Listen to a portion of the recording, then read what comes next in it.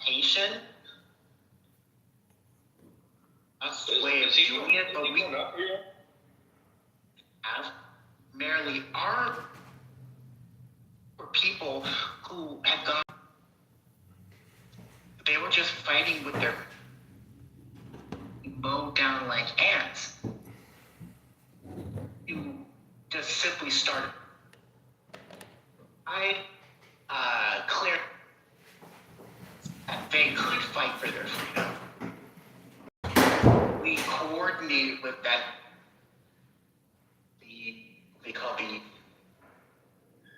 They calls themselves knocking off heads of governments as Americans harm. Ones who seem are harming his buddies. All dictators. That's what himself to be. I think this bombing will benefit because which is what they're wanting. I question whether this is, quite honestly, we have enough here. We don't have any in our land there. Yeah, we didn't hear any of that. I'm sorry. You in the Matrix bag. I was arguing that with you. Brother, you're not arguing anything right now. We're gonna move the mic around. We cannot hear you. You have a bad signal. So just come back when you turn your Wi-Fi off, go on data. Every other word is coming out. So. Shoot, I thought that was me. Should work if he goes out and comes back.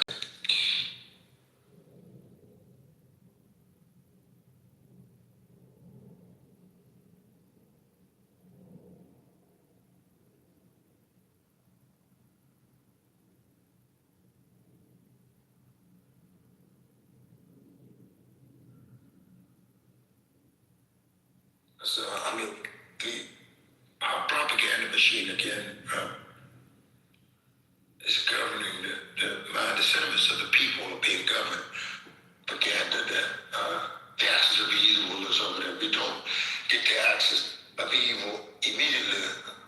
We're going to be through as a government. They're going to destroy our world. There's a boogeyman coming in your window any minute. So, to vilify and say things to cause people to be in favor of bombing and wars it's not the way. Maybe a way. Those that have done it in the past at some point live to regret those decisions to bomb others. And they're using, I'll take personal, how are you ready on my land? My land is here. 10,000-year history of the Commonwealth of Virginia. Another history connected to Al-Kiba land, to the Africa, and especially Burkina Faso. Brother Ibrahim, we're trying to bring enough red berets, enough black berets to curtail or to stop this unrelenting energy to war or to bomb somebody. You don't know the feeling until your people were bombed at Philadelphia, the whole goddamn block. No one has sensitivity for that. It's a terrible report to tell the captain, but I have to tell you the truth. They bombed out Tulsa, Oklahoma, streets, Greenwood, Archer, and Pine, and burned it to the ground, leveled it so we no usage value left. One over 3,000, maybe over 4,000. I have 3,000 and some odd numbers of people bombed in Tulsa, Oklahoma. Another few thousand bombed and burned in Tanzania and South Africa to match it. And it's not a comfortable feeling when you feel your blood lineage, your blood people are being bombed. It's a terribly uncomfortable feeling. You don't walk around around thinking about anything else except to stop bomb. We got some breaking news. Just stop bomb. Ambassador, we have breaking news. It's crazy. Crazy. Shout out to our brother Neil Liberal. Thank you for the update. Satellite imagery shows an Iranian ship ablaze in Qanar. Hold on, let me just jump. Ooh, the chat is busy. Iranian ship ablaze in Qanar, a port city southeastern Iran on the Gulf of Oman. Source Torchak. So it's going down, guys. Keep the breaking news coming. We appreciate you, citizen reporters, because social media is definitely letting us know what's going on. And I've been trying to get us fresh clips. However, I just don't want us to keep repeating information, even in these clips. So sometimes I'm not able to listen to the conversation in the room because I'm just trying to grab some fresh clips. But let's just please keep it to current events, as long as they're germane to Israel was the North. Was You know what, Haitian? Oh my God. So, yeah, I don't want us to jump on over because then people get confused because when I came back to listen, I was confused. So, Iran, Israel, that's it, that's all.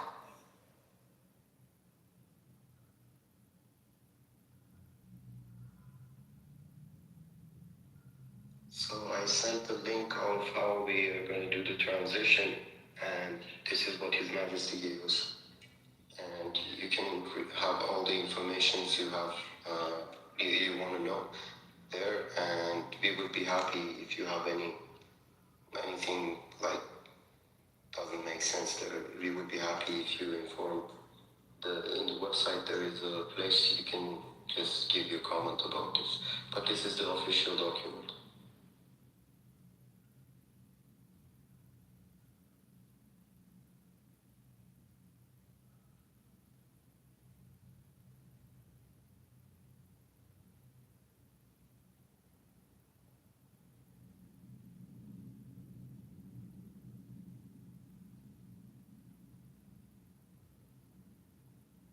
So I think I might have found a new clip. Let me just start streaming. The Middle East. It is not an artificial creation like many of the countries in this region carved up after World War I. It is an ancient bedrock of the region, and now it is up in the air. It is profoundly destabilized, and that has potential consequences for the entire globe. The Parthians and the Sassanians and the Afsharid Empire. I mean, Iran and the Persians have this extraordinary history and culture that you so importantly bring up. But also, I think, Richard, the impact of the 1979 revolution in Iran that was brought to it from Paris, or an Air France plane, with the coordination and help of the West, mostly the United States. But that regime has had so much impact, as you were saying, but not only Richard, let me interrupt you. I'm sorry. Let's go to the Israeli Prime Minister. This fateful campaign will continue as long as it's needed, but you need to really be resilient and strong. I would like to thank President Trump for his historical leadership. I spoke with him again this morning, and I would like to thank him and bless him for this close collaboration. It has truly reached the record of all time, an alliance in peace and in war. And this war will bring about true peace. For 47 years, the Ayatollah regime has been calling out for death to Israel, for death for the Americans, and it has brought about the deaths of many Americans and Israelis.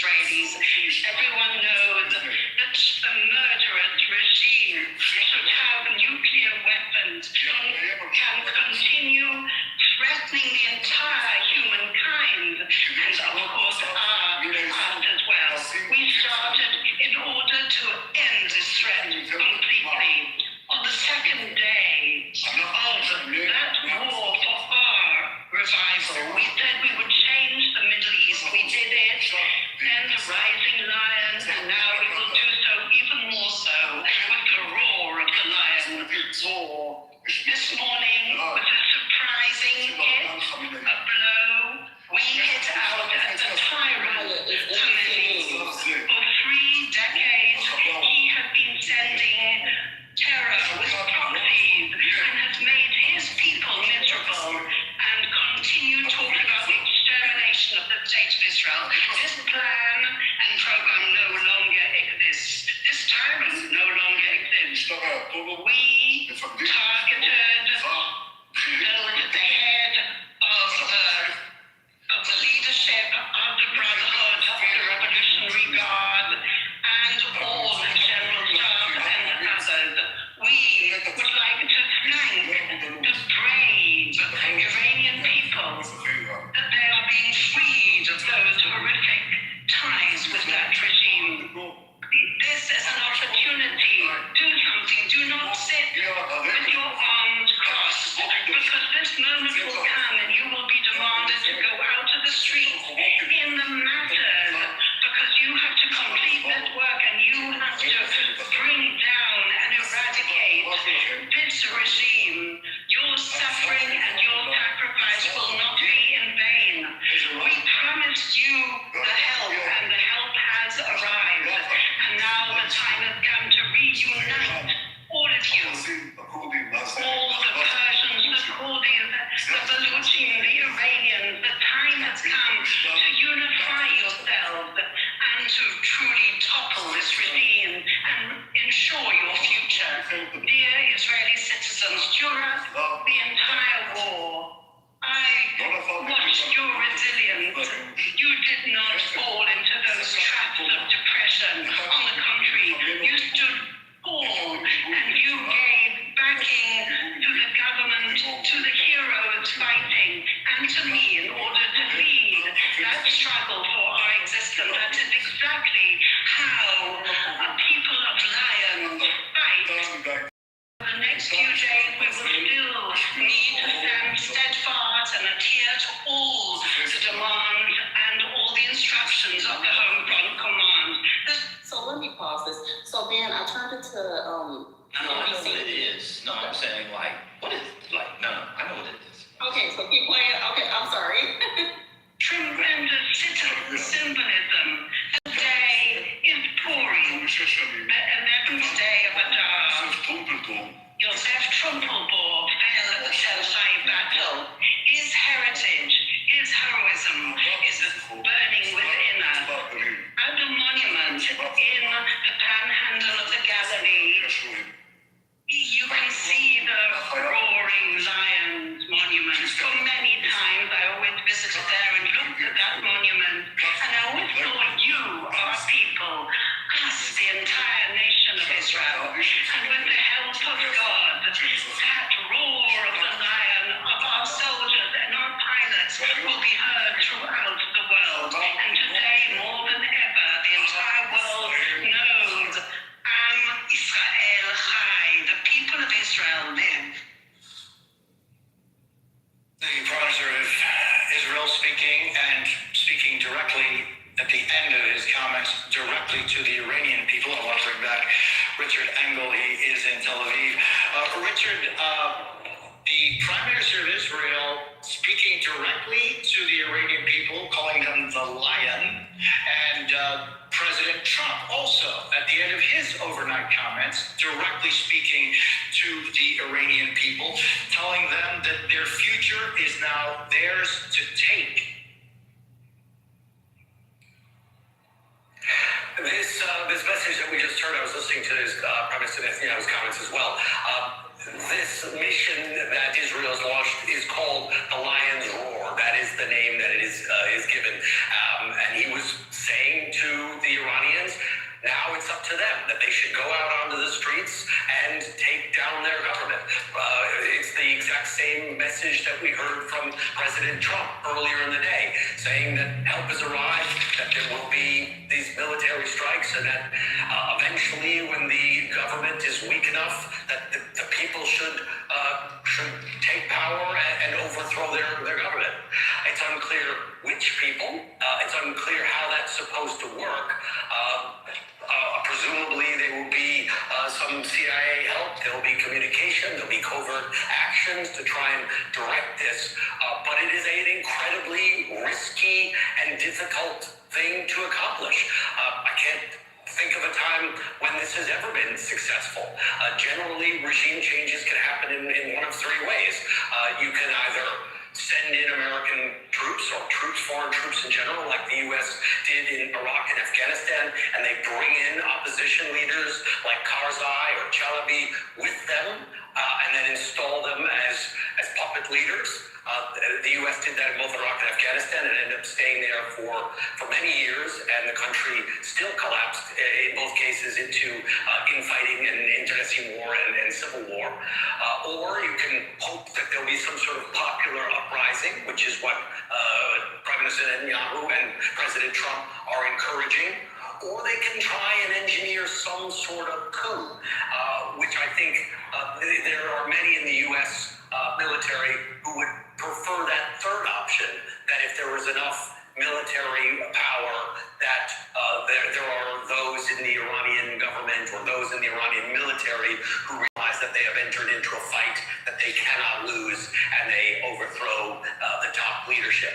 But this middle path, the path of hoping that there'll be a popular street revolution and that it will turn out well in a country of 90 million people with deep historic risks, is far from certain. But that is the message that we have been hearing almost word for word from President Trump, and now just moments ago from Prime Minister Netanyahu. Indeed, Richard. I mean, President Trump also, part of his comments, he spoke directly to the armed forces and police of Iran, saying that if you depose your arms, you will have total immunity, or if you don't, you will face certain death. It's really all about the reaction now to, first of all, Richard, how effective the decapitation of the top echelon of the Iranian regime has been, and then what remains of that regime does going forward. Well, in every war, you would want to know how it ends. What is the day after? What is the exit strategy? And I have not heard really from anyone involved in this military campaign how it is supposed to end, other than this hope that the government will sort of crumble and that an opposition will return. There has been talk in the past about reinstating the Shah. I'm not sure that it's a total accident that Israel chose to name this operation the Lion's Roar. The lion is a symbol of Israel. It is also the old symbol of the Shahs of Iran. If you look at some of the posters and placards that the protesters were holding up, calling for the return of the Shah, many of them had the sun and the lion on them. And going back to the days of the Shah, before the 1979 revolution, the Shah was a close ally of the United States. The Shah was a close ally of Israel. When the Shah was overthrown, he escaped and ultimately ended up in the United States. That is why, according to the Iranians, they took over the U.S. embassy and held the diplomats hostage because they wanted the Shah to be returned from the United States, sent back to Iran so he could be tried for war crimes and crimes against his people. I was just in the former U.S. embassy a couple of weeks ago. It has now been turned into a museum celebrating that takeover, celebrating the kidnapping of those American hostages, which Iran thought was a historic triumph, because inside the embassy compound they found espionage equipment. Like in many embassies, there are also intelligence stations. So there is this desire that isn't being openly talked about to potentially change the regime and bring back what was there before, which was the royal family. So much has changed in just the last couple of months. I'm thinking just even the operation that was carried out in Caracas on the 3rd of January, how that was carried out and the repercussions of something like that. But Richard, much more to discuss. We're going to continue with our breaking news. I appreciate your contributions, but it is the top of the hour right now, 2 p.m. on the East Coast, 11 a.m. Pacific, 10:30 p.m. in Tehran as Iran carries out retaliatory strikes after both the U.S. and Israel staged a major joint attack on the regime. Video shows what appears to be a plane or most probably a drone, which he was telling us, slamming into a residential building in Bahrain. We're also seeing this strike near a U.S. naval base, also in Bahrain. Take a look at that. Officials say Iran's retaliation has targeted U.S. military assets there. Also in the UAE, Qatar, Kuwait, Jordan, Saudi Arabia has seen its territory attacked. At this hour, there are no reported American casualties. Now, within the last hour, U.S. Central Command posting this video of the early morning coordinated strikes. Officials telling NBC News that these attacks are significant in scope, much larger than last year's attack, and that the ongoing operation could last for several days. The Prime Minister of Israel saying that there would be definitely some activity the next couple of days. NBC's chief correspondent, Keir Simmons, is with us from Dubai once again. Keir, the fact that Morocco would step up and say that they show their complete solidarity and support of, among other places, Saudi Arabia.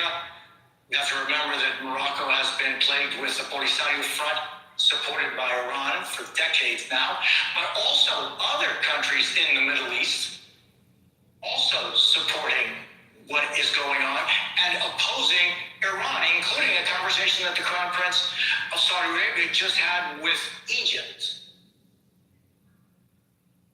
Yeah, this is a disaster for Iran, what's happening in this specific region in the Gulf area.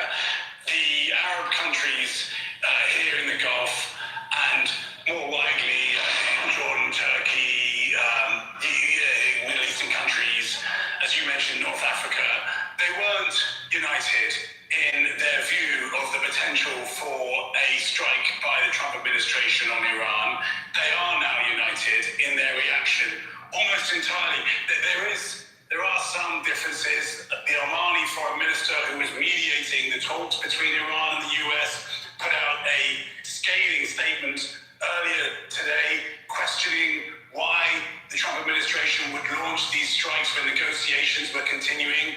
But as you mentioned, the Crown Prince of Saudi Arabia, Mohammed bin Salman, who is an increasingly towering figure in the region, has been speaking to other leaders, including to the president of the United Arab Emirates, where I am, and that is a kind of uniting of those two leaders that we haven't seen for some time. And Mohammed bin Salman offers complete support for the United Arab Emirates because I am here in Dubai and we have heard explosions right the way through the day. You mentioned CENTCOM. CENTCOM, just as we came to air this hour, Jose, putting out a statement saying it has, this is US Central Command, for people who don't know, saying that they have successfully defended against hundreds of Iranian missile and drone attacks launched in retaliation to the strikes. Now, that doesn't surprise me from what we've been hearing. What has surprised me, though, is the images that we have seen. You showed it. We showed the really frightening one at the beginning there.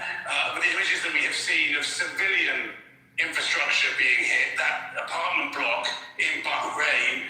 There's also pictures of a substantial fire outside of a hotel here in Dubai, on a very famous part of Dubai called Palm Jumeirah. And the authorities here in the UAE, in Kuwait, in Qatar, in Bahrain, in Saudi, they are saying that they have intercepted many of these missiles and drones. They say that it's been a successful operation. Some of the damage on the ground that we're seeing will be the debris from those interceptions landing, but that drone flying into that apartment building is clearly not that. And that is going to stiffen minds. It's going to stiffen views here in this region. And when we talk about whether this is going to escalate, Jose, that's the kind of thing we're talking about. At what point do these countries who are very cautious in their approach to things, always look for stability, at what point do these countries start to act on what they're now saying, which is that they reserve the right to take their own measures in reaction to this targeting? What the Iranians are trying to do is just try and help you understand. You may be thinking, why is this happening? What the Iranians are trying to do is not just target bases with US servicemen and women in the region, but also by hitting countries that are allies and partners of the United States in this way, hope that those governments will go to Washington and say, listen, you need to stop this. Now, that may still happen. We're in the first day of this, clearly, and this can shift and change the way war does, and there can be a change of view. It can all become too much. But right now, what the Iranians are doing is effectively uniting the region against them, and that cannot be, frankly, for a regime that is weak and is isolated, it is now even more isolated. That being said, there are signs that the kinds of things that we have worried about with an operation like this are playing out. So there are reports that there is simply no marine traffic in the Strait of Hormuz at this point. That's probably not surprising given the threats, but that, as we've been saying again and again, carries 20% of the world's oil and gas. That will impact the oil price and potentially the world economy as we look towards next week, because I think that we have to assume that this is not going to be over in days. I think, because frankly, this certainly will stretch into next week, if not beyond. So there's all of that to take in and comprehend, Jose. There are many ways in which this can get out of control, escalate, not go the way that President Trump has planned and hoped for. I was particularly interested. Okay, I'll pause it for a second. Did anyone have any comments? To say the way that Donald John Trump, the president, has proceeded without the consent and the volition of the people. I don't know there's an overwhelming number of people supporting the idea of bombing somewhere that has not bombed you back or did not intend to bomb you. So that becomes again a syndrome of the bully that's on. Yes, sir. The bully that's on the playground. No one took his basketball. He'll walk up and take somebody's basketball, and then block access to him getting his ball back. So that reputation is because we have not cleared the mode who can and cannot have weapons, etc. So we have been self-declared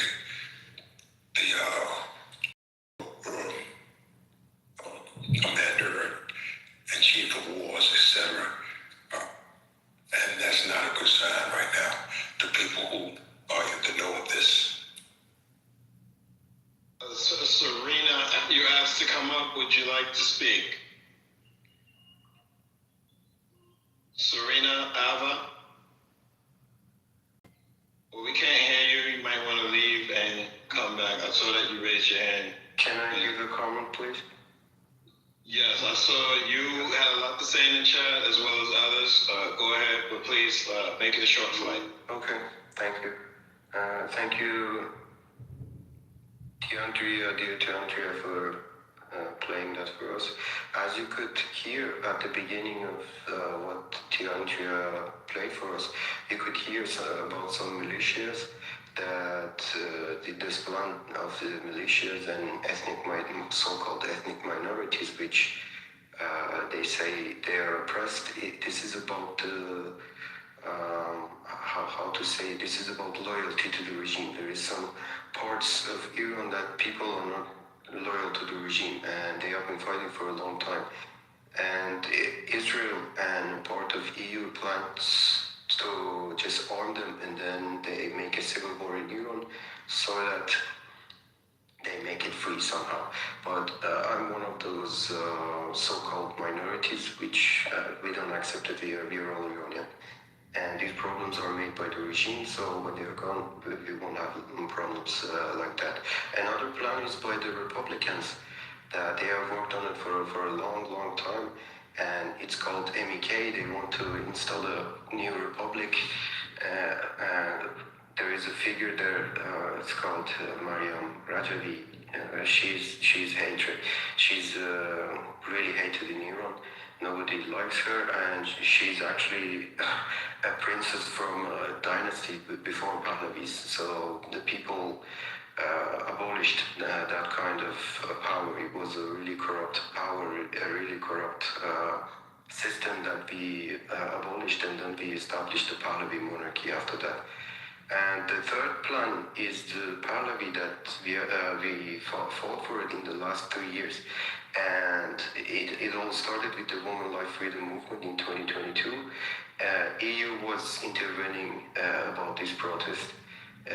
Some parties of Israel were doing it. US, everybody was just trying to install their own puppet there, and they were doing propaganda really good. And we fought in the West. You saw us. We were protesting a lot, and that was the reason that we wanted to have our own plan, no puppet. And the son of the Shah, the Crown Prince of Iran, kind of stepped in about the same time in 2022, and people actually trust him because we are sick of our politicians. They are all corrupt somehow. And he has a team of 300 to 400 opposition figures. Many of them were former political prisoners, former officials who didn't like the regime. They wanted to reform it, and they couldn't. Many of them have been to prison for a long time. Many of them are from these so-called ethnic minorities. And he has gathered a group, and they have a plan to change and transition to a free Iran after that. And they have, as I said, and I sent the link, there is also a plan designed by these people to don't lose our sovereignty and just cancel these stupid projects. Everything we need is that these defected armed forces and these policemen who were arrested 2 months ago, they refuse to kill people. They just come and join this movement. They're ready. They wanna just come and help the people. The people are the first thing here, and then the plan. And people also supported him. They chanted his name in January. They chanted his father's name, his grandpa, and everybody is ready. The reason you see Iranians are saying that leave us alone somehow, and they're saying we like the bombing, something like that, is because they are nervous. If you lose this opportunity, you will never have it. Either we will have civil war, or we will have one of these foreign projects designed for many years to destabilize us. And it went in January 8th and 9th. All right. Okay. Yeah. Okay. Thank you. You get to speak again. Okay. Is Serena there? Serena, you asked to speak. Hello, guys. Serena? I hope. Can I speak? Yes, you may. Yes. I want to say that I'm from Iran, and I have a message to European leaders. You have gone pacific. I'm sorry, are European leaders here in this room? Yes. What are we doing? Because I have a message for the leaders and European and other. Are they here? Let him talk, man. He doesn't have good internet from home. Okay, go ahead, Jesus. Okay, the internet is so weak because of the Islamic barbaric regime that occupied my country, And people in Iran not only support a peace for the world, but also want to remove this barbaric Islamic regime from Iran and bring peace for the world. And Israel and America and all people must stand with Iranian, because this barbaric Islamic regime is very dangerous, not only for Iran, but also for the safety, for the world's safety. Please understand, more than 45 years, we are occupied with this Islamic regime. Please stand with USA. Please stand with Israel. Please stand with Iranian people. Please stand. And don't listen to propaganda that this barbaric Islamic regime have in the world, and buy lots of European leaders to get their support. People, they are also attacked residential area. You know, they are attacking Bahrain. They are attacking Qatar. But if your war is between you and Israel, why do you attack Qatar? Why do you attack Bahrain? The world, the people must hear our voice. Must hear our voice. I am stressed because maybe my internet will be down, because I am connecting with Siphon that the people out of the Iran support us for to have a poor internet. People, I wanna that you send a message, to send email to European leaders, because some of the European leaders don't support us. Please tell European leaders, you have gone pacifically south and lost your zeal for confronting evil, apparently unless it's on your front porch. The Islamic regime will be dangerous for you. When the regime don't be changed, they attack all of the world. I promise you. Thank you guys. Thank you guys. Maybe my connection is poor, maybe I can't speak. Thank you. Thank you for your support. Okay, I have a clip of the junior player from Arizona, Ruben Gallego. Would we like to hear that?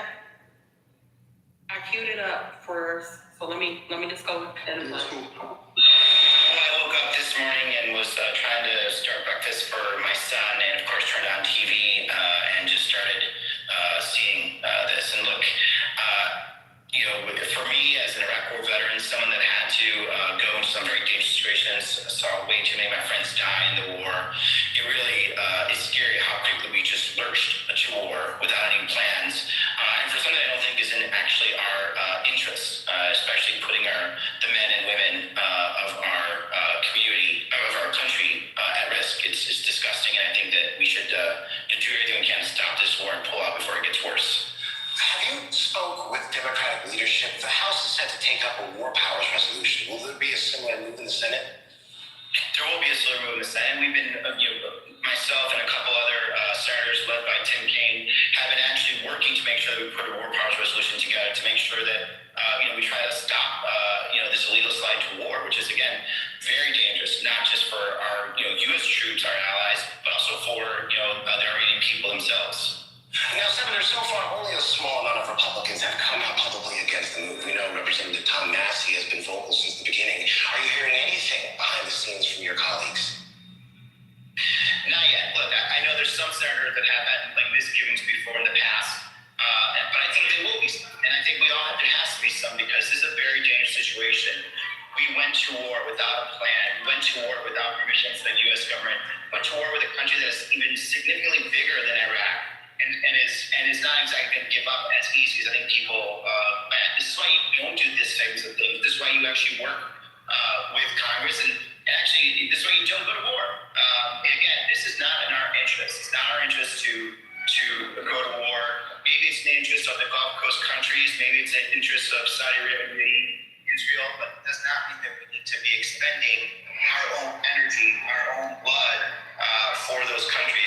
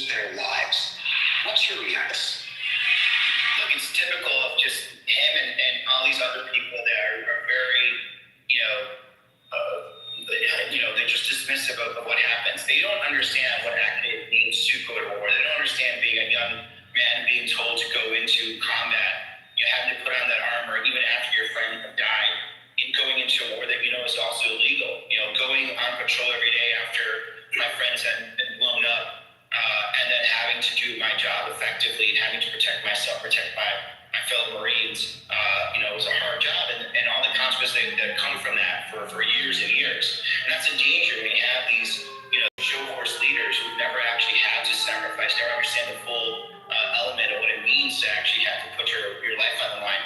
And that's why it scares me when they just decide to go to war, without actually thinking about the full consequences, about how you get in and out of it, and whether we should be doing it at all.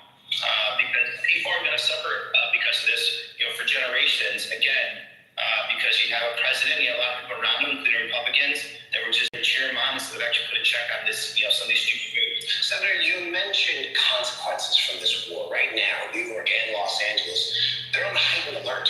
Should Americans here at home be confident in their safety in the coming days?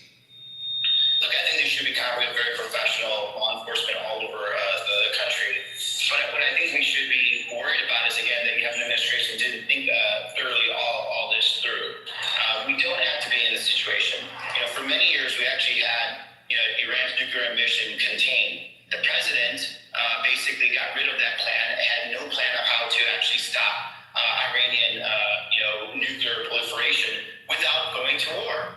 And that's the main reason why I voted for the first time around when it came to the Iran nuclear deal in 2006. And now we're in this situation where men and women are putting their lives at risk right now. Our regional partners are also putting their lives at risk. There are innocent civilians in Israel, in Saudi Arabia, in Qatar, UAE that are also not being put at risk because of these leaders that were so gung-ho and were so ready to go to war. They don't actually understand the full fallout, what that means for everybody. Now, Senator, as someone who has seen war up close as yourself, how do you weigh the administration's, argument that these strikes were necessary to deter Iran from more conflict in that region? There's a lot of ways you can do this, and it doesn't mean that we have to just let Iran do whatever it wants. There's a lot of limited ways that you can actually, deal with Iran. Some kinetic, in terms of warlike things, surgical strikes of that nature. Some it can be outside of Iran. Some it could be cyber. Some it could be, economic sanctions. There's so many ways to stop this. The last thing that we need to be doing is starting a full regional war, especially one that, again, in the long term is not in our interest, and we could have handled a lot by diplomatic routes and by agreements like we did with the first go round when it came to nuclear war with the Iran nuclear deal. All right, Senator Ruben Gallego, thank you for your time. Thank you. For more on the potential threats to the U.S. homeland, let's bring in ABC's Andrew Timber. He's here right now. Andrew, what are you seeing here at home in terms of security? Yeah, so there are. Okay, I'll just pause it for a second. Did anybody want to say anything?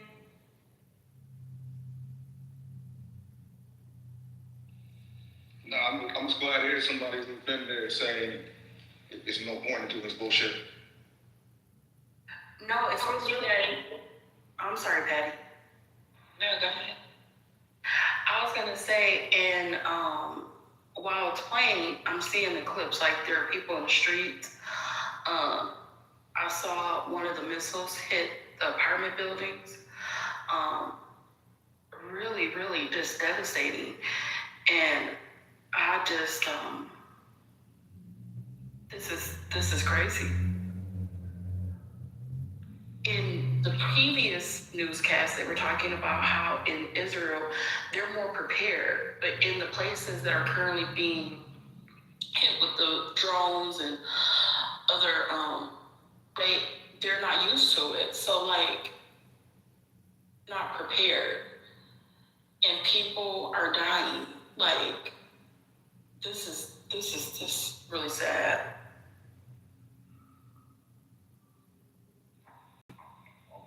America.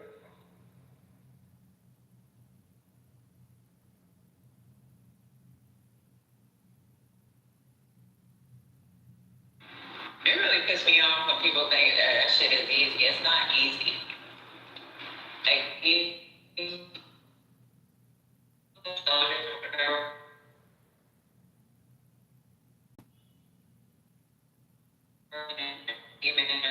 Wars are not easy. It's going to cost a lot of money. You're not going to be able to stabilize that fucking country. Simulations at the Army War College, right? Carlisle Barracks. It's a PA. They do it in Iran is the simulation war. There's never been anything that's came good from it. Nothing. I don't understand why. I don't get it, man. Patty. That's why. That's why they're so gung ho. No, they're gonna go. They're gonna go. Because it is a draft. Cause like even draft, they got draft memos. Like Joe, like with they got, you know, the stimulation for lots like draft memos of what looks like to leave someone behind. So you might not get your kid back. You might not even So it's like leave them behind the terrain in that country. Even the estimates, right? So it's through the strategic leadership is anywhere from 20 to 30 personality. Where the fuck are we gonna get people for night? Where the fuck are we gonna get Americans to fight a fucking war with over 90 million people in our country? Last night, Haitian was on the phone. Haitian and Lisa, all in was in the room when I had to freaking do something, right? Do you know one of the senior leaders said, he said, fuck MAGA.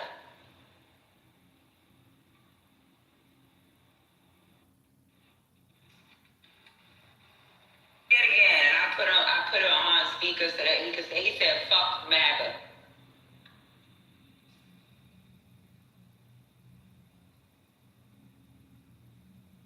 He said, these motherfuckers ain't gonna die.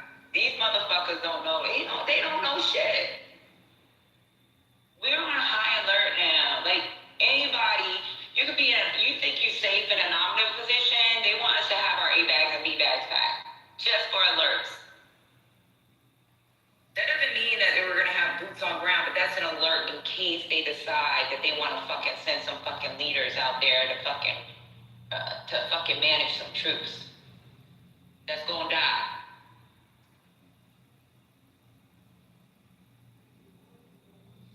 I have a few updates.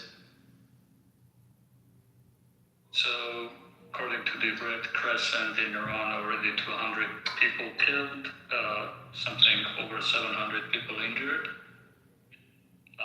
In about 2 hours, there is going to be a UN Security Council meeting at the request of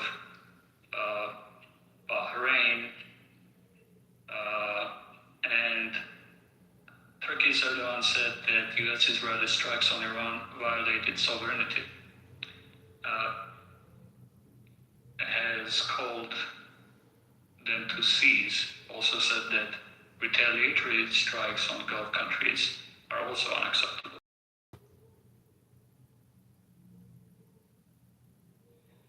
I don't know. What you mean they gonna die automatically, Daddy? Or you can't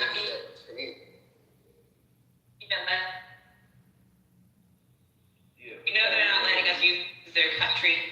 You're in the Matrix, Patty.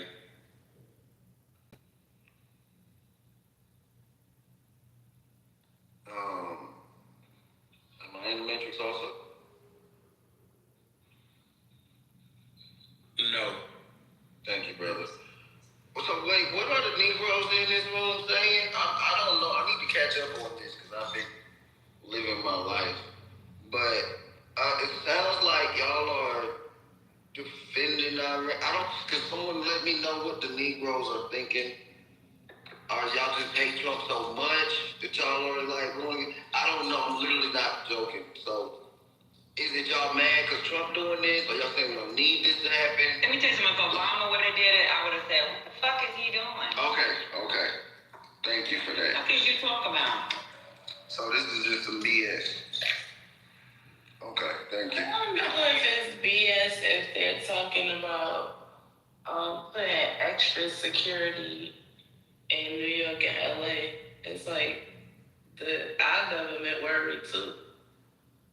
Of course they is. Of course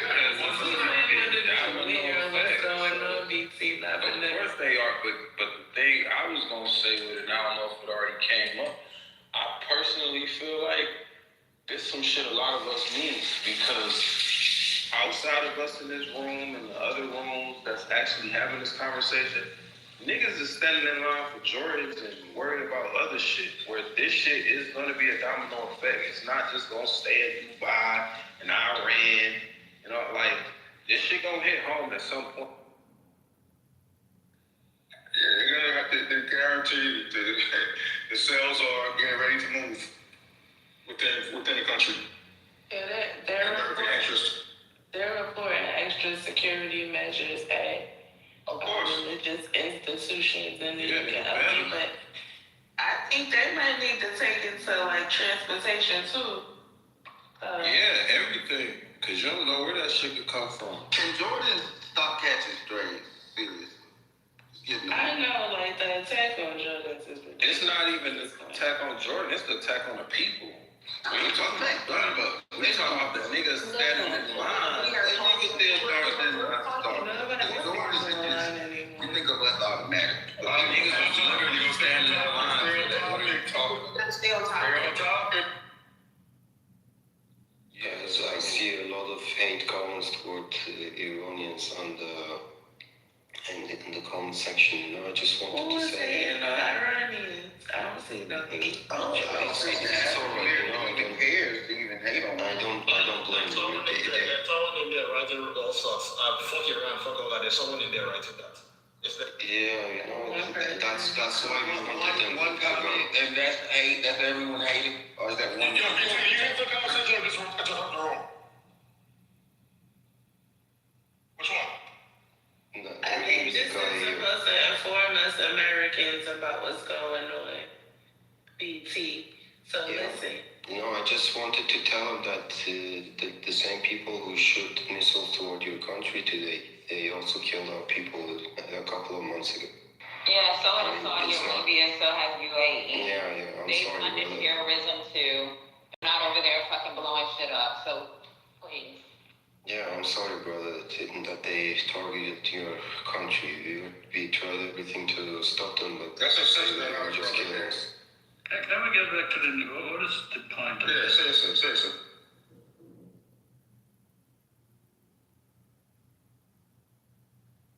Let's just keep Jordans out of it. For the less educated like myself, because someone needs to give me Gail has the book. Who Big T? I did.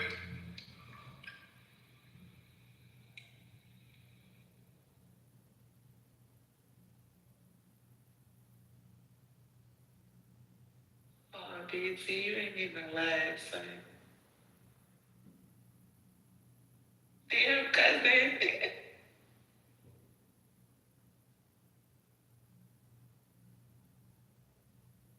I don't know, this might be a stupid question, but was this all a part of the plan? Like, you know how we hear they got these 10, 20, 30, or even more year plans? Like, was this all a part of the plan? Can I answer you? Who's plan? Whoever's plan. The powers that be. I don't know. A plan for what? Like, I'm real now confused. So Brooklyn, yeah, have you heard like whether it's something going on in your inner city, anywhere where the people in power, they planning ahead, they planning 10 years down the line, 15, 20, some even 30 years down the line, and that's for infrastructure, different systems, different organizations, just different things. I'm not in the know, so I wouldn't know. I don't know what they planning. Right, so why you coming on my dad? No, but I don't think none of anybody in the know. Ain't none of us has to state any of it. So I think everything that you're gonna get from that answer would be an assumption. We don't know if it's a plan or if it's not a plan. Okay, that's why I said. Unless somebody is in the know that I don't know about. That's why I specifically said, does anyone think it's a part of the plan? We don't know. Very important. No one asked you if you know Arthur. Well, you just asked the room. You just asked the room. So the answer said, we don't know. That's an answer. You can't speak for everyone. So you're not a we. So thank you. Yo, who the fuck is that keeps talking on some dumb shit? Somebody told him I ain't fucking in the group. It's not. Easy with the guns today, Nah, I'm not gonna be easy at all. No, not if you're gonna come at me like that or answering the question. Like, I'm just simply answering the question. You wanna come in like, we can pull out the guns. No. What's going on? The clip that I was playing, they have now moved to talking about how Pakistan declared war. So I'm trying to find a different clip. So I mean, you talking Pakistan with the Taliban? With Pakistan Taliban? Yeah. So it's a lot going on. So I'm trying to keep us on the current topic. And Tiandra, India is supporting them as well. Taliban.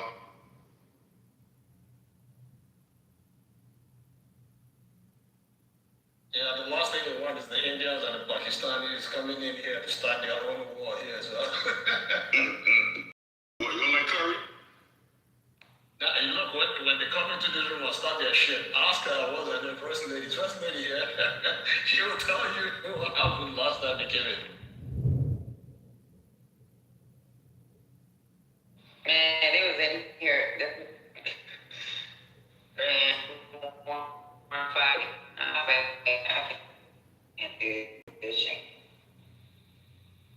Y'all let that lady talk for like. Is it just me or is she in the Matrix?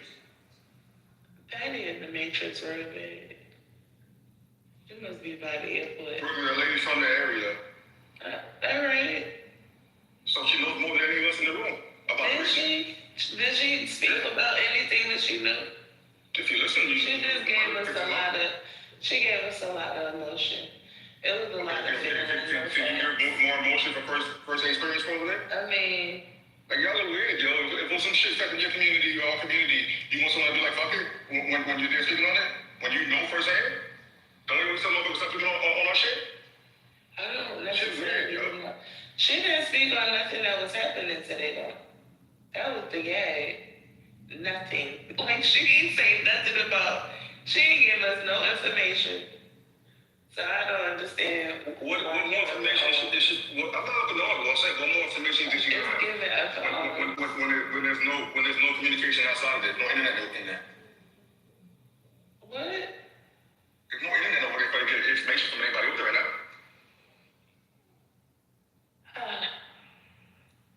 Well, let the people, where the Iranians, tell us what else happened, guys.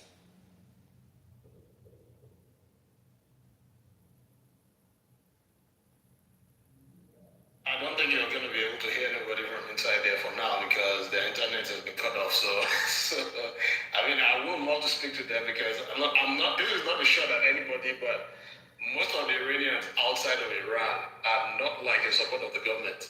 So you're not going to hear. You will hear more of a one-sided kind of talk, like yes, we want them gone. That's what you're most likely to hear from those outside. There are a few outside that are not like that, but most of what you hear is that.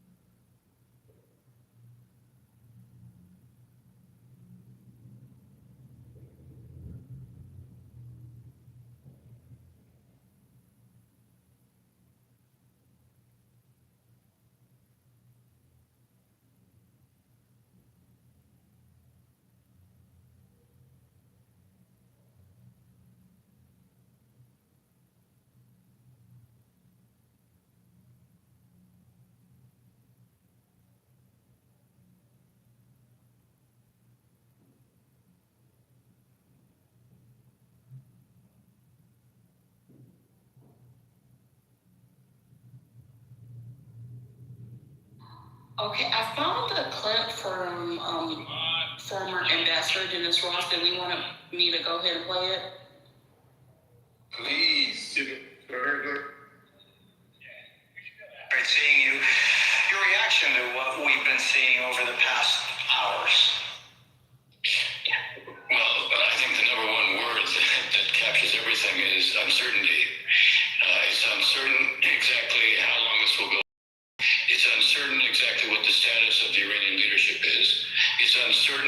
what are the capabilities that they have remaining?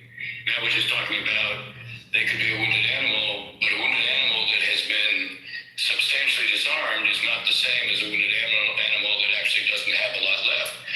Much of what the U.S. and Israel have clearly been trying to do is not only ensure there's remaining air defense, so there's complete mastery over Iranian airspace, but they've also been going after the ballistic missiles, the cruise missiles, the drones, the depots, the launchers. The key to the ballistic missiles are the launchers. In the June war, the Israelis have been able to destroy about 80% of those launchers. So the real question is, how much has the Iranian offensive capability been depleted already? And what impact is that likely to have if we've seen the leadership that Khamenei has been killed? If he has been killed, one question you have to have in mind is, even if you want to negotiate an end to this, who are you going to do it with? Has the administration created in advance of this some contacts within the regime so that you are in a position where you can say, okay, if you want to stop, we're able to stop. Here's what we need to be able to do it on our side. So do we have those kinds of contacts? The only thing I'll say that's certain at this point is Iran is dramatically weaker militarily than it was before. How one takes advantage of that remains to be seen. And so what is it that made it weaker than it was before? And I'm wondering how that plays into the possibility that if the top leadership of that regime have been eliminated, there is something that could evolve with those that remain. And President Trump in his remarks overnight said to those in the armed forces, the police, and the Revolutionary Guard, if you put down your weapons, you will have total immunity. If not, you will face certain death. What are the possibilities, probabilities that something like that could carry out if the top echelon has been taken out, but there's that important segment left of those who have been enjoying the fruits of power there for many years, but that maybe seeing how they could survive? You know, one of the interesting things, if you look historically, in your previous segment, when you were talking about Yasmin, you said you do want to be aware of the history, quoting Santayana. In 1988, when Iran was involved with the Iran-Iraq war, but the U.S. was reflagging tankers.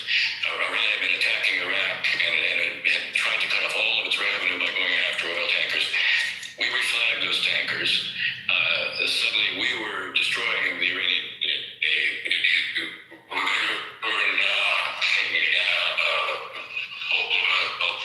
platform. They then had a prime minister in Mosawi, and with Johnny, they went to this what is now a shooting war with the U.S. The regime was going to collapse. And Khamenei said it was like drinking poison from a chalice, but he ended the war with Iraq. Now, why do I mention that now? It is conceivable, apropos of your question, that there are some in the regime who basically look at the Khamenei policy and say, you invested over the last almost 40 years, $500 billion in the nuclear infrastructure, and that's gone. You invested huge amounts of money in a proxy network, and we don't see any of them coming to our defense. Basically, that's been wasted money. We can't provide water. We can't provide electricity domestically. We have a currency of no value. And it's only a matter of time before our in this circumstance is going to basically overwhelm the regime. So maybe this is a moment to save what's left. Now the question, that's why I come back to what I was saying before. Is it possible that at the second or third level of this regime, somehow we have been able to create a set of contacts? I'm asking that. I don't know the answer to that. I would have hoped, I'm going to put it that way, this kind of an operation, we would have had those connections in advance. We would have built them in advance, recognizing the only way you have a chance to sort of bring this to a conclusion early and on a track that is a track that we would like to see, meaning one that does create the potential for understandings in a transition, that does create a circumstance where we and others then could be helpful to a success or transitional regime. Under those circumstances, you actually could manage this. You know, I talk a lot about statecraft because I write about that. Good statecraft is always characterized by marrying objectives and means. What's clear here is we have a lot of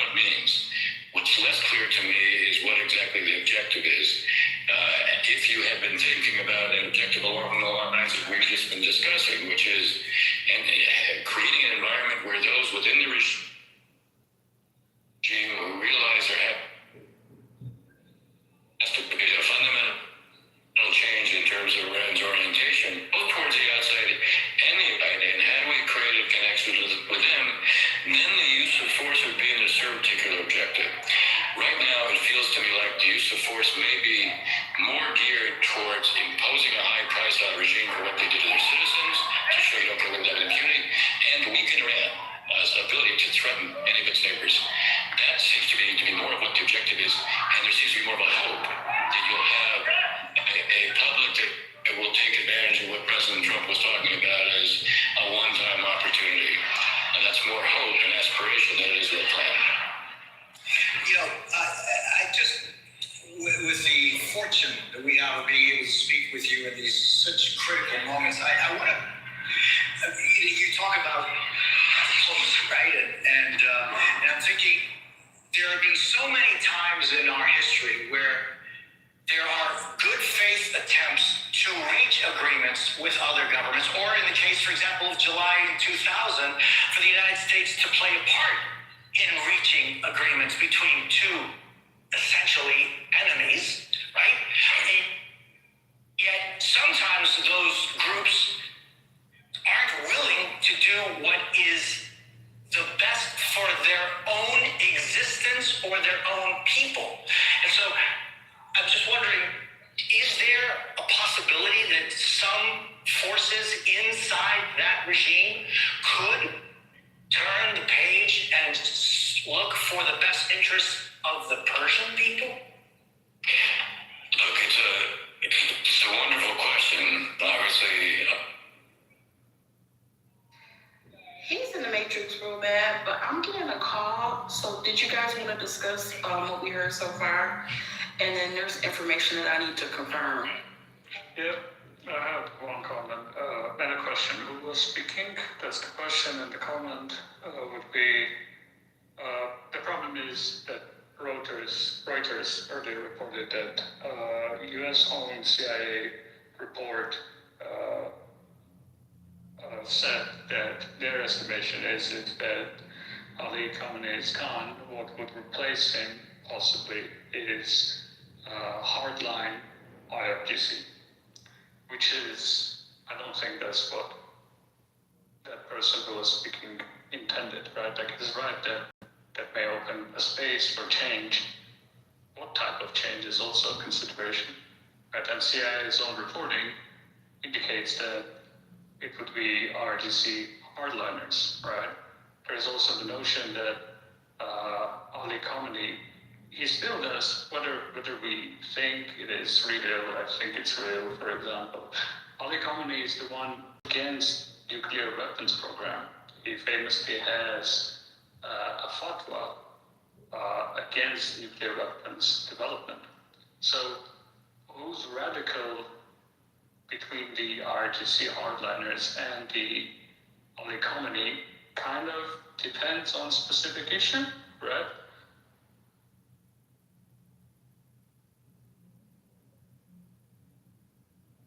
I don't think, even if he's dead, right, I don't think that stops anything, because, I mean, they have a chain of who is going to take over next. It's there. Now, they might not announce it immediately, but they have a chain, so it really doesn't change anything for now. But the bigger picture is this. If, let's assume that everything goes right and they topple the regime successfully, the other groups that are behind that, they are trying to take over, are going to fight themselves to the death to this. This is a country of 90 million people. Iraq was just like, what, 40-something million. Syria was like 30-something million. Look at the kind of refugee crisis, immigration crisis it caused in the rest of the world. Look at the effect. Now you're talking about like 90 million. And none of them are not yet, they're not going to be ready to give up for the other guy. They will look at it like this is their opportunity for what they take over the country. So what's going to happen next? You're talking about a crisis of crazy proportions. And I think now, Trump cannot just stop and say, okay, we'll attack them and that's there. You have to go all the way right now. What will actually happen will depend on the way the rest of the countries, the UAEs, the Bahrain, Saudi Arabia, and the rest of them, how they react is what is going to determine how badly or how good this war is going to go, depending on what side you're looking at it from. So right now, we might have just stepped into something, I don't know, man. We have just stepped into something crazy right now.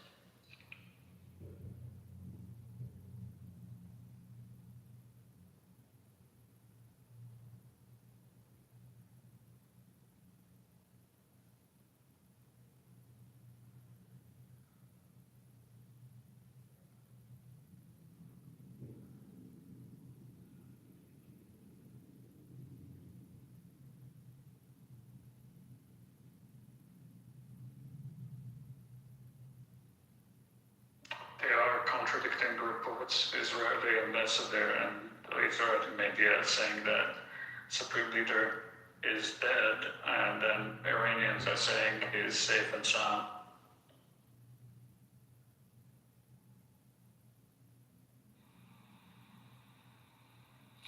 It depends on who's the supreme leader. I mean, like, is it Jesus? Is it like Gaddafi? Or is it what? You know, who's the supreme Ali leader?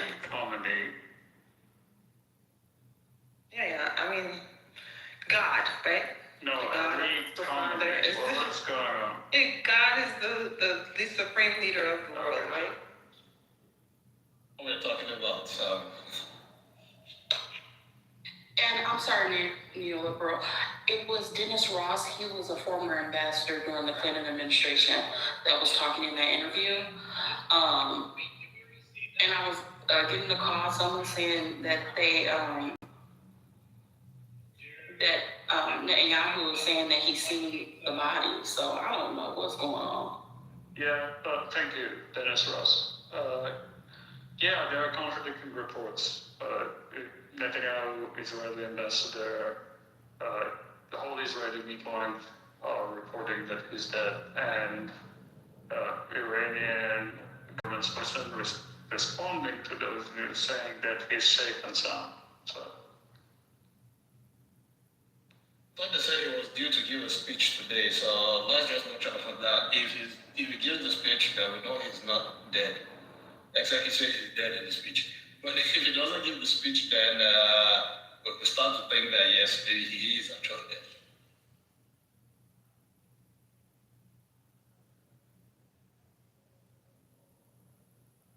He also been accused for it, so Bin Laden did.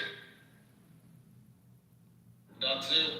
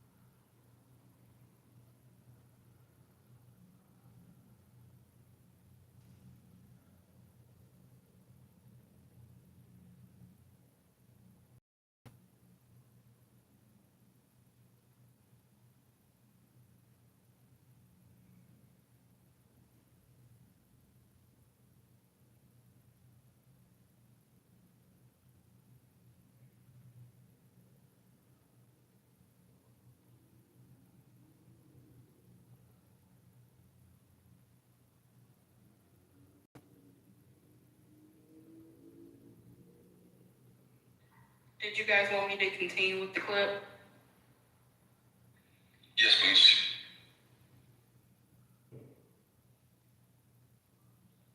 Give me 1 second. I had a brief phone conversation with him that began by asking him how the military campaign was going and if they had succeeded in taking out the Iranian leadership. And he said that it's very well, very strong, great unity. The leader, a lot of what he said is gone. It's gone very well. And then I specifically said, well, what about the Ayatollah? Has the Ayatollah been taken out? And he answered me by saying that a lot of it, meaning the Iranian leadership, is gone, but we don't know if it is all, but a lot of it is. It was a very powerful strike. And I asked him a very key question that a lot of people are asking, looking at this operation. If the intent here is to take out the Ayatollah and the Iranian regime, what happens next? So I asked him point blank, do you have an idea what the next leadership looks like? Have you identified anybody? And his initial answer was a simple yes.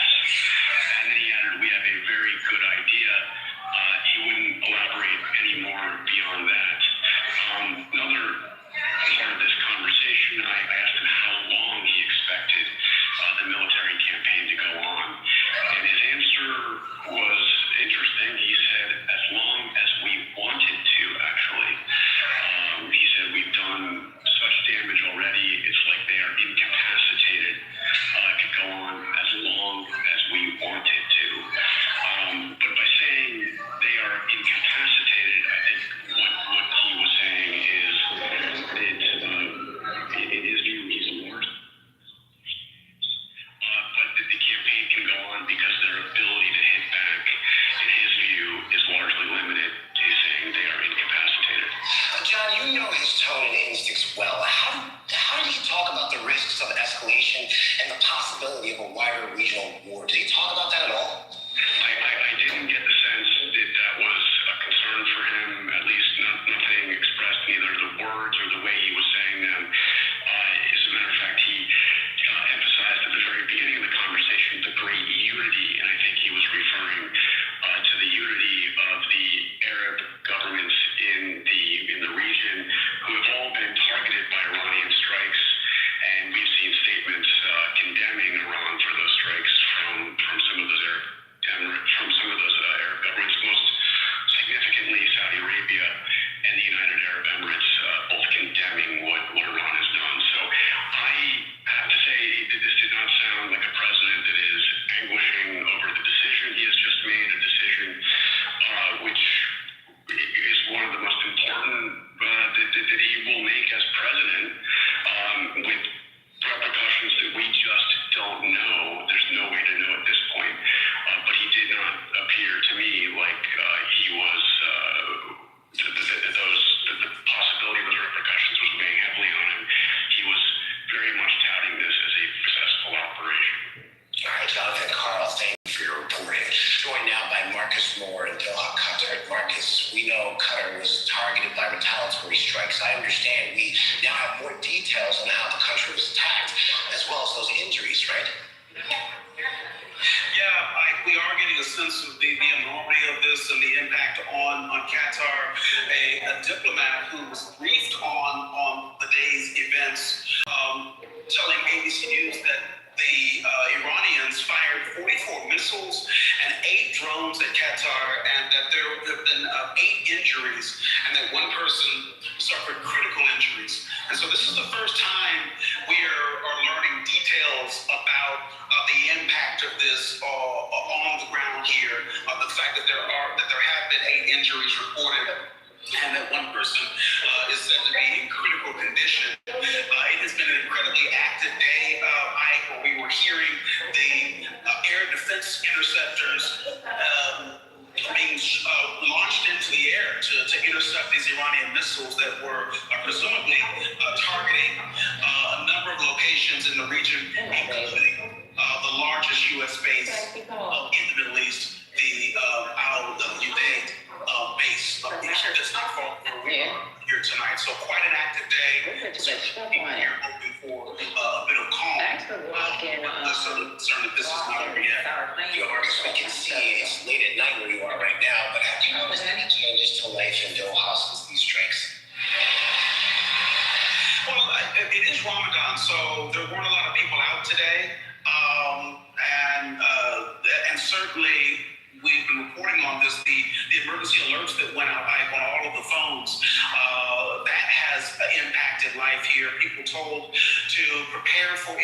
missiles. And we're also told to shelter in place. The orders to shelter in place not only went to everyday citizens here in Doha and across Qatar, but also at the U.S. Embassy. The embassy personnel, they were told to shelter in place as well. And so it's had a huge impact on everyday life. Schools are also closed. Children will be doing remote learning for the foreseeable. And public events and gatherings have also been canceled until further notice. So a very huge impact on everyday life for people here in the region. Now, Marcus, have we heard any further reactive parts of the Middle East or seen any other security measures? Well, of all of the various countries and the Gulf countries here in the region, everyone is on high alert. And we know that officials throughout all of us have been calling for calm and for diplomacy, because as you were talking with John Carl there, the big question is, will this be contained? Is this over yet? And what is the risk potential for this to spread into a regional war? And that's what everyone is paying particular attention to. I can tell you that the U.S. embassies in Bahrain, obviously here in Qatar and in Kuwait and the UAE, they have all been placed on high alert in days, as this still remains a very fragile situation with no one knowing what's going to happen next. All right, Marcus, well, thank you for your reporting. Let's bring in White House correspondents Karen Travers and Selena Lang. Selena, I want to start with you. President Trump is in Mar-a-Lago. He's been there since the onset of these strikes. What are you learning about his movements? Yeah, that's right. Here in Mar-a-Lago, we're told by the White House press secretary that the president was monitoring the situation along with the Secretary of State, Marco Rubio, and other national security leaders. We've also learned that the president has spoken to some allies in the region, including with the leaders of Saudi Arabia, Qatar, the United Arab Emirates, as well as NATO Secretary General Mark Rutte. Now, it appears that this was really a unilateral U.S. action along with Israel. It's unclear just how much of a heads up our allies received ahead of this major U.S.-Israeli operation.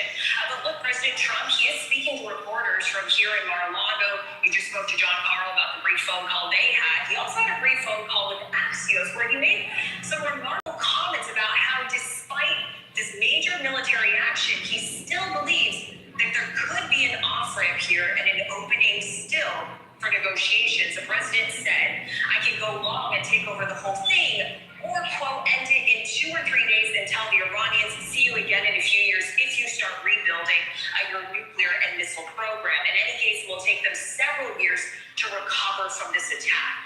Now, finally, after the strikes happened, the president laid out exactly what his justification was for this major military operation. It is not just the Iranian nuclear program. It is not just the ballistic missile program. It is also the president explicitly saying, encouraging the Iranian people to seize this moment for regime change. But again, after weeks of threats and building military in the region, it was only after the fact that the president told the American people why he was justified. Now, Karen, the White House has said diplomacy was the first option. President Trump was even saying that this week during his State of the Union address. But yesterday, he made clear his patience was running out. So what appeared to change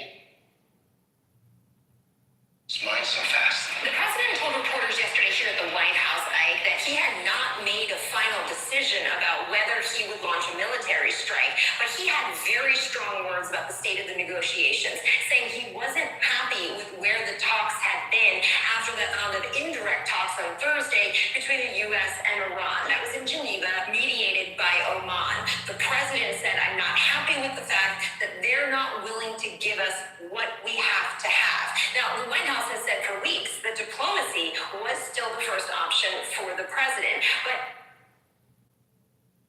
about 10 days ago, the president issued an ultimatum to Iran. He said that they had 15 days to make a deal. This is what he told me on Air Force One. And he said that if Iran did not make a deal with the United States, things would be really bad for them. It would be very unfortunate. Now, that window did not get closed for Iran. He launched these strikes before the 15 days came up due.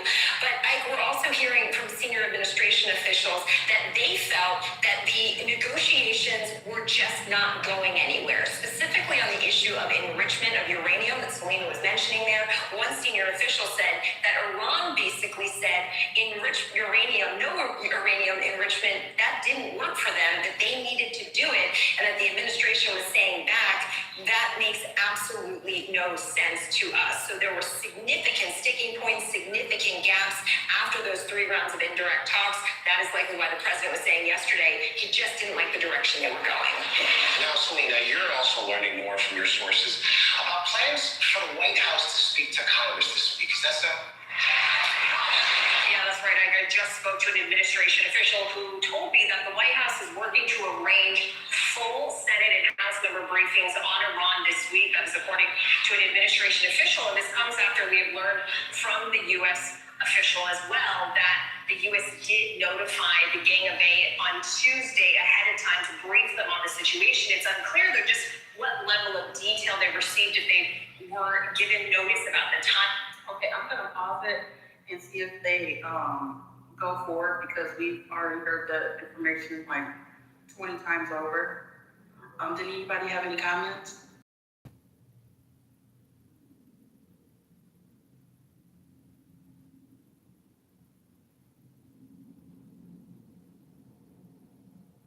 I think, the information is moving so fast, we're just all trying to take it all in, But I appreciate the video clip, audio. I was just talking to people I know on the ground there and, checking to make sure they're good. And they were saying, yeah, it's just odd watching missiles explode over your head. It's just crazy to me. And Ms. Cleo, the crazy thing is, in the clips, you can see it. Like, people are outside, in some places where the missiles have actually made contact with buildings, you see maybe the building on fire, but you see them in the air and then they just it's kind of crazy. Yeah, he said it was in the air. Angels? What? Missiles. Missiles? Okay, missiles in the air. Okay. But and then it exploded. Yeah. Have you seen intercepted? Okay, so have you seen the Kanye video from yesterday of him in Mexico? And Jesus comes back to life with the missile. I've seen no Jesus propaganda, sorry. Thank you. I'm like, what is happening? I've experienced missile attacks in Iraq. It's not nothing to be what do I want to say? There's nothing celebratory about that. Yeah, I wasn't celebrating. I was. Oh, no, I know you weren't. No.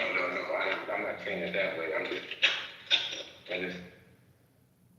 Yeah, they've definitely pivoted to online. They're hoping it's for a couple of days, but yeah, it's kind of sad to me. But knowing people there and that being a place I once lived, Is it true that Ayatollah is dead? Is that true, or the reports are? Conflicting. I don't think we reported that yet. I did see someone put in the chat that his family members are dead and a lot of their leadership is dead. So they definitely suffered some losses. Oh shit, Gemini, what's up, brother? Until there is a confirmation from Iranian sources, this should all be treated with caution. Hey, because neoliberal, my timeline has Canadian, Iranian celebrating. That's what my timeline's got right now. Celebrating the death of Ayatollah, but I don't know. I'm sure there will be people celebrating. Yeah, this was in Ontario, Toronto.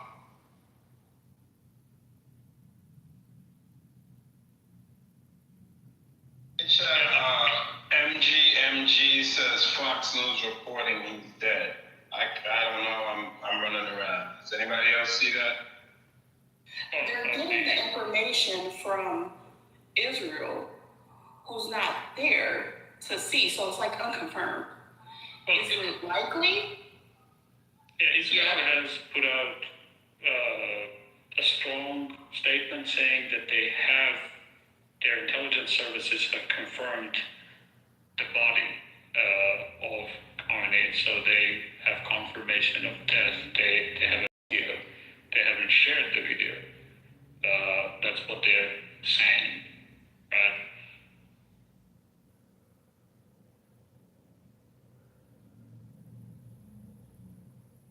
The Iranian government spokesperson saying Ali Khamenei is well and good. Yeah, but it's 77 virgins.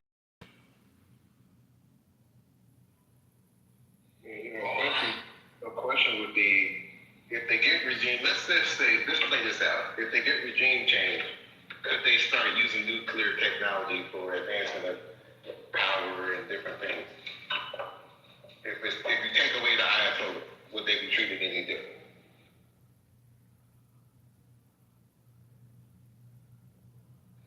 They're not gonna let someone take power that's gonna do the same shit.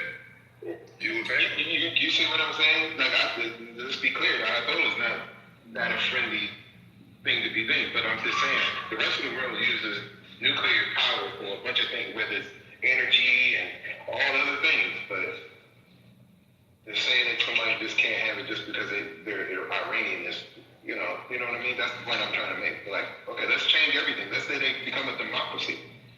You think they still don't allow them to have it? Nuclear power or nuclear weapons? Nuclear power. Hell, they can't even have nuclear power at this point. Iran is his signature. Anyway, I don't know. Why are we discussing this after?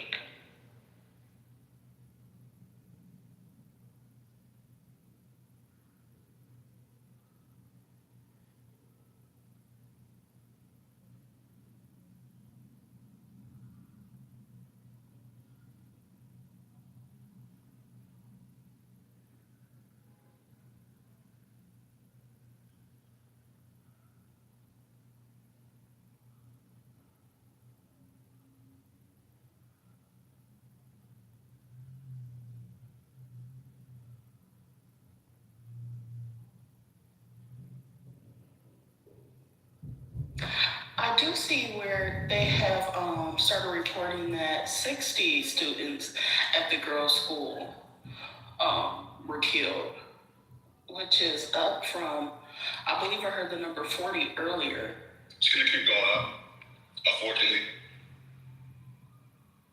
Yeah, it's in a number 80 again.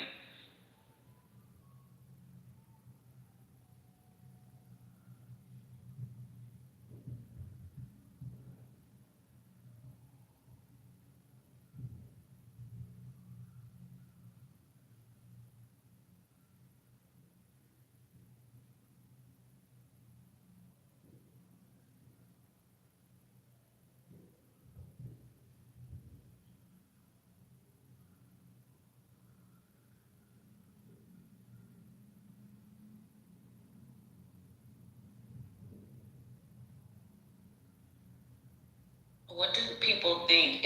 Say he is dead. What do people think that says about what's going to happen next?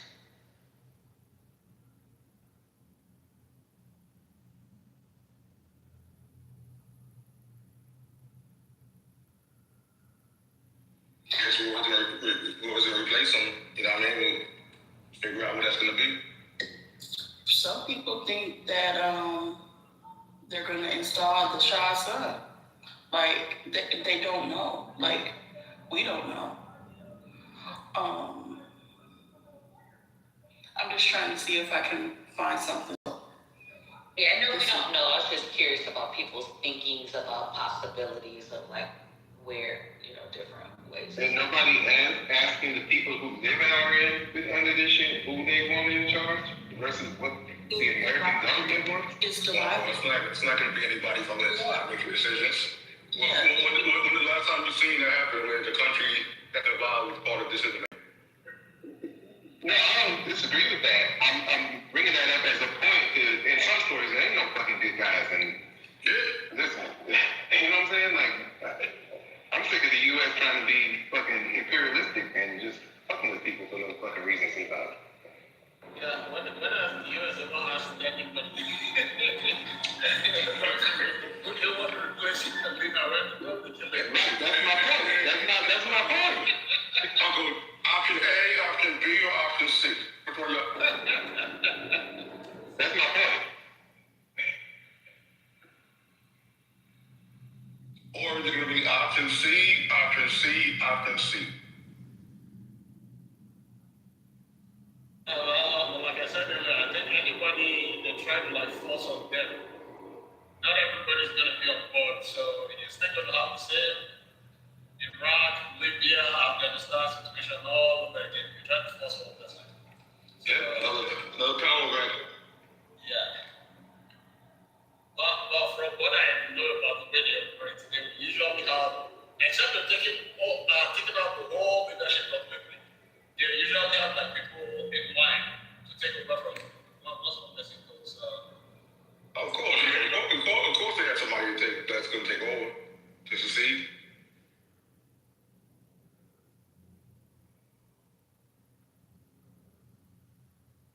Now, who the unlucky son of a bitch is going to be? We have to wait.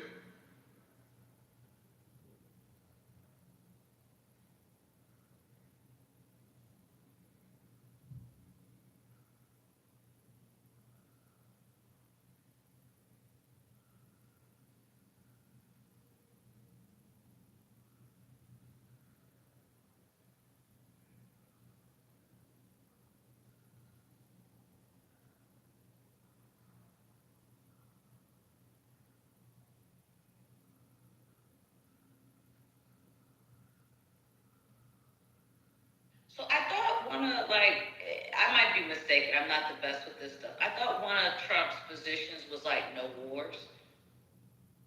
It's not a war, Mr. Cleo. It's not a war. This is Trump. Being Trump. That was a mega push. You're absolutely right. No new wars. So you technically this one's not news now. And I thought it was no prolonged wars as well, like never-ending wars. And I thought his statement, did he actually say it could end quickly or go on forever? Was that him who actually said that? Not now, it's really. You said, wait. Someone spoke with him, and then he basically told them either they comply, it ends quickly, or it could go on forever. Okay. So, also a federal war. Okay. Yeah, Barack Obama, the guy from Axios, had a 5-minute phone conversation with Trump about an hour ago. And quoting from Trump, I can go long and take over the whole in 2 or 3 days and tell the Iranians, see you again in a few years if you start rebuilding your nuclear and missile programs. And end of quote. Thank you.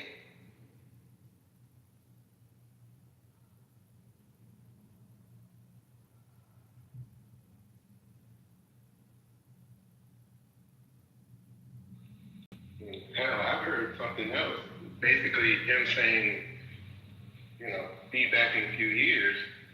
Well, that only implies that he's still going to be in the fucking White House in a few years. Or the next election. Or the election after that.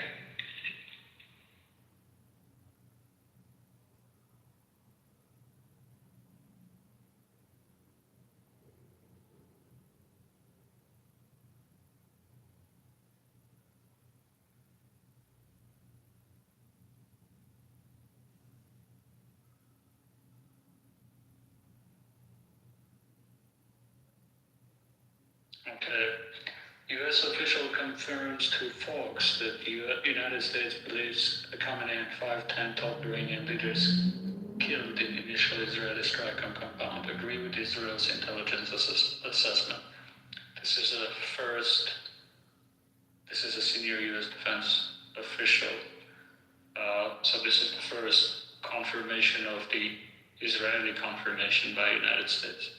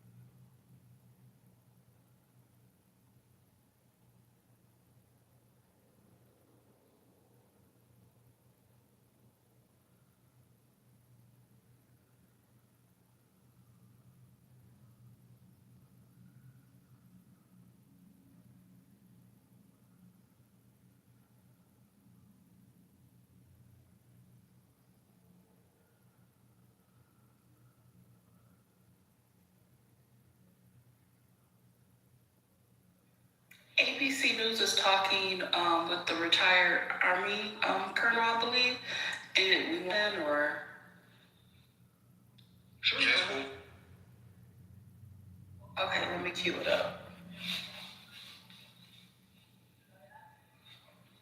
He's now the Vice President of the United States and Israel against Iran. Iran retaliating with its own missile strikes against countries across the Middle East. Let's bring in retired Army Colonel Seth Crumbrick. He's now the Vice President of Global Guardian. Colonel Crumbrick, thank you for joining me. Your firm is conducting evacuations from multiple countries in and around Iran. How's that effort going? Hi, thank you. So it's been going very well today because we've spent the last few weeks preparing our clients for this very day. As we've seen the force buildup occur, it became obvious that action was going to happen. So we let the clients know exactly what the plan was. Ahead of time, hey, look, I have your bags ready to go, your passports set, and then so when this morning kicked off, we were able to move right away to begin to get our clients out of harm's way. And we've been doing it across the entire Middle Eastern region and Israel. Because make no mistake, this is just the beginning. This is like the prologue. We're not even at chapter 1 of this fight, because we're talking about regime change, which is the most extreme option in the United States. This is a massive shift from the last 47 years, so we're prepared with teams in every single country in the Middle East and in Israel and 145 countries to be able to respond. Because the threat's real, it's going to grow. There's going to see more threats, more globally. So we're protecting our clients around the world in real time, and they're prepared to evacuate if that's what should happen. You know, Colonel Crumbrick, we know the United States air defenses are robust in the region. However, we've already seen missiles hit some U.S. bases. So how vulnerable are those U.S. bases in the region right now? If you're in the U.S. military, there's always a level of risk in the Middle East.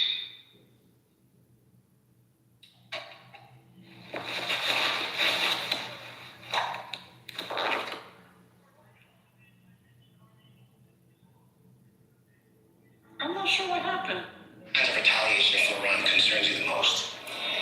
This is a true unconventional adversary. No one has done more with less than Iran. We've seen it with Hamas and Hezbollah, but they can do that and replicate that around the world. And so think about what they can do with all of the networks that they've been building for decades. 47 years of friction with the United States. They've been investing all over the world to be able to put in action arms should they need to use them. Well, today's that day. And so we're going to see in the days and weeks exactly how far that network really went and how far the Iranian regime is ready to go. But if you're an American traveler, business interest anywhere around the world, you need to be prepared for any eventuality because today's the day for it. Colonel, how do you think the U.S. can avoid a prolonged conflict here? I don't think we get to decide that. Honestly, it's up to the Iranian population and the Iranian military. If they break away from the regime, then that is going to shorten the conflict for sure. If they don't break away and they stay with the regime, this is going to drag on. Remember, we can start a war, but there's two sides to this. They get a vote too on how long this is going to go. So we've entered into that dark room, and we're going to figure out exactly what's in there the hard way. And if the Iranian population and the Iranian military don't break away from the regime, I don't see how we achieve our strategic goal. Colonel Seth Crumbrick, thank you for your time. I'm Mike Johnson. Thanks for streaming with us. The news never stops. You can find us anywhere you stream live news. If you're on the go, we're on the ABC News app and abcnews.com. And you're taking a looking at a live picture of Tel Aviv as night falls after missiles striking the Middle East. We'll be right back.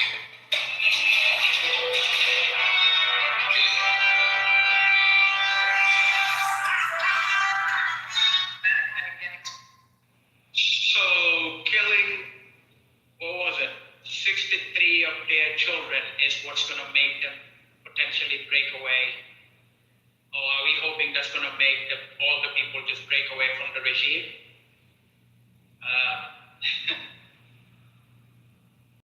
I'm not saying that's what he is insinuating, but I wonder what he is trying to communicate here.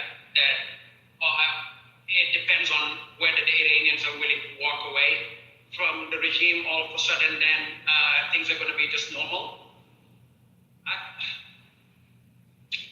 This Warhawk Kool-Aid, whatever it is that some of these people drink, is pretty bizarre. And he started off his entire thing like he was making a sales pitch about his business. We've been prepared. We've been doing a lot of evacuation. We were waiting for this day. Our company has been doing. What the hell? This is weird.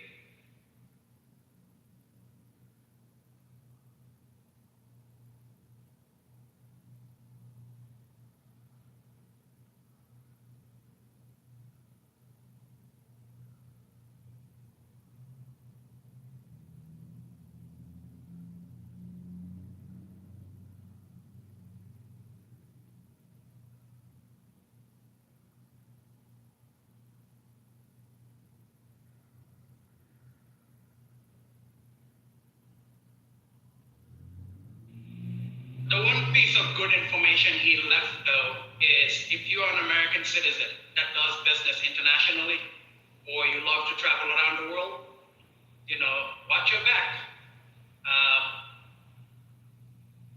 Our government is making us literally targets of countries that, for all I know, there's going to be some kind of retaliation. In what form, fashion, I can't predict exactly. And I'm not hoping for any innocent American, because I don't think American civilians want this. But if you have a dumbass government and a head of state, whatever catastrophic consequences we're going to face, you do know our national security comprises of Christino, Kash Patel, and this for the homeland. And, Donald Trump, Pete Hegseth, these are the people that are supposed to ensure we are protected, we're safe around the world. Good luck with that.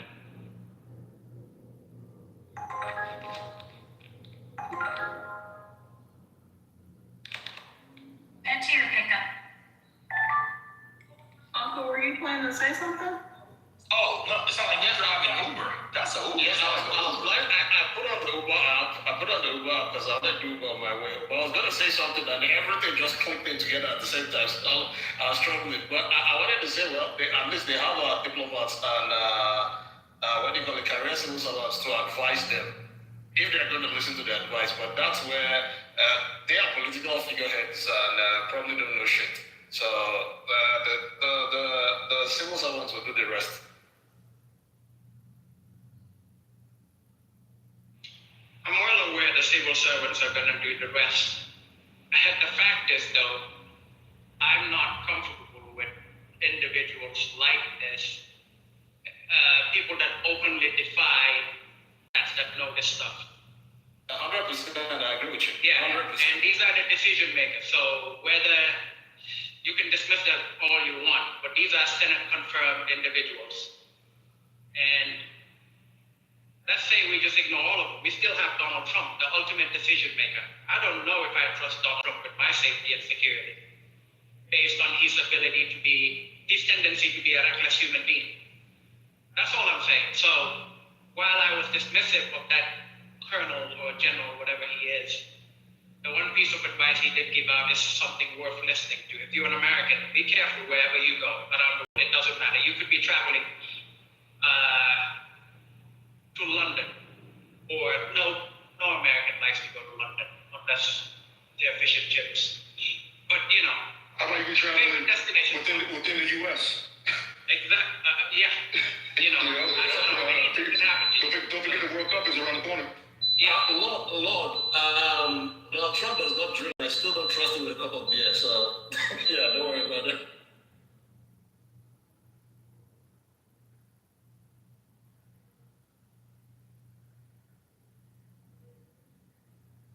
It seems Trump is talking right now. I'm getting a bunch of Twitter alerts, but I can't read it because I'm heading home. Neoliberal. Your boy Walter Bloomberg is tweeting from his terminal.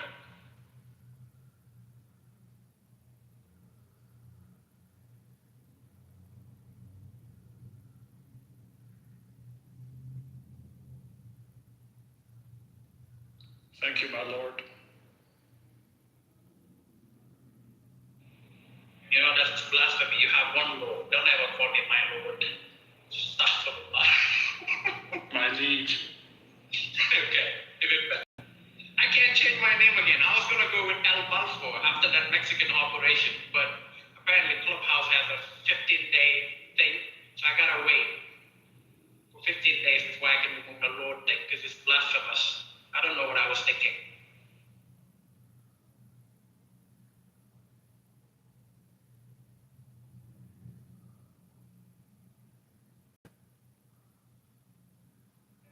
And I was gonna say, when we tried to call you your previous name, you said, "Don't call me there. Call me my new name." You gotta understand. Sometimes I have a man. What was I gonna say? What's the terminology for the individual that flip flops back and forth? If I figure it out, I'll tell you. That's what happens. I forgot to take my medication. That's what. I was just gonna say you picked the weirdest hills to die on. Bipolar? Yep. Neoliberal to the rescue. That's exactly what that was. You gotta. But Johnny's. What were you reading? Were you reading the Balfour Declaration? No. I'm talking about the Balfour Declaration, the one from the Old Testament, the one Mike Huckabee was talking about a few days ago. That gave us. Oh, we had a whole room here, Neoliberal. You remember this, right? Yeah. When Ben was trolling Mike Huckabee, that's how Lord Balfour came about. Yep. And next day you woke up and realized that it wasn't as cool as you thought it is? No, that's what I realized. I was like, It was a few days later. Mexico happened, and I decided, you know what? El Mencho, El Balfour. I was like, okay, that's what I was gonna go with. But then Clubhouse was like, no, son, you're gonna have to wait a few more days before you can change this bitch again.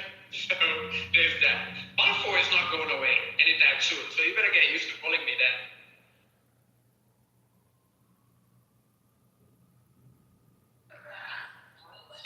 Change your mind again. Like, what are you talking about?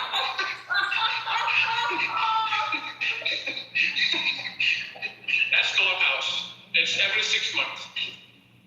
You gotta come up with something new, character, new personality. You change with the times.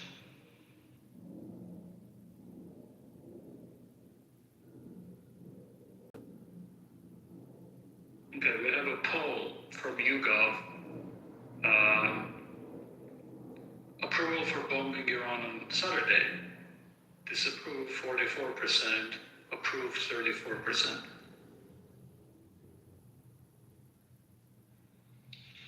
Well, the Wicked Witch of the West is dead. Or I guess the East. The Middle East. Sorry? I'm directionally confused now.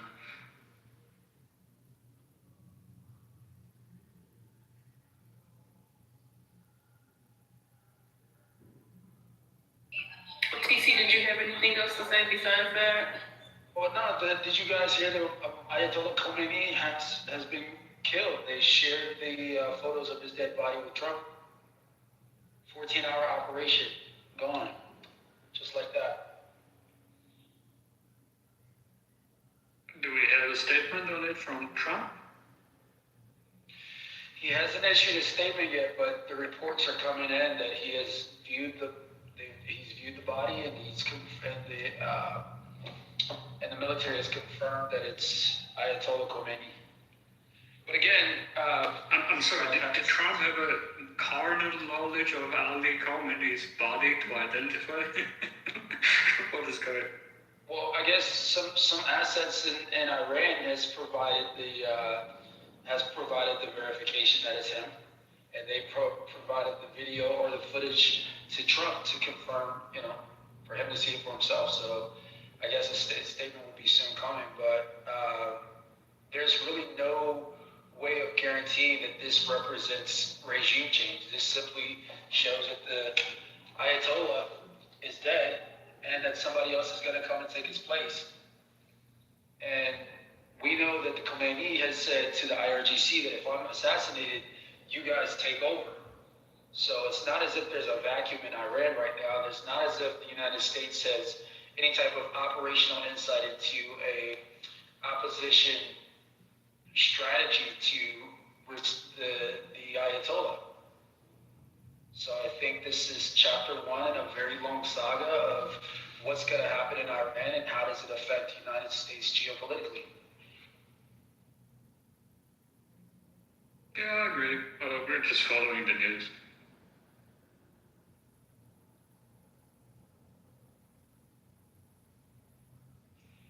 Neil, did you see von der Leyen thing saying that she's going to convene something on Monday, and people are trolling her saying, "Oh, the Europeans can't be bothered." They're very concerned. Yep. They're expressing concern. Can you hear me? Somebody's speaking? We can hear you now. Okay.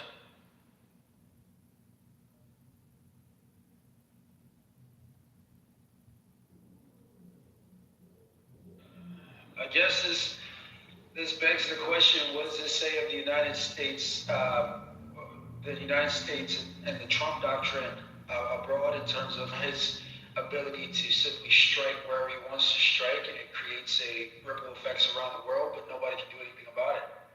He's done it in Iran now twice. He's done it in Venezuela. Of course, he's done it in other areas, and it's just like, this is the new Trump doctrine. He draws the red line, they cross it, there's military repercussions to pay. So it's pretty effective, if you ask me. Exactly. What's a little bit different? What's the effect that, in terms of deterrence? You said it was effective in terms of changing the world. So in Venezuela, they got rid of Maduro, but all the Maduro people are still there. So what is it? Just no. Make no mistake about it. The Maduro people that are quote still there are 100% puppets of the United States. The vice president is filing licenses for U.S. oil companies to reopen business in Venezuela. There's been a bilateral opening of relationship between Venezuela and the United States recently, and of course we know that Venezuela is interested in resurging their economy through investments from the United States, particularly related to oil. So that's a big example you have right there. So Go ahead. I'm in a little delay. I apologize. My signal's crazy. I'm sorry. Can you hear me? No, the answer to your question is deterrence, right? You draw the red line, you engage in negotiation, the negotiation goes nowhere. It creates a natural deterrence for bad actors on a geopolitical scale from crossing the Trump administration. I think that's highly effective, at least demonstrably so. You can look at what's going on in Iran. They engaged in negotiation, drew the line was drawn, the line was crossed, and effectively you have uprising in the middle in Iran. So I don't know what's going on in Iran because it just happened a few hours ago. So that doesn't tell me about its effect in like 6 months, a year, 3 years, 4 years. So it's hard for me to say. I remember when they captured Saddam Hussein, and people were also exuberant, and we saw the sinkhole of ISIL, etc. Damn, you talking about when the Brits caught Saddam Hussein and handed him over to us? That part? No, I think it was some ragtag dudes in the desert. They found him hiding in the garden of his girl in the back. It was a side piece. No, I remember. Maybe I to the. So Maduro had a bunch of bloodthirsty, repressive lieutenants who were bigger Chavistas than he was. And because they decided to do oil contracts with the United States, during the Trump administration, by the way, I know many people think Trump's going to live forever, but he's not. He'll be president forever.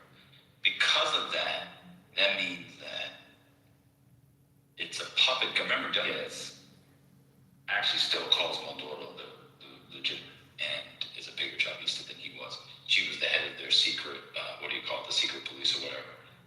There's no torture game she didn't like. Anyway, so because they're doing oil contracts with some American companies, that means that things have changed, that one, the government is a puppet of the United States. I'm not asking the question, I'm just getting my mind around it. And two,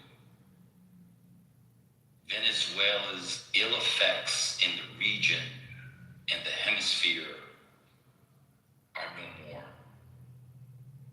Okay. So I'm understanding that. And then in this instance, I'm just keeping up. I'm not asking a question, I'm just keeping up. I just want to make sure I get it. And in this instance, I don't know what red line they crossed, but okay. They crossed the red line. The old man is dead. Looks like the old man is dead. The old man is dead. He's 80 years old. Obviously, they have a succession plan put in because they're not stupid.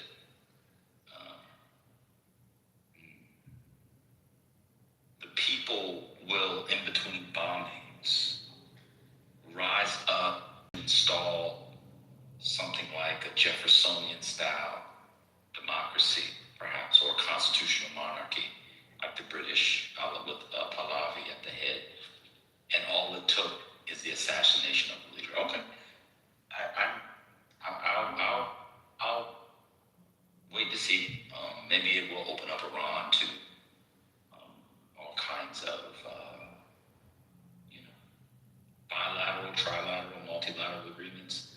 Maybe this will also solve the Sunni-Shia conflict because we all know that Trump can solve it too. All right, I'm just trying to understand. Well, you've said that you don't know what's going on in Iran, but one thing I'm sure you understand is that Iran has just gotten bombed in the last 14 hours, massively so, and there are reports that Khamenei is dead, and that those. Yes, I know that. I'm talking about the conditions of installing a democratic or constitutional monarchy. Well, nobody's saying there's going to be an installation of a democratic. Well, that's what. Did you hear Netanyahu's speech? No, but Did you hear Trump's speech? Yes. Okay, so they're saying that the people, this is the time, I guess in between the bombings, to go and overthrow the regime and to install a democratic that is the most people-led government. That's what they said. Something about the lion, whole thing around the lion, Israel, the lion of Persia, and all that kind of stuff. Well, putting that to the side, like I said, nobody knows what's going to happen. This could be Afghanistan all over again, right? I know. That's what I'm saying. But at the very least, we know that, again, you are asking me what was the effectiveness of Trump's strategy and his positions on these issues, and I said, clear as day, and it's proven here now, it's deterrence. Okay. And as long as you have a strong leader, especially a strong American leader, that's able to draw a red line and effectuate some sort of now I'm not suggesting that he continues to engage in his conduct here without authorization of military force or some sort of congressional declaration of war. Why not? I'm not advocating for that. I would be advocating for more. Well, let me finish, Go, and then I'll entertain your questions. It's banned. Okay, banned. So I lost my train of thought. The idea is that if Trump continues to conduct himself this way, I think it portends positive ramifications for American foreign policy in the future.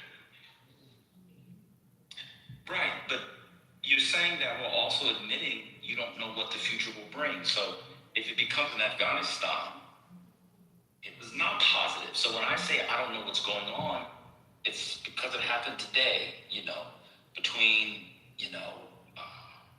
what I've been doing today and following on the news and listening to the news or whatever.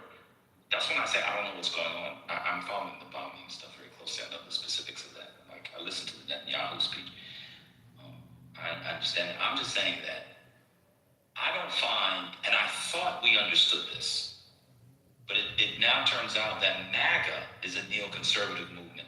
And anybody who's suggesting they're not neocons is just being disingenuous and neocons. This is full neocon stuff. We're back in neocon. Well, it would be a Trojan horse to the MAGA movement, because MAGA certainly wasn't neocon. The whole thing, I know, it's a betrayal. The whole reason why MAGA brought Trump in was because he campaigned on non-interventionism. I know. Well, It's a betrayal. Trojan horse for that, but I guess you could argue the same thing for the Epstein files. No, I'm saying it's a betrayal of the MAGA movement. There are MAGA people who are very upset about it. But I was going to say, it could be effective, but I learned the lesson that simply by removing the head of the snake, what were you thinking the head of the snake? I'm going to be honest with you. Now I'm going to give you my conspiracy theory. I don't think Khomeini was running things anyway. I think he was an old guy. He was never. That was who inspired all. He was a religious figure, and people were in enthrall of him. But I think he was having dinners and delicious tea. They have delicious tea in Iran, and delicious teas and stuff. I think a lot of the people who were in charge of the day-to-day operations of the repression of the Iranian people are still very much alive, and there's a chance that they may get even more power. So I thought the lesson of the neocons was one of the major lessons was that just removing a head, Libya, Afghanistan, Iraq, doesn't mean the outcomes are going to be any better, especially from an America First perspective. But now that everybody generally, obviously there's some critics, now that MAGA is full neocon, I see where we stand. It's fun. I get it. Well, there are some cracks in that armor, and I don't know if I wholeheartedly disagree with you. There are some cracks in that armor. Again, I would point to Venezuela as an example. Venezuela, the vice president, I forget her name. Jesse Rodriguez. Yeah, thank you. She is proven to be a strong ally of the United States, particularly as it relates to the economic strategy that the United States wants to engage in extraction of oil resources from Venezuela. They're starting to set up an entire 2027 plan to re-cement the licenses that the oil companies in the U.S. had with Venezuela. That's 100% consistent with Trump's strategy, and that's why they're not criticizing her leadership. And she's put on a face to criticize America, but everything she's doing, she just had a tour not too long ago. She was doing a walkthrough with American companies. It was video. It was spread via media. In the United States, on social media and everywhere. So if you're going to make the argument that MAGA has been taking neocons and that it's going to prove to be fruitless, I don't know. I don't know if that's necessarily proven at this point. Yeah, I got a question. Oh, go ahead, Matt. Sorry. I don't know if it's going to be fruitless. What I'm saying is whether there's neocon political ramifications. I don't know what it looks like 6 months, 18 months, 24, 36 months from now, because again, I remember when I remember where I was. Kimberly Foster would be interested in this other side. The dorm room, the Adams house. Shout out to that sister, but that's a different discussion. I remember where I was. And I remember, Saddam Hussein is gone, and at least there's a vacuum there. So it'll be interesting to see. I think it would be foolish of the American citizens, because the government knows this. They're thinking just getting rid of this Ayatollah means the whole thing crumbles. I was told Iran had this sophisticated ballistics missiles program. I was told they were the #1 funders of terror. I was told that their terror networks and ability to strike in the Middle East, in the Western Hemisphere and the Eastern Hemisphere, but no, it's not striking the Eastern Hemisphere, at least Iran, from Hezbollah, from the Hamas, and from other unaffiliated entities was real, and it was substantial. And so for me to now listen to everything I've been told and to think just because this one guy is gone, all of that stuff goes away, I don't know, man. But somebody asked one other question.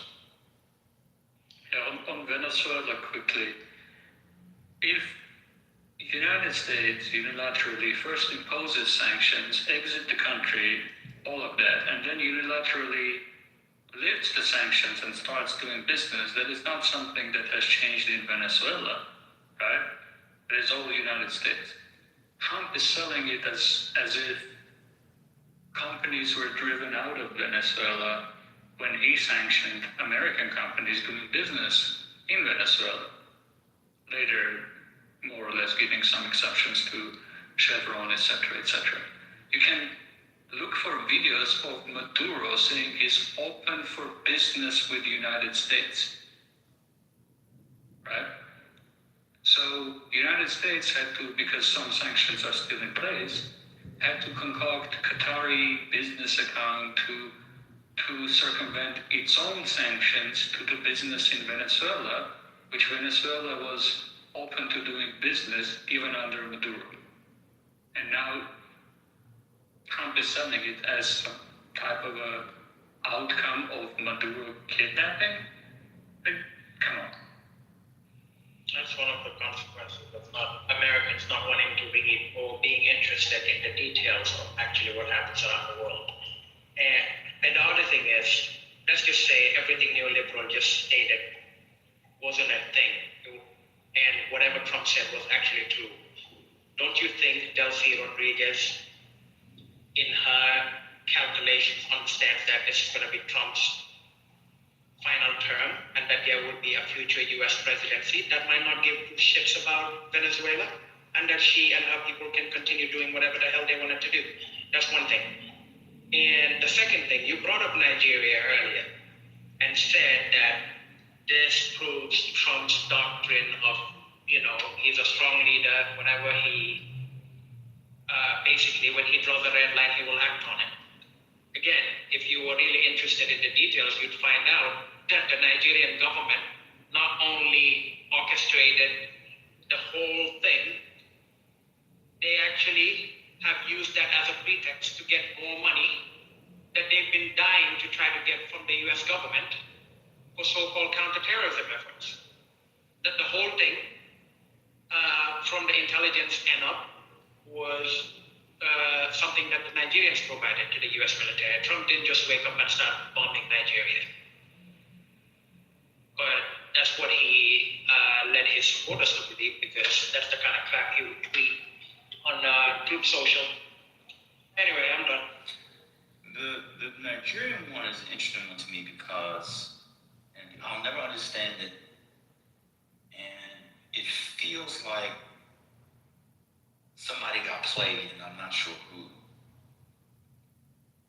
Bello was here. He may be able to correct me, even though he's an Edo boy. He might know this. He's been Americanized enough to maybe know.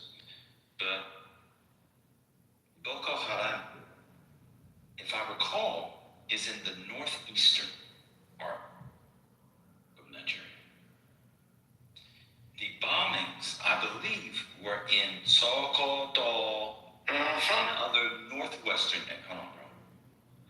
I'm sorry. And Sokoto and other northwestern areas. So much so that they didn't really hit anything of consequence. I don't know if people remember it. It was kind of a, y'all like to use the word performative incorrectly, so I'll use performative incorrectly as well. It was, to the degree a bombing can be performative, they didn't even hit the strongholds. And what has come as a result is the releasing kinds of monies in the commitment to fight terror from the Tinubu government. So I just think that if you just kind of go with the headline, oh, they bombed, come there, he may be dead. Yeah, he may be dead. I'm not sure. There may be somebody now who already is in charge. I have no idea. So, we'll see. He may have already been dead. I have no idea. Like, I believe George Soros is dead. I don't know. But when we put our understanding of geopolitics, I think, in like one man is running it all, and when that one man falls, the good thing comes after it. That's never happened in at least my lifetime. But maybe it will happen this time, and maybe people in Iran will be able to install a secular Muslim who's westernized, who is a trust fund baby, and who hasn't been in the country in nearly a half century. Like, in what world would he have the majority of the people's support? What are you going to deal with the people who were chanting death to America? They weren't just doing that simply because they were because they had to. Those people exist. There are actual enemies of Israel in Iran, but none of that matters, I guess, because the Khomeini is dead. So I don't know, man. I hope y'all are right now.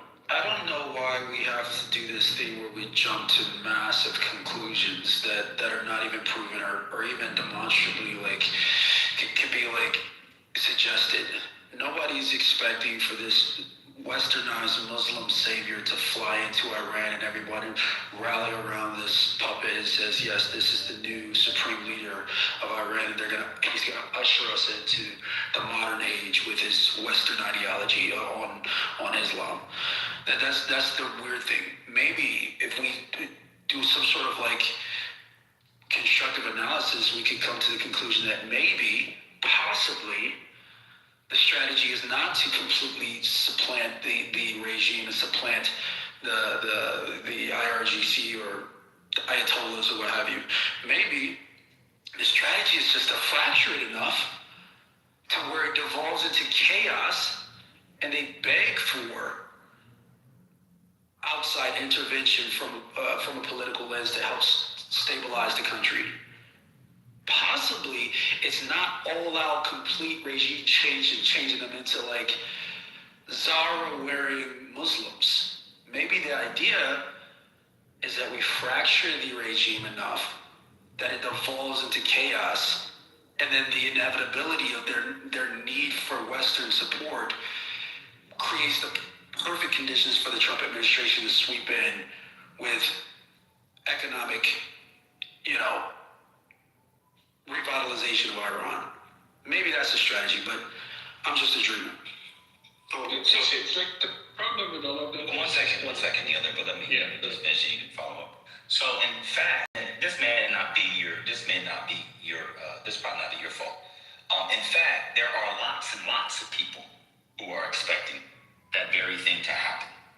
That's exactly what respectfully, you need to read, but that's exactly what this big millions and millions, hundreds of millions of dollars campaign that these people have been pushing online, that people talk about, they come in here with their scripts. That's exactly what people expect. So that's the first piece. Well, you'd be silly to believe them, though. I mean, come on, be honest. Where has that happened? We're going to go back to the de-Baathification of Iraq, right? That shit worked. That's exactly what, that's so funny you put that. If you go and listen to Netanyahu's speech, which to me is insane to think that, if you were in the middle, but if you had a speech, that's exactly what Netanyahu was suggesting. That's exactly what they're saying. That's exactly what they think could happen. But I want to go back to the larger point, because it's more important, because the obvious stuff is kind of silly. I agree with you. This is fascinating to me. So, you said maybe you, do something to the regime so that they, are fractured enough that Trump can, well, here's the issue.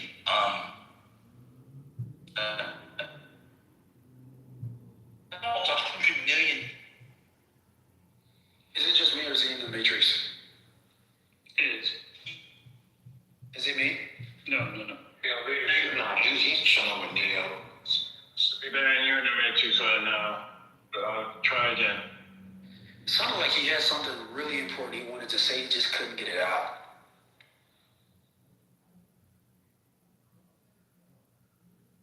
Anyways, look, this isn't the first time that Netanyahu has come out and tried a subterfuge and convince everybody that, hey, there's a political expect here that we're going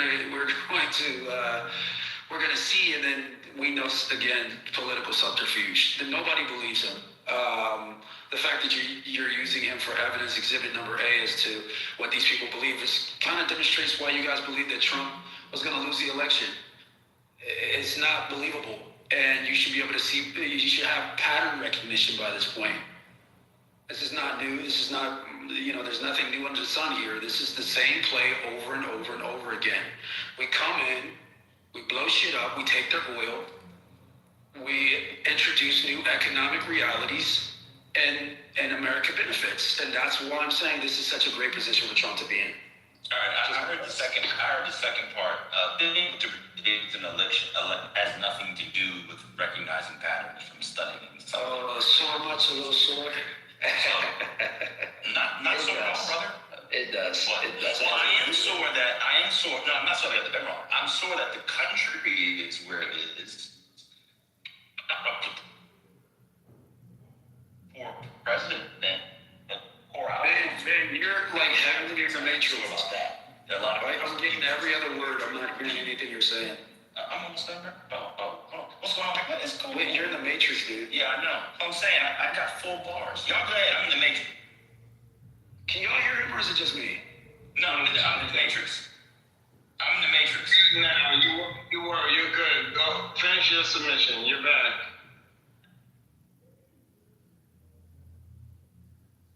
Hey, you back on in the matrix, man, if you can hear us.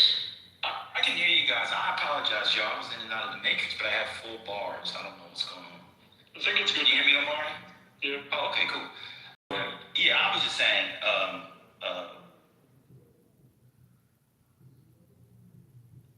I don't see, so you said this is what America does. So I guess it's what they do with Trump. How is the United States benefiting from Venezuela? I don't see it. The oil money that they seized, the $500 million worth of oil, we didn't get that. In fact, what Donald Trump did for America First was to put the money in the Qatari bank account and sign an executive order that shielded the money, because Venezuela still owes American companies monies. Shielded American companies from suing Venezuela. How's that America First? What has been the benefit? Stocks haven't, skyrocketed for Schlumberger and Halliburton and with the Chevron or Cigna, I forget which one is traded. I think Chevron, etc. So I don't really see the benefit. Now you just made a claim, so you're the first to make this claim. Now I'm kind of interested in this. This is about seizing Iranian oil? Good luck. There's no world in which the United States is seizing Iranian oil.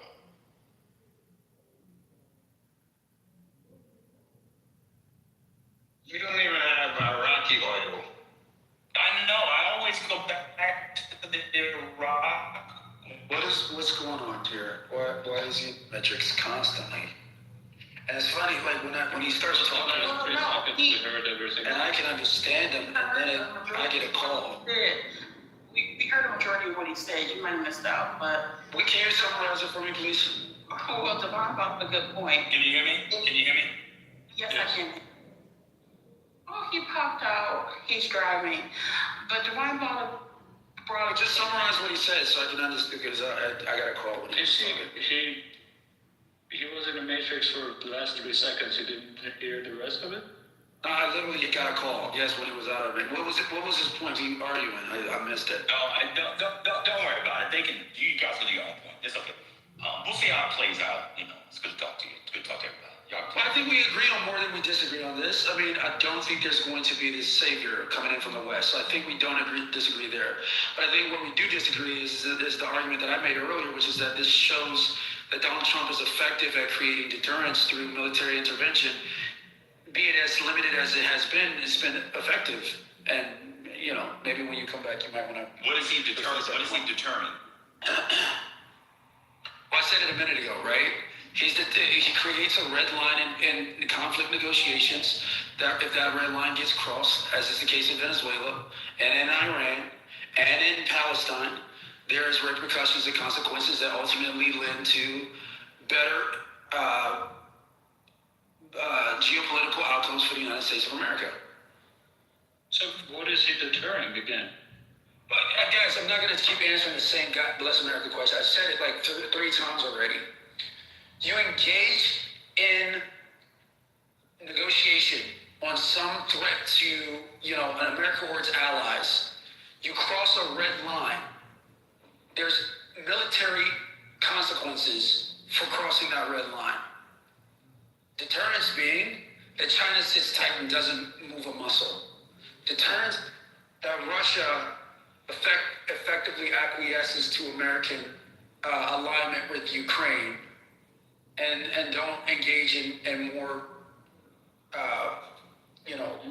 potential nuclear rhetoric, right?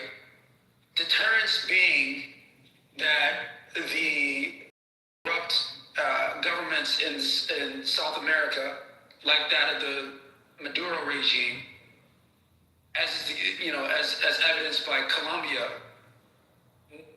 reducing its efforts to interfere with United States national security and our and the waters that surround our trade routes. So those are the deterrences that I'm referring to. Okay, do we have any evidence of any of those things? And by the way, I'm open to the argument. I think the deterrence, it's fair to bring up madman theory and credibility of United States threats of use of force. I think that's a fair point. But again, when we talk about deterrence, let's go one by one. Let's choose China, Taiwan, do China. Ukraine. Yeah, let's do China. How is any of this deterring China?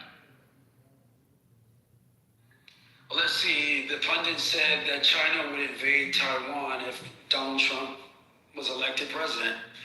And we know that's not the case. That's not been the case. Stop it. That was the governing wisdom on the left, right? That we were going to lose democracy. No, we're not talking about punditry. We're talking about. Well, that's what I'm talking about, though. That's what I'm talking about, right? The wisdom was that if in fact Donald Trump was to get elected president, that Russia would take Ukraine, which hasn't happened, that China would take Taiwan, which hasn't happened, and that Iran would take Israel, which hasn't happened. And so all three of those things demonstrate effective deterrence. Iran would take Israel? Who said that? Iran, through its proxies, would take Israel. Yes. Who said that? Okay, well maybe you were living under a rock. That's really silly. Who said that? Because remember the JCPOA? Remember that? Remember when Trump completely demolished the JCPOA? You remember that? Remember they said that would create a pathway for Iran to get a nuclear weapon? Remember that? Remember the doomsday clock that they were 11 days away from acquiring uranium, from the ability to enrich uranium to nuclear grade levels? Remember that? None of that shit happened. Well, hold on, calm down. You said remember that. Can I respond to it or not? Okay, go ahead, man. You're doing your rhetoric now because you're not actually making the point. I'm trying to find idea. Give me a second. China from Taiwan. Did you hear about the weapons cancellation with Taiwan recently? Did you hear about the weapons with Taiwan this week? How is generally U.S.-Asia policy doing? Have you read about the... No, he hasn't read about any of it. Have you read about North Korean new nuclear policy?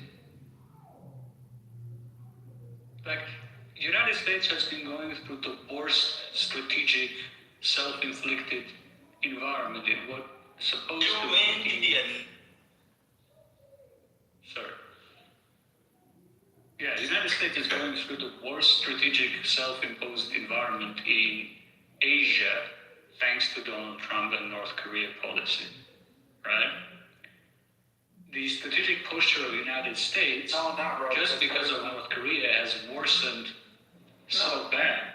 I don't think it has worsened, actually. We have a denuclearization pact between the United States and North Korea.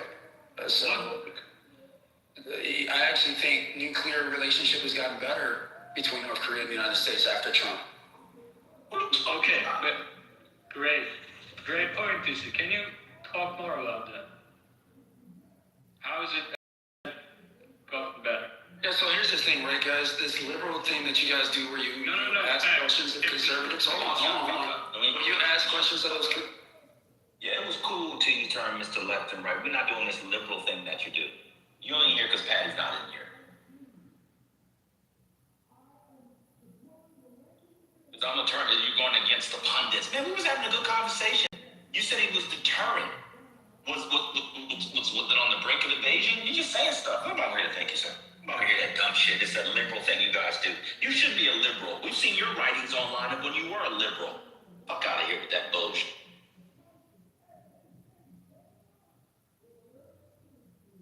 You're on Iran was going to take over Israel. Donald Trump said that Iran was going to take over Israel and they saved them. What are you talking about? Through their proxy, they were going to take over. So the anti-Trump people were saying, they were like pro-Israel. They were nervous that Hamas and the Hezbollah were going to take over. That doesn't even make any sense. Man, with that guy, you can only go for about 10 minutes. And what happens is he exhausts his prepared statements and his rhetoric, and he begins to crash because he doesn't know the issues. And we just heard it. When you use a liberal thing, nobody talking like that. That's insane. By the way, for people, we have a denuclearization pact. When did North Korea denuclearize? Where does he get this stuff from?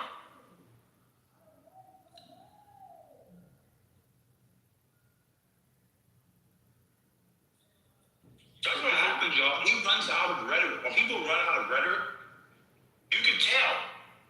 He was like, nobody believes that they're going to install this guy. There are millions of people who believe that this guy is going to go back and take over as the head of state.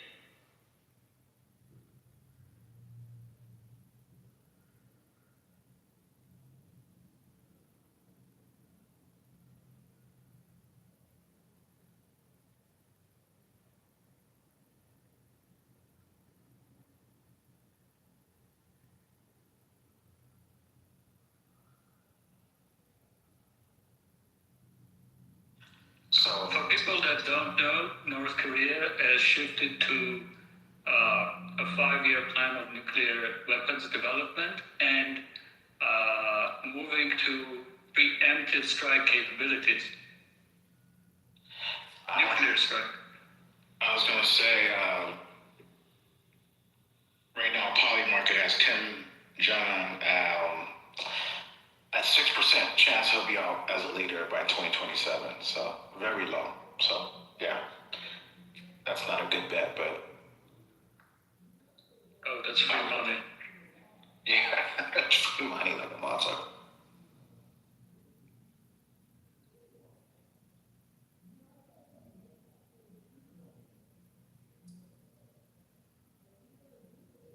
I'm still trying to get my head around the idea that the United States had sanctions. They removed their own sanctions. And somehow that's a result of getting rid of Maduro.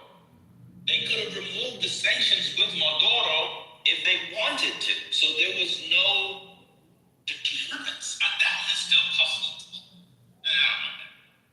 Spitballing. That makes no sense. The United States put sanctions. Whatever.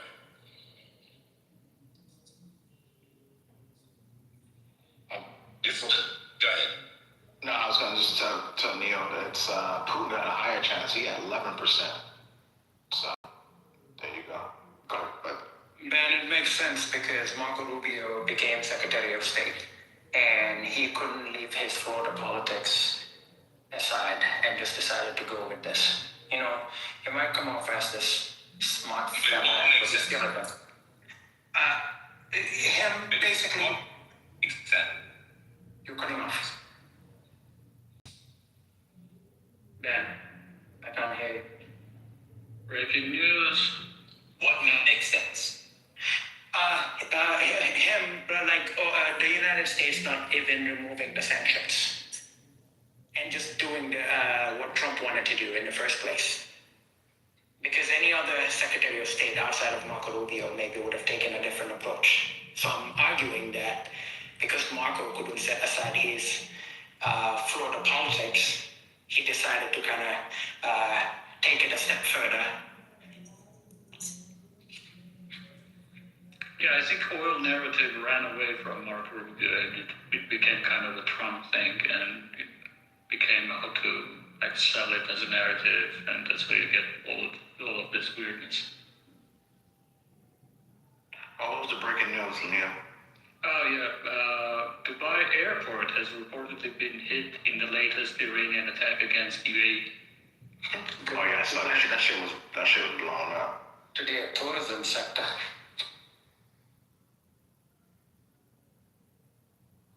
UN Security Council, I'm not sure we want to listen to it because it's going to be a lot of posturing. it's ongoing now.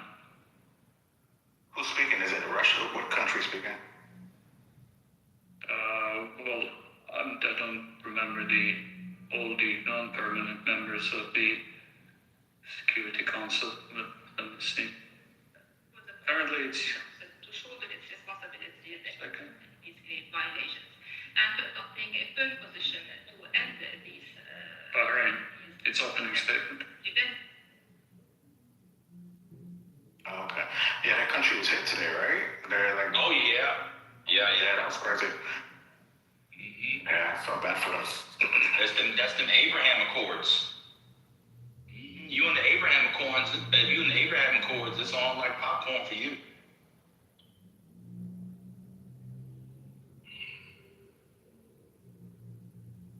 Yeah, I want to see what Saudi Arabia is going to do. Are they going? I mean, maybe they did strike back yet. If I haven't seen anything, I've been doing some work outside, so been away from the TV. So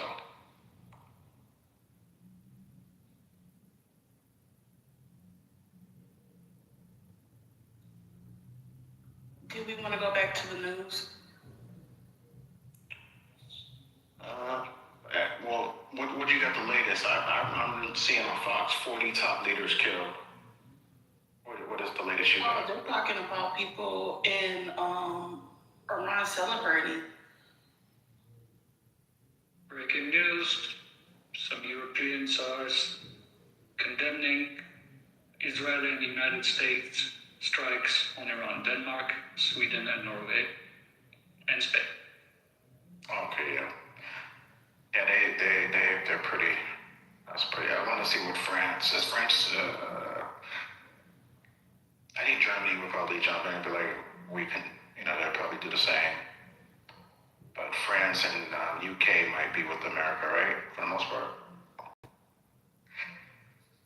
And this might be a question for y'all. So if they do Article 5, let's say something happens, that means that these countries got to jump in, right? That means they got to. If United States does Article 5 in context of Iran? Yeah. No. It's not a self-defense war. So there's no self-defense argument for Article 5 being moved. So I was mischaracterized earlier when I used the word liberal, neoliberal's name. I was being characterized as saying something other than what I was saying. I was referring to liberal as in neo.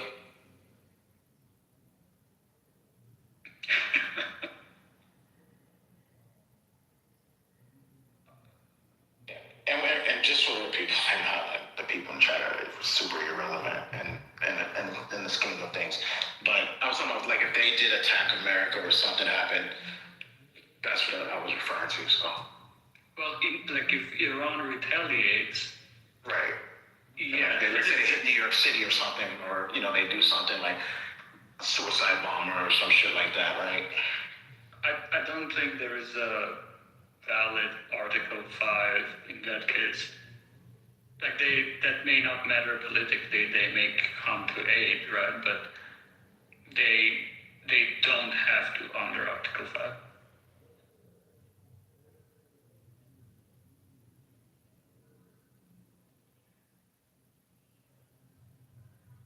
This is like blatantly illegal what the United States and Israel are doing. That's fair. I don't know why people care if you're a scholar or not. I mean, if you're successful in life, it doesn't matter if you're a scholar or not. I mean, I don't even pretend to be a scholar. I'm not one of these people that come. Don't respond. Don't respond, because it was a fine question. Now everybody hears it. It was a fine question. Some people know about Article 5. Some people didn't know the self-defense thing. You have people who can contribute, like Brother Messi, and so he and Roger. And so they just hate from the goo. And so all they can do is troll and hate from the goo. Just ignore them. Just ignore them. Brother Messi was getting buck broke last night by a bunch of people talking about religion, not knowing what it was. Just ignore them. It was a good question, brother. Hey, Brother Mel, how you doing, man? Good afternoon, everyone. How's everyone doing? Wow. Good to you. I had a question question. So Trump in his earlier speech spoke about giving the Iranians immunity if they lay down their arms. Can the president do that? And like, when he mentions immunity, what does he actually mean? What's the question? Trump said, I'm sorry. No. Trump said that he was telling the Iranian military that he would give them immunity. I'm not sure they know their arms. I don't know what that means. That was just. I mean, I can say or should speculate what it means, but I don't think Trump knows what lustration means. But generally, if you're doing a regime change and you want to bring like an internal division and foment division, and so people side with you, right? Like lustration is one of the ways to do that, which is like a procedure in the new government of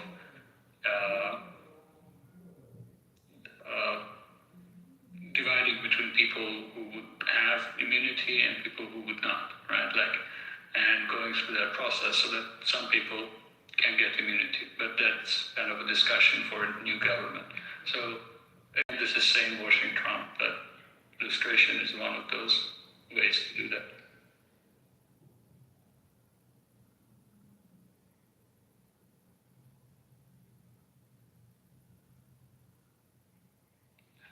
That's fair.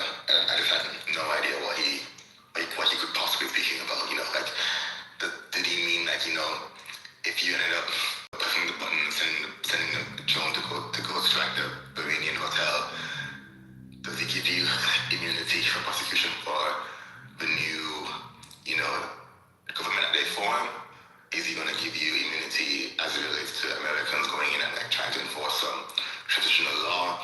Is he going to give you immunity when it comes to, you know, some human rights council going in and trying to prosecute Iranian officials? I have no idea. One of the odd things about, well, yes, it's like now all of a sudden they believe in some kind of international law, so they're going to go to, I don't know, the courts that Trump is trying to break up and sanction and give them immunity in those courts. It's kind of all over the place. He just kind of talks. He doesn't know what's going on. Maybe it's a Nuremberg style thing they're going to have in Iran and try to give the people immunity.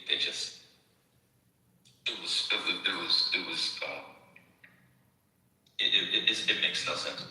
One of the things I find so fascinating about today is regime change as a trope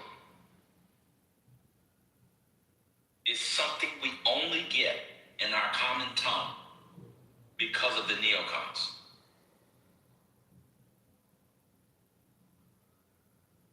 Anybody ever thought about that? Now, I have to disagree with you. Go ahead, tell me, when do we use?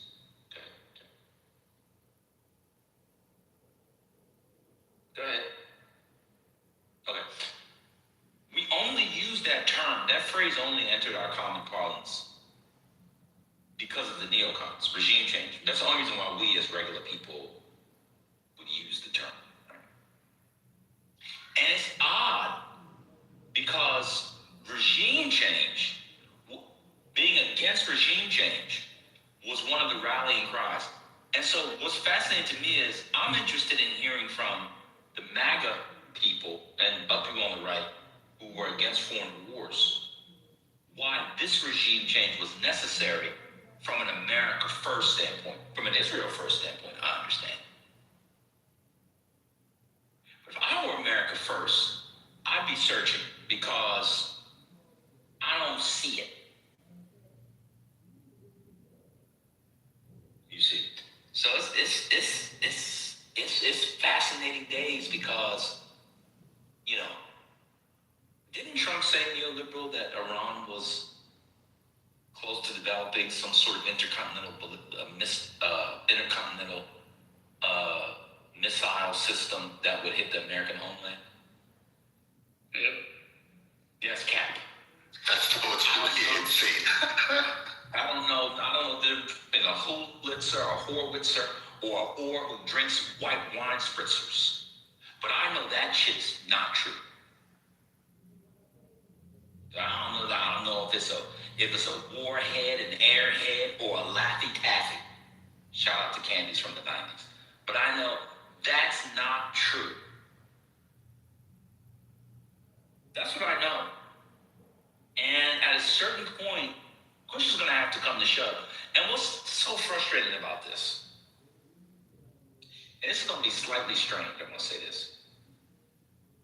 The people who in Afghanistan, they were alive and had to deal with whatever psychic, psychological, and emotional demons for decades. A lot of these people are going to be dead in 5 years. We have to live with these boomers. Must go. No one should be voting for anybody at this point over the age, for president in particular, over the age of 60 years old. I'm sorry, this is bad. It's bad. It's really, really bad.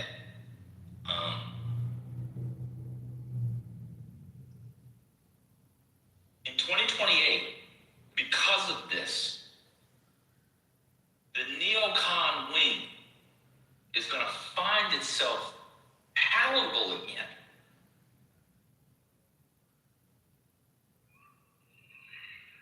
There's a new right-wing front around regime change.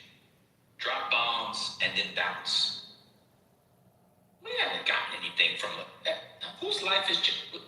There's still Venezuelans in America. They all didn't flood back after Maduro left. Oh, we got to get rid of Maduro. All Venezuelans flee because it was so terrible there. They're going to flee back. They're not leaving the United States unless you force them back. Remember, that was one of the arguments for regime change. I heard from an America First perspective, Israel first for sure. From an America First perspective, the justification of this action. I'm actually really open to it. I'd like to hear it.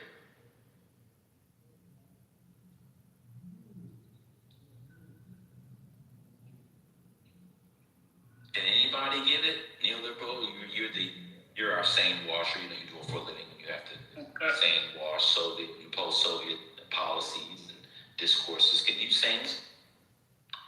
I mean, it's hard. It's getting harder, right? Again, to sane wash any of it, but they would say they're not gonna, like, the regime change is bluster, right? Like using that argument that whatever is convenient of what Trump is saying and people around are saying, it is bluster. And the actual strategy is Libya, like basically create chaos, and then we don't care what regime comes in as long as they are responding to the pressures, constraints, and the experience that the previous regime went through, and whatever the characters of the regime, if they comply with those parameters, we're fine with them. We don't care about human rights, we don't care about state building, capacity building, developing the country, like any of that stuff. That can be like side narratives, but if it's Libya scenario, we're happy with that too. And the mistake of the Iraq wasn't the regime change. Regime change actually succeeded in Iraq, right? The problem was the nation building after that. Something like that. You know what's funny about this is the fact that you're the only one that can make this argument. I see no MAGA person responding and articulating this the way you did. The problem, that's not what they're saying. Yeah, the problem with that argument is, why is that in strategic interest of the United States? That's not it. I don't get it. Yeah, you can't answer that.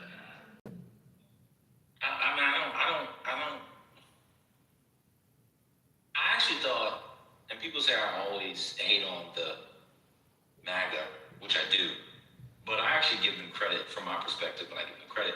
I thought one of the best things about the MAGA movement was the ways in which it moved people to be more honest and open, frank and explicit and candid and direct and conspicuous in the ways in which they hated on America being the police in the world.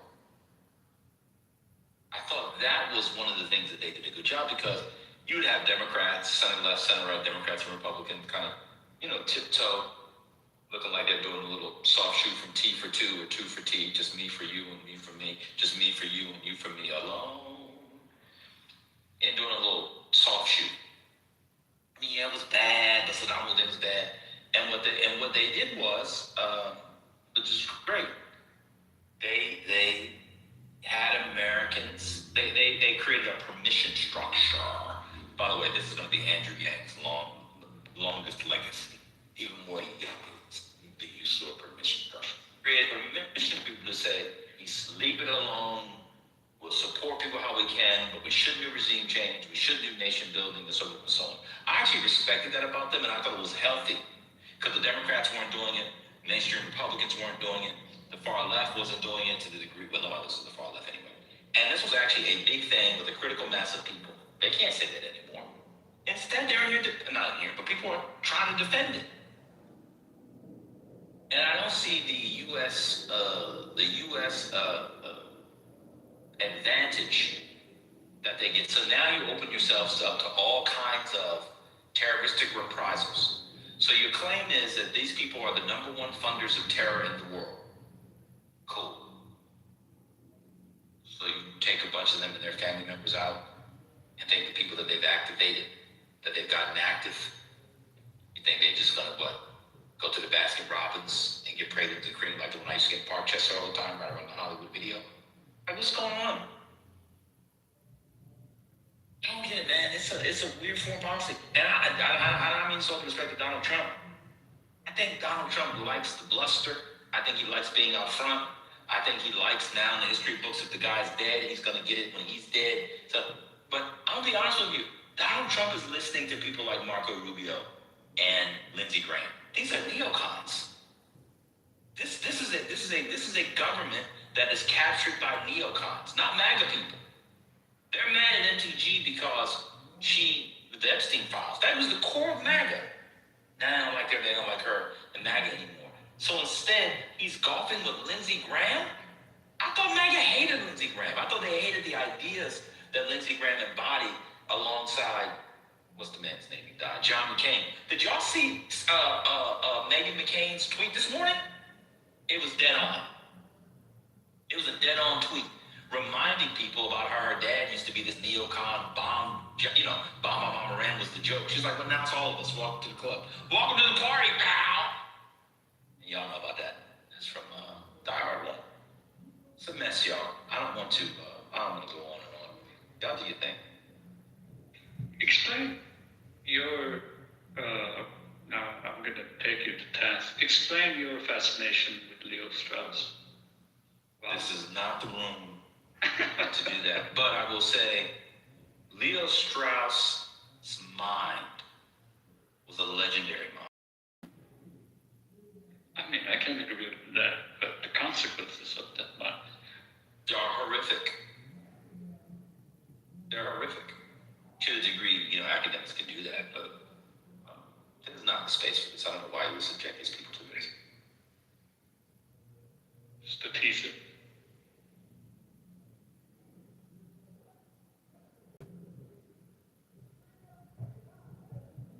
I mean, I also think that Burke is the best political writer in the history of the English language, if you don't include Walt Whitman. So, I don't agree with their ideas, but I can still respect them. Yeah, I think like the collapse of MAGA back into neoconservatism is like very easily explained by their shared Straussian disposition, combined with a healthy dose of Nazi Judaism. Why am I blanking on his name? What's his name?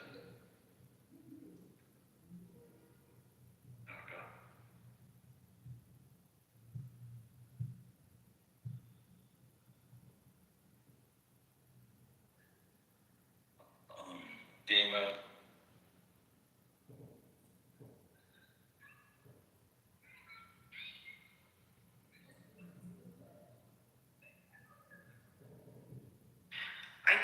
confusion there, circulating this news about the Supreme Leader being dead. I just read multiple very conflicting statements. Trump said he's dead. Now is the time for Iranian people to come out and overthrow their government. And then an Israeli official has said, we will decide the time and when to share the images of his dead body. Now, this is not me disputing the fact that he might be dead, but the fact is it possible they're trying to use this as a ploy to see if the Iranians will take a bait and record a video to actually get to the man himself? I don't know.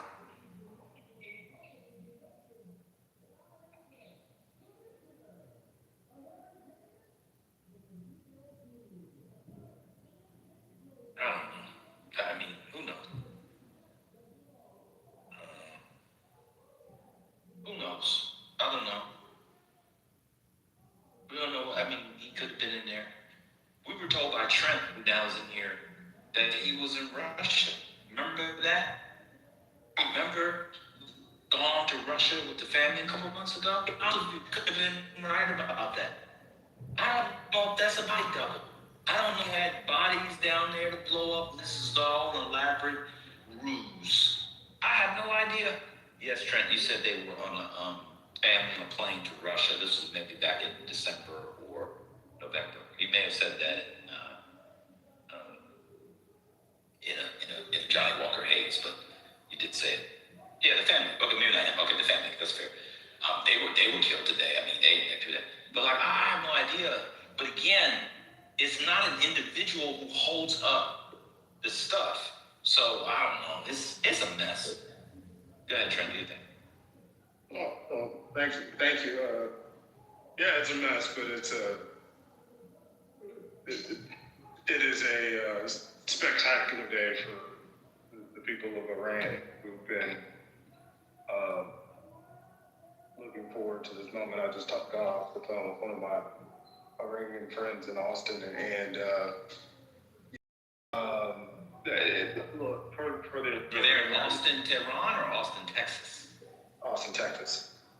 Who have you talked to in Iran? Because it's pretty fucked up there right now. Well, Iran's fucked up. I mean, he's got family in Iran still. Oh, okay. But I mean, I believe he's dead, because I believe at this point, I mean, he was supposed to make a speech, 6-7 hours ago.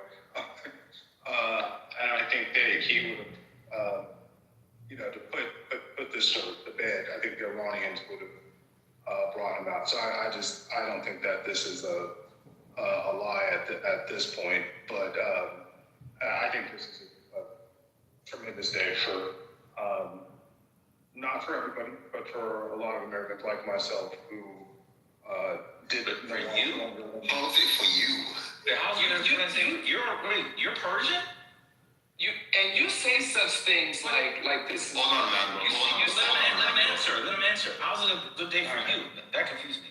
I said this is a good day for Americans like myself who found this theocracy to be a terrible thing, and all the protesters and people who want to treat it as for years. I am glad to see it. So the theocracy is over?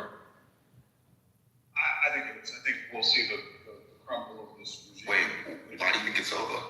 Why would the theocracy be over because of one guy? Like kings have died in battle throughout history, for example, oftentimes on the battlefield, and then I don't know if you know the very famous the king is dead, long live the king. It's the next sentence. As soon as someone dies, there's other people. How do you know the theocracy's over? Like, how do you know these things? I'm not saying it's not true, but I'm asking, how do you know the theocracy's over? I look at this very similar to, since you're history. I look at this very similar. To who? The Tsar, Russia. This is in 1917? In 1917, yeah. This is nothing like the Tsar of Russia. Oh my God! Are you doing this to trigger me? Are you joking? Okay, he's joking. No, he's not. He's not. You can't say he's joking. He's not. He's actually very serious. No, I'm very. I'm looking at this in the same way. And then we can look at the way that the Saddam regime was stopped. Now, whether or not the Which one was the second one? I didn't hear it. What was the second one he said? the Saddam Hussein regime was. All right, do Nicholas II. Do Nicholas II first before we move to Saddam. Just break that down for us. How's this like Nicholas II? In the sense that there was fealty and loyalty to one person, one person was put above everyone else, and as that person was displaced, the system, the monarchy system crumbled, and that's a little bit to me. You can do it if you want, it's okay. I'm just trying to understand. So you're saying that there was in Russia, there was all this fealty to. What about how do you account for the Duma? The Duma? You think he knows what the Duma is? Well, let him answer. I mean, because he brought it up, so you should know about the instruction of the Duma and the Socialist Workers Party. And what about the Octobers and Decembers of 1905? What would the parallel be there? I don't know. But okay. What about the Duma? What about the Duma? Okay, we gotta have a history lesson. Yes, you're the one that brought it. So this was okay. We're having a showroom, bro. Okay. You can't come in here and hold on a second, Trent. Hold on, we're having a cool room. Hold on a second, Trent. Let me moderate the space. You can't come in here and make a claim and make the historical case, and then when we ask basic questions about the case you made, pretend to be insouciantly outraged. So listen, if you don't agree with what I'm saying, Professor, I understand. But I'm just making a statement. A condescending laugh again. I don't agree or disagree. I'm asking. Hold on, bro. I don't agree or disagree. I'm almost done, bro. I'm almost done. I'm asking. It's not whether I agree or disagree. I thought it was interesting. So I wanted you to make the connections. I'm not quizzing you. You couldn't afford the tuition where I work. So again, and you certainly wouldn't get in. So again, I'll ask you again. What is the connection to 1917? That was your point. Yeah, I don't know. I think I can get in. You're right. I don't know if I could get in. I don't know if I can get into to some of those East Coast colleges. I probably don't have. It's a university. But keep going. I'm just asking how it's like that one, because that one kind of threw me off, because that was internal. There was also the World War that was going on. Like it was a whole different thing. They had extended themselves. Nichols had extended themselves. He was command stuff. Rasputin was creating all kinds of shit back on the domestic front. You had this stuff from 05. It's like I don't see the parallels. So I was just asking. The parallels that I'm making is there was loyalty towards one individual, right? I mean, I'm thinking there was just loyalty towards Tsar Nicholas, and once that person fell, it created the power vacuum, which allowed Lenin and others, and I can't go through the whole Bolshevik revolution, so I don't know. But you're talking about Trotsky's people? Trotsky and Lenin's people. So if I could just go back to where I was at, because I wasn't ready to debate, all of Russia. But I do think that this is going to create a power vacuum. Now, what I would question, I don't know without ground forces, whether or not you can dethrone, similar to like what's happening in Venezuela, whether or not you can dethrone the regime. But the forces that I've seen and the amount of destruction that has happened to the apparatus and the military, I don't foresee this bureaucracy continuing with this amount of destruction to their military capabilities. What destruction? What has been? So what reports are you seeing? What destruction are you? What capabilities have been destroyed? From what I'm seeing, they're within a day of losing total air supremacy. We in conjunction with Israel, basically have near air dominance. If they can't control the Strait of Hormuz, which I don't think they will be able to. It's hard to fund their team. It's hard for them economically to stay up. and the protest against the regime will be massive. So I just don't foresee somebody else being able to step up into the echelon and maintain the type of control that Khomeini was able to create. Okay, so on air supremacy, Iran isn't even attempting to maintain air supremacy. Like everybody knows that, right? So when somebody says the United States and Israel have reached air supremacy over Iran, they do not attempt. The Iranians do not attempt to maintain air supremacy. They didn't attempt it during the last time either.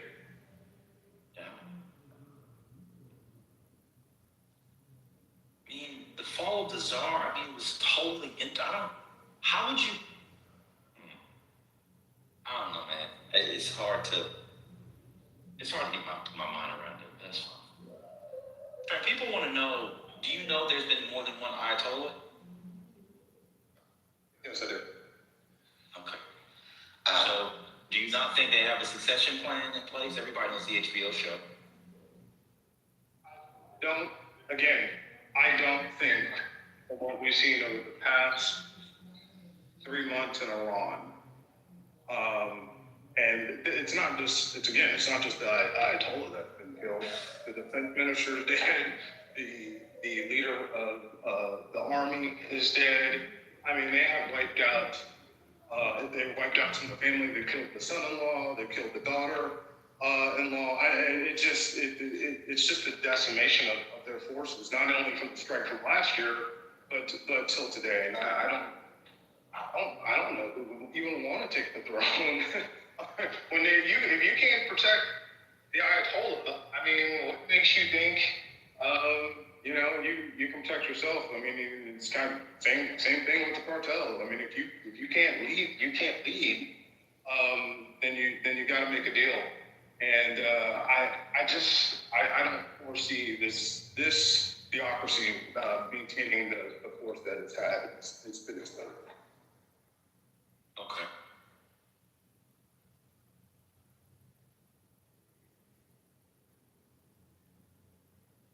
You taught at a university.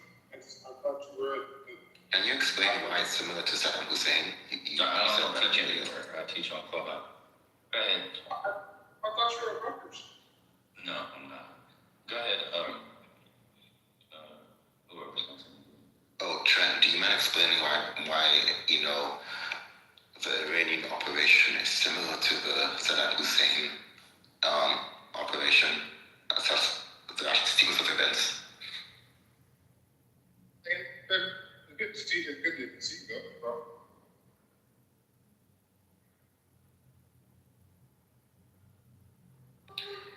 Trent, are you in the Matrix? No, just asked you a question. Oh, you're in the Matrix. Can you say that again, Mel? It's good to see you, bro. Good to see you too, Trent. So you mentioned, you compared the Ayatollah's death today to Nicholas in Russia and also Saddam Hussein.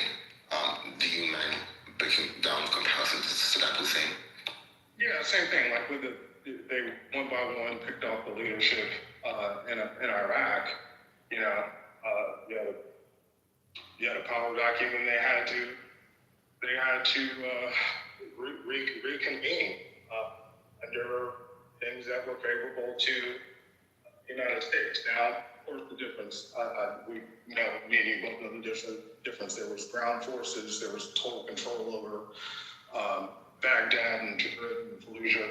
All their cities. They couldn't access oil. So there was no income to command. But I think we're seeing the same scenario. I don't know what country can maintain without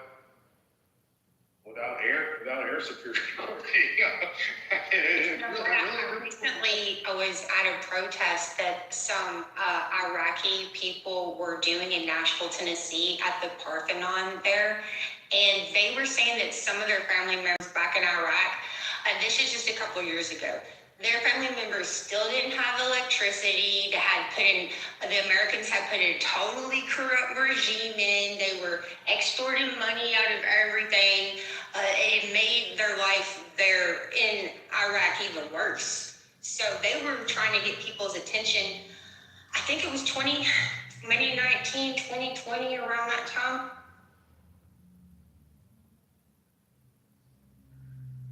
Sorry, I was away from my phone. Yeah, so like in one breath, like you say that there's this like, there's like this focus on loyalty, right? And in another breath, you're speaking to the distinct differences as it relates to like there being a ground campaign, there being tons of military people, boots on the ground. I don't really see the Saddam Hussein comparison just yet.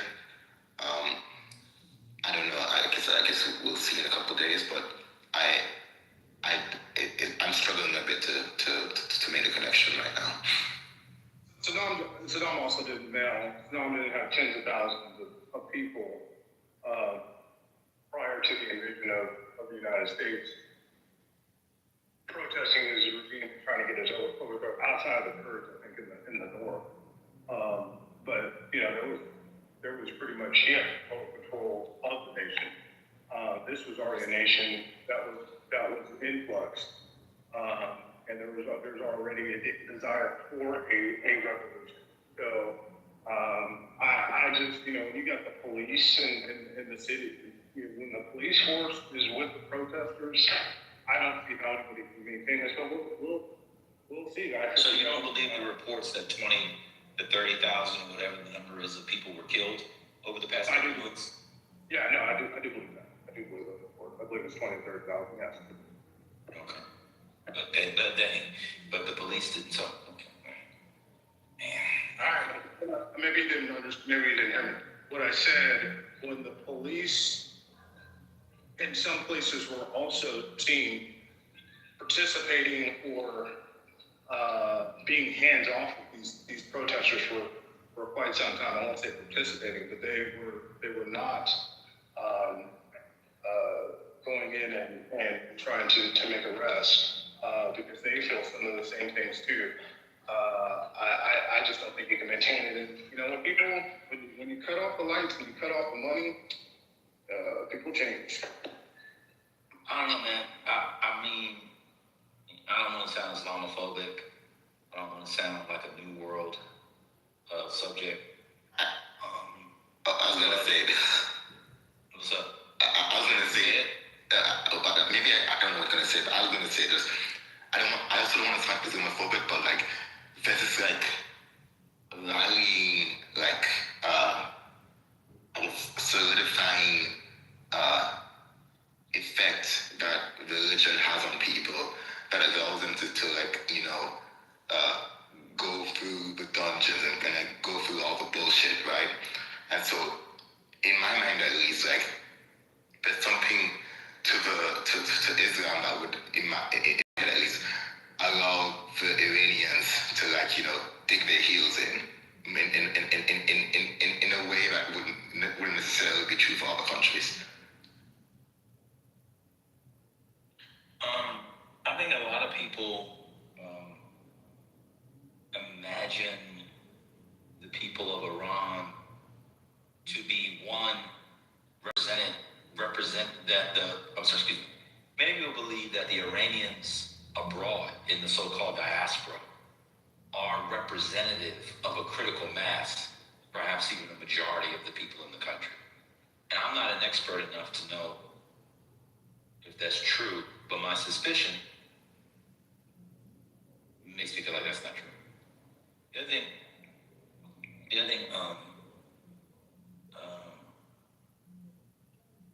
relatedly, I think a lot of times people in moments like this, they project themselves or their subjectivity or our sort of Western subjectivity onto people in other parts of the world that don't have that subjectivity. And it is possible that there are people in Iran, I would probably argue a critical mass of them, who did not like the regime, but also don't like the United States or Israel. Those people are never accounted for in these conversations, ever. And I don't know what the future looks like with them. They might be the plurality. I have no idea. But the binaristic thinking, because you're under the sway of a president in the bully pulpit who only thinks in binaries. Speaking of which, did y'all see those tonsil stones that were flying out the back of his mouth during the State of the Union? Absolutely disgusting. About 7 tonsil stones during the State of the Union flew out of the back of Donald Trump's mouth while he was speaking. And people have zoomed in, you could see it land on the podium and where they kept the book with the speech. And you all know what tonsil stones are. I don't know if there's anything more disgusting than tonsil stones that come out of the human body. I mean, all things considered, blood, shit, feces, spooge, squirt, urine, etc. Tonsil stones are absolutely, at least, I saw videos, at least 7 tonsil stones fall out of his mouth if it's not AI. Absolutely disgusting. Okay. So I don't know why people forget there's another category of people who don't like the regime, but they also don't like Israel and the United States doing this. And the way the Israelis, but Netanyahu in particular, they might actually not have issue with Israelis. They just don't like people like Netanyahu. Like that speech he gives, this is your moment, your rallying cry, we're the lions and all that stuff. These are people that are bombing their homeland. I don't know. I think that these analyses are too simplistic, but maybe you guys are right. And all that like threat levels to bring them together to consolidate, like, oh, we're all in this, like we're the victims, and remember back in 2020, like there were some of the most compliant people, but then a few of them started to rise up and gonna question the government in Israel. Then the whole thing with Palestine broke out, and then we've never gotten any kind of resolution or justice for anything that the police state's done here, much less anywhere else. No one seems like they're going to. So, Ben, I just got this from Rachel Scott from ABC News. President Trump just told me he believes the Supreme Leader is dead. When I asked if the Supreme Leader is dead, the President said, we believe so. I asked if he knew definitely. He said, I don't want to say anything definitively until I see things where we believe he is, and much of their leaders are gone, not only from the one side, but the other 2 sides that we attacked. We had great intelligence, and so we think much of the leadership is gone. So I just saw across my screen Trump, and Supreme Leader is dead. So that's the statement that he made. It's 5:06 p.m. Eastern Standard Time. That's the breaking news. Hey, Ben, I've been wanting you to ask a question, and just pardon me for my ignorance. Can you explain for me, the slow people in the room, what is the UAE connection? Why they catch the strays? Oh, it's just anybody that is allied with the United States. There are U.S. assets there. But they're Sunni, right? Mm-hmm. And UAE, they're Sunni. Yeah. Yes. They're all Sunni. It helps too. What? Iran's not Sunni. No, not Iran. I'm talking about Saudi and all. Yeah, that's what I'm saying. So that doesn't hurt either. You get a little twofer. And so there's a bunch of assets, bases, installations, etc. And they've been tearing up Bahrain. My best friend's brother's in Bahrain. Hey, he's nervous. He could die. I mean, this is going all off all around him. Pa-boom, pa-boom, pa-boom, pa-boom. So, that's what it is that they're their partners. And they said they were going to do this. They said they were going to. They said it would be a region. If you do something like this, not hit the so-and-so. They said they would do it. And they've done it. Just like the Honorable Elijah Muhammad, when he said these things would come to pass, they came to pass. Yes, that's I stay out of this kind of stuff because you guys know way more than me, but when you start hitting resorts and stuff like that, now it's costing people that don't care what you have to say money at this point. Well, the problem is these are the repercussions when you have, these are the repercussions when you have a quote preemptive strike. You weren't preempting anything. Look, Donald Trump gave a speech last night. He said that Americans, he said troops, that people could die. They don't give a shit. Boomer brain. And he does the bidding of Benjamin Netanyahu, and he wants to go down in history as the guy that killed, whatever. They don't care. So yeah, they're going to blow up the malls, the airports. They're going to blow up a bunch of shit. They can't reach the United States, notwithstanding the propaganda that they have some missile system that can get all across the ocean. That's kind of stupid. But they don't care. Look, I don't know why. One second, G. I don't know why you guys are so enamored with vacationing in that part of the world. This shit could pop off at any moment. I would not. Oh, I gotta go to Dubai. I gotta go see somebody get shat on. You can do that shit in Atlantic City. You can do it in Columbia, South Carolina. You can do it in Nevada. You don't need to go over there and do that. If you want to see somebody get shat on and play some blackjack and drink alcohol, you can do that here. I don't know why people want to go to that desert. I don't get it. I'll never go to the Middle East in my life. Hello? Columbia, South Carolina was the king of getting shitted on. Well, the reason why I asked the question, man, is because, I don't know whether it's verified. Possibly, but I heard that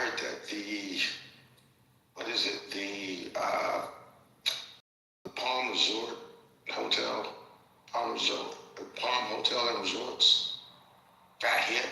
I'm like, is that a military installation? Or is it just a national? Hey, everybody can get it. So I don't know whether that's verified. It is verified, but here's what's happening. They can't hit like Ben said, they can't hit Israel, they can't hit the American targets. What do you mean they can't hit Israel? Are you seeing the videos on the They can hit Israel. They're hitting Israel as we speak. Let me finish up.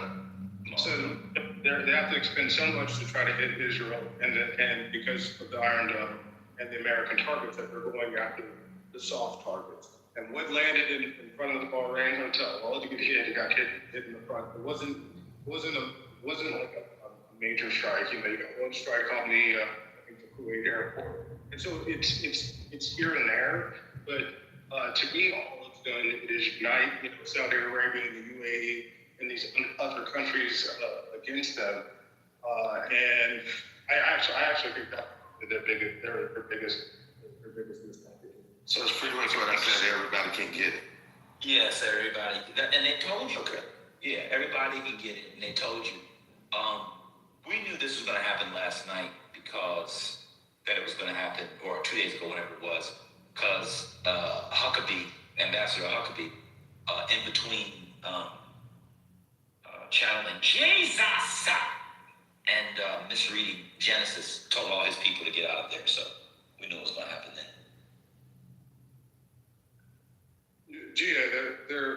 This is what happens. They don't have. I don't think they have their command and control. I don't think they know what to do. Trent, stop this. You don't think they have their command and control? How the hell? How are they responding? So you think they're doing it from Clubhouse? Like it's just bombs flying from anywhere? What are you saying, bro? What I'm saying is their top leadership, right, has been eliminated, and so I don't think they have their best interest at the helm, because I didn't understand the attacks on the planes.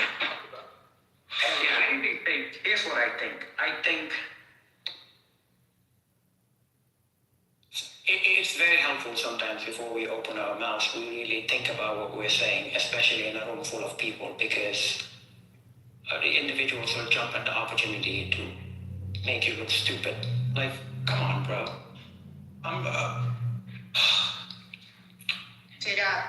Baku, Azerbaijan, I don't know if I'm saying that right, I'm probably way off.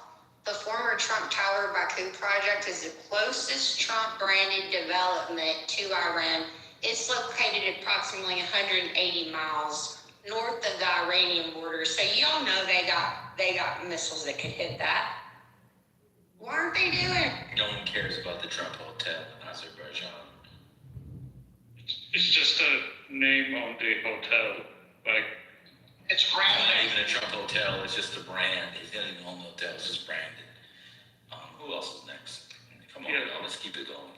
yeah, so to what Trent was saying previously, if you count the number of missiles from different statements of U.S. government, which said something like, CENTCOM said it fielded 300 missiles, Bahrain said 100. If you combine all of those statements together, you will get a number that is approaching in one day more missiles than, and this is the reported one, more missiles than in all of the 12-day war combined.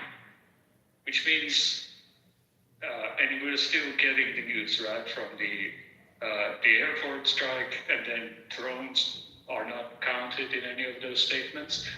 This points to that Iran was ready, and it was retaliating in quite a large capacity.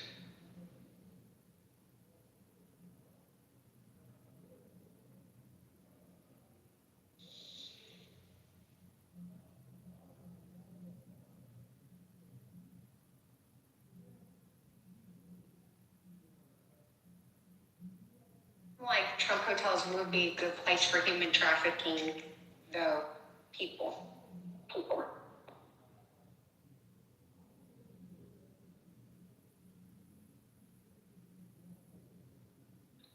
I'm just trying to look through all of the rhetoric, trying to see behind the rhetoric and see, because I know that real estate investors invested heavy in Dubai because it's where a lot of money is. I'm trying to figure out what's the play, because I know people have got to be losing money. It's just like anything else. If you even though that particular hotel is owned by that particular hotel is owned by the whatever, the royal family or whatever, it's privately owned. If it goes to crap, everything around it loses value, and I'm just trying to figure out what's the play. I'll tell you to lose value. I think that would be the play. Why are you bombing? Just make it a smart city rebuild like they do every.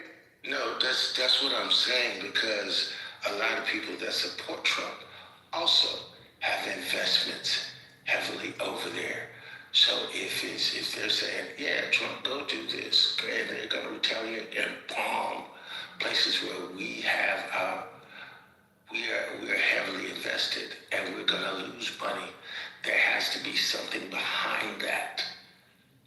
There has to be a play behind it. The play is stay away from the Middle East. Van said it right. Okay, you're not hearing my point, man. Jeez, you're not hearing my point. Keith said, I'm not emotional at all. If they support Trump to actually do what he's doing, knowing Iran is going to say anybody can get it, and they have heavy investments in the Middle East already and have for a long time. The real estate is a great investment over there. They have been putting money over there. I own REITs and things over there. My point is, what is the play to say, yeah, Trump, go do this. Iran is going to hit everybody around there. They may hit Dubai. We're going to lose money. There has to be a play after that. Remember the Bin Laden family got a lot of money in construction when stuff got fucked up in the Middle East already? I'm sorry, what is the play with tariffs? You can do with every Trump policy, which seems to be counter economic prosperity of the United States. Like, why would his foreign policy be pro-business? Is tariff policy pro-business? Have you seen what he's doing with Anthropic, the AI company? Is that pro-business? Why are you expecting pro-business foreign policy from Donald Trump? Or economic development of Middle East from Donald Trump? If you read the statements from Qatar and like everybody else, like the second line is about this harms the economic development of the region. Like they're all complaining about it.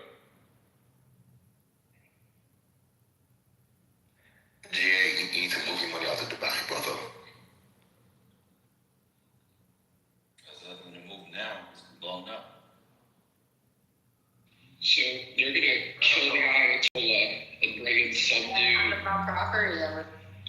who never lived in Iran, and he's just gonna be accepted as the fucking president?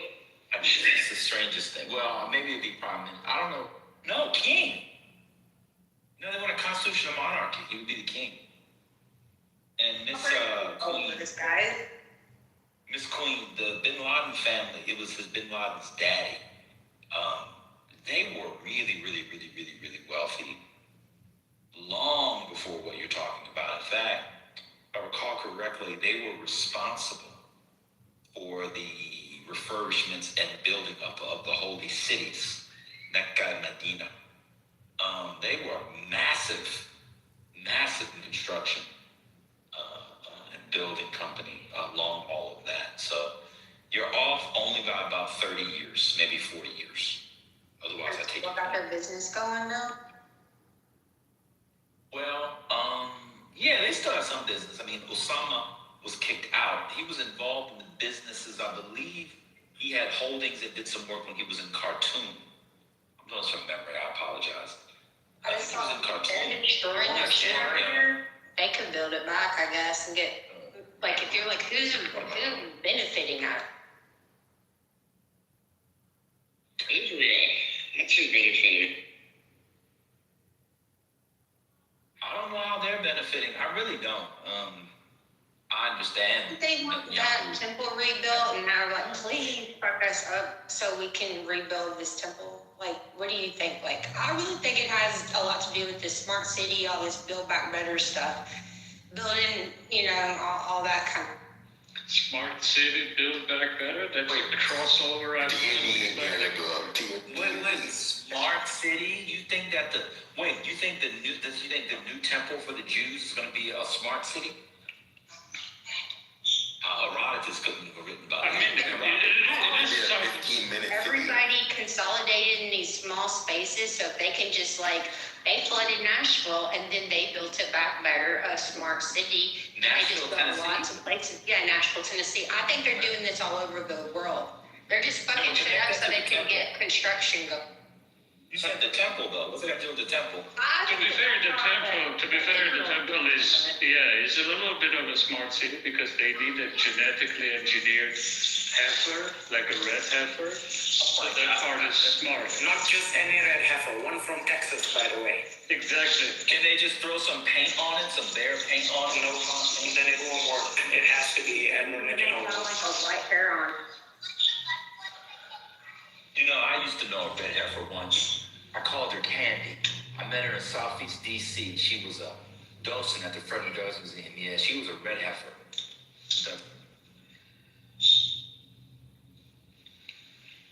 Earlier, you got interrupted. You were talking about something interesting, and you asked a question. Yes, it was in Khartoum. Yeah, it was in Khartoum in Sudan. Yep. Yeah, they had big holdings there. It was a very big, you know, definitely his money. You know, the money he got from there definitely helped finance Al Qaeda, or the base, as it is known. Early on, for sure.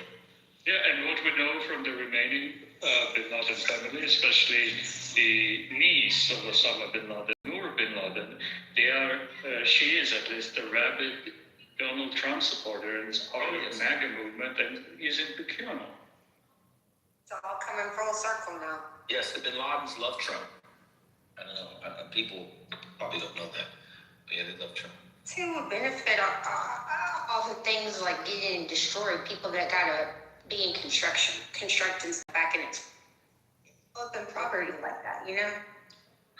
There's and neoliberal, I'd love for you to explain your theory. How does Iran maintain its missile drone complex? By the way, they just destroyed the police. Who's up my clean up the kid?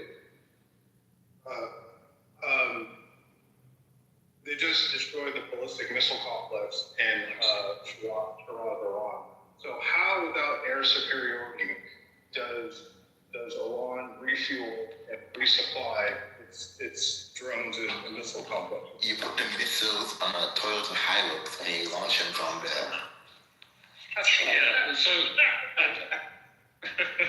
So, Trent, I don't have a theory. All I said was, up to this point, if you combine the number of missiles that have been circulating in media, like Bahrain said, so many missiles were launched from Iran on Bahrain, and then the United States says 300, they fielded 300 missiles, and you combine all of those things, it shows that at least for the majority of the day, right, Iran maintained the capability to launch those missiles, which if you count them, would be approaching the total number of missiles they launched during the 12-day war, which means the capability, at least for today, was there. And given that majority of the strikes occurred simultaneously in on Iranian time in the morning, right? It means that those strikes, majority of them, still, whatever capability they destroyed, they maintained enough to make that type of a show of force. Well, I mean, Mel, I thought you were joking. Like, to me, the problem is once you lose air superiority, very similar to trying to deliver drugs across the ocean, once those Reaper drones are out and they can hit you at any moment, it gets really difficult. Plus, I would assume that Mossad has tremendous amounts of intel, and I think the populace will begin to rat out the other folks, and you'll start to have people traitors to the regime. Because to be honest, I don't know what they're serving at this point. I don't know that without Khamenei, I don't know who you're serving, what you're serving. Who were they serving before? That's a great question. It reminds me of the Nazis.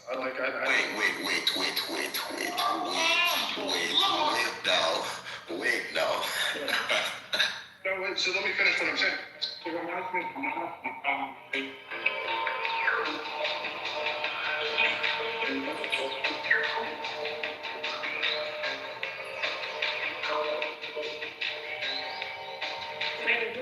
What happened?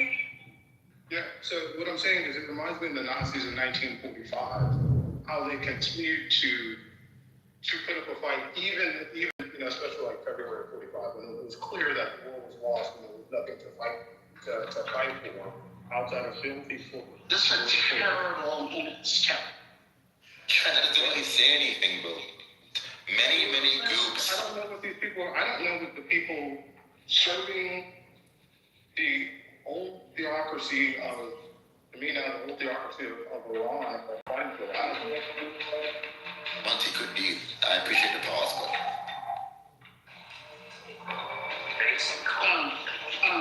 It's kind of done. I don't like it though. Yeah, let it cook. Let's go.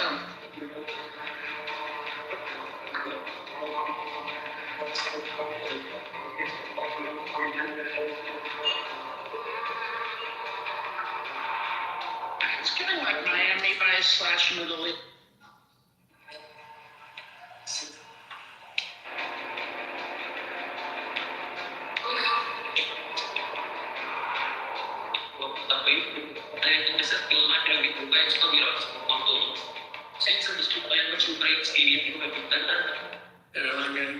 Iranian regime is kaput. Thanks. Trent, Nazi comparison was absolutely insane and doesn't really tell us anything, right? Because throughout history, like, many groups, will continue to fight for a particular idea or institution, even though, the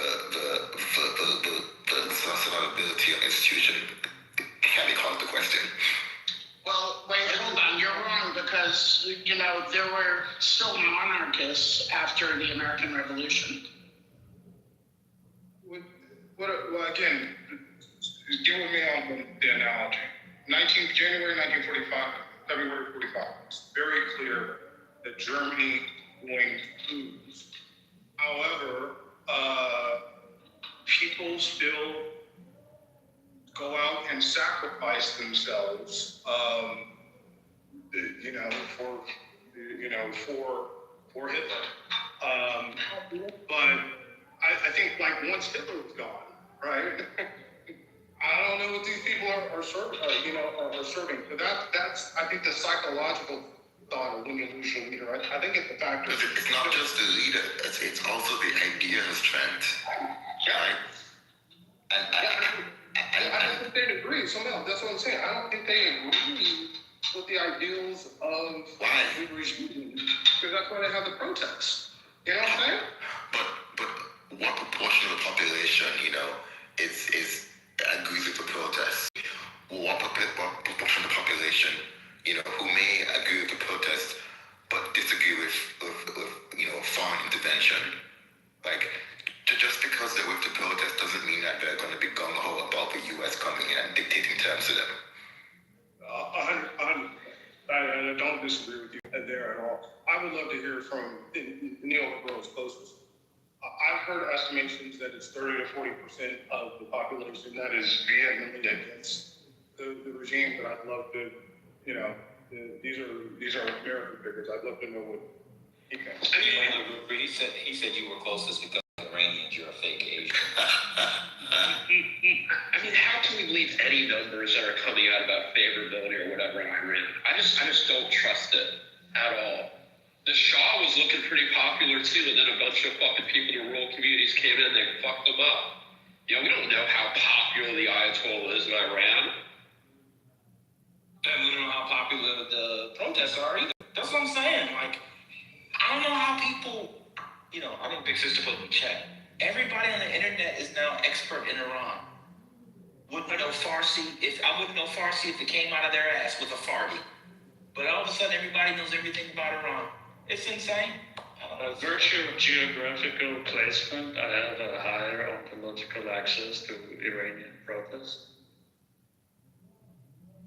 Yeah, that's what I was surmising. I would think that you... That was a joke. That was a joke.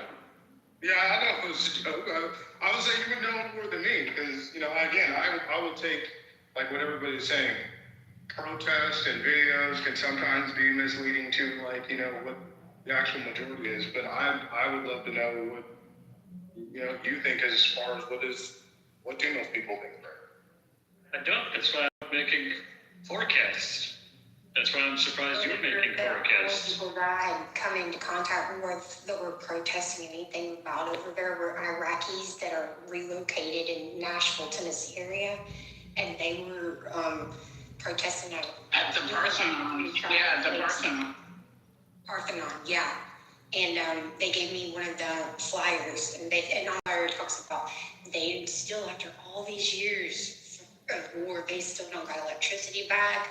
All this horrible stuff, like people can't make any money, they're starving still, and they corrupt people in power and left everything up to corrupt.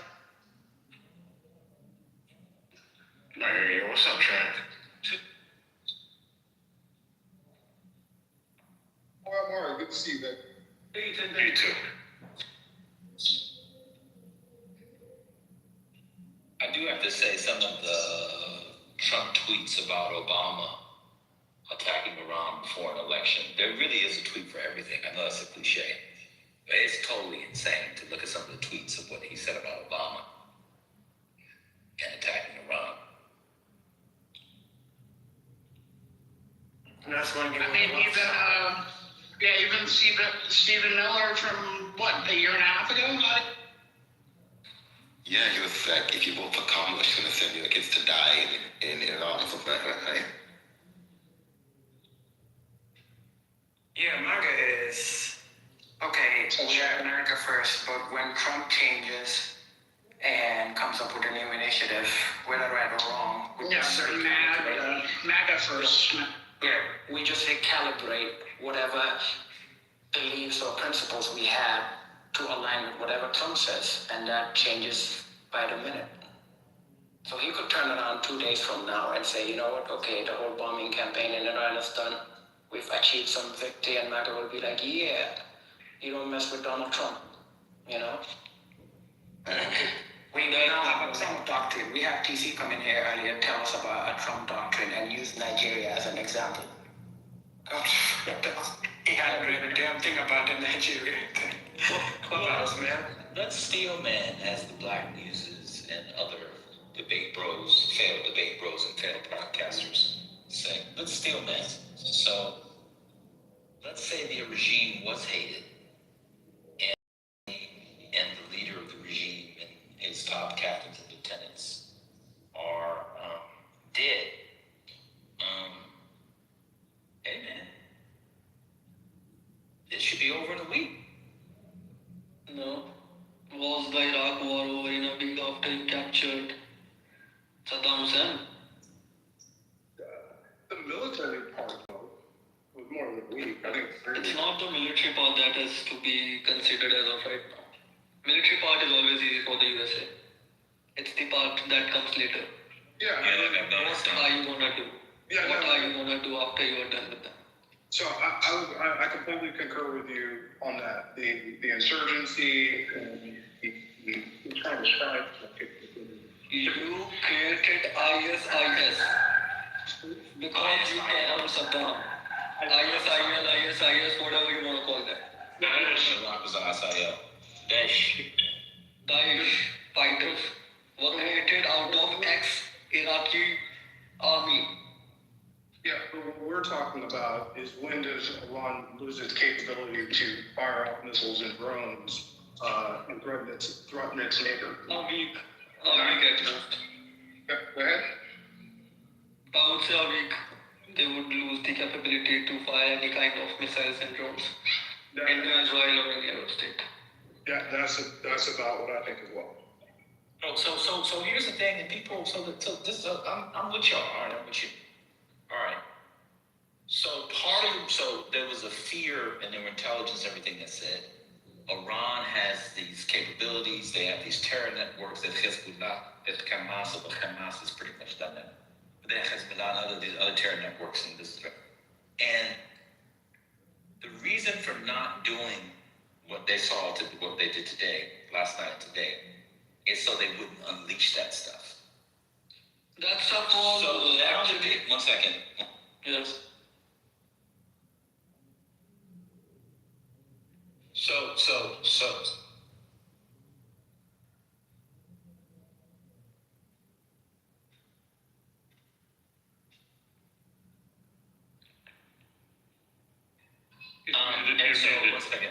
And so they were holding back. Now there's nothing to hold back. So either two things are true. Either all the reports were wrong, and they were a lot weaker, and not nearly as threatening as everybody said. That's a real possibility, by the way.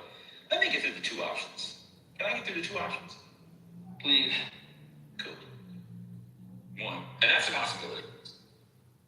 Or two, it's still coming. So let's say, they blew out how you pronounce it, Shahaz, or how you pronounce it. They blew out the ballistic missiles, all that stuff. Apparently, although they have terrorist cells all over the country.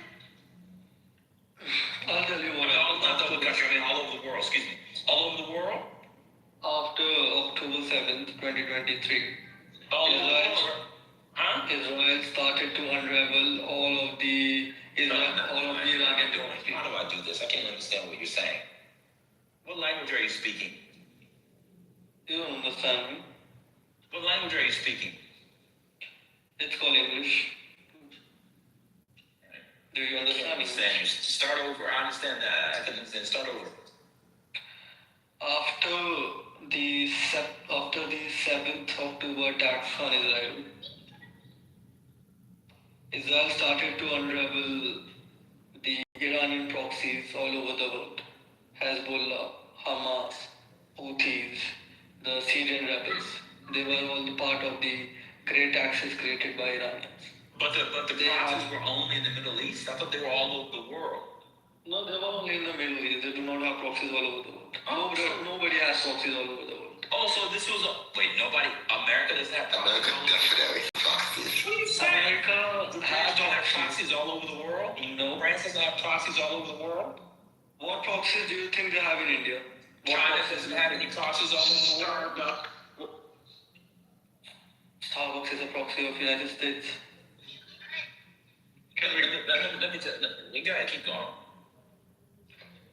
Yeah, the two options. I think to get back to the idea of quote unquote straw manning, I think best case scenario is IRGC taking, if the leadership is dead, whatever IRGC leadership might be dead, they are easily replaced. IRGC takes over and it becomes something like a more military dominated state like Pakistan. Right.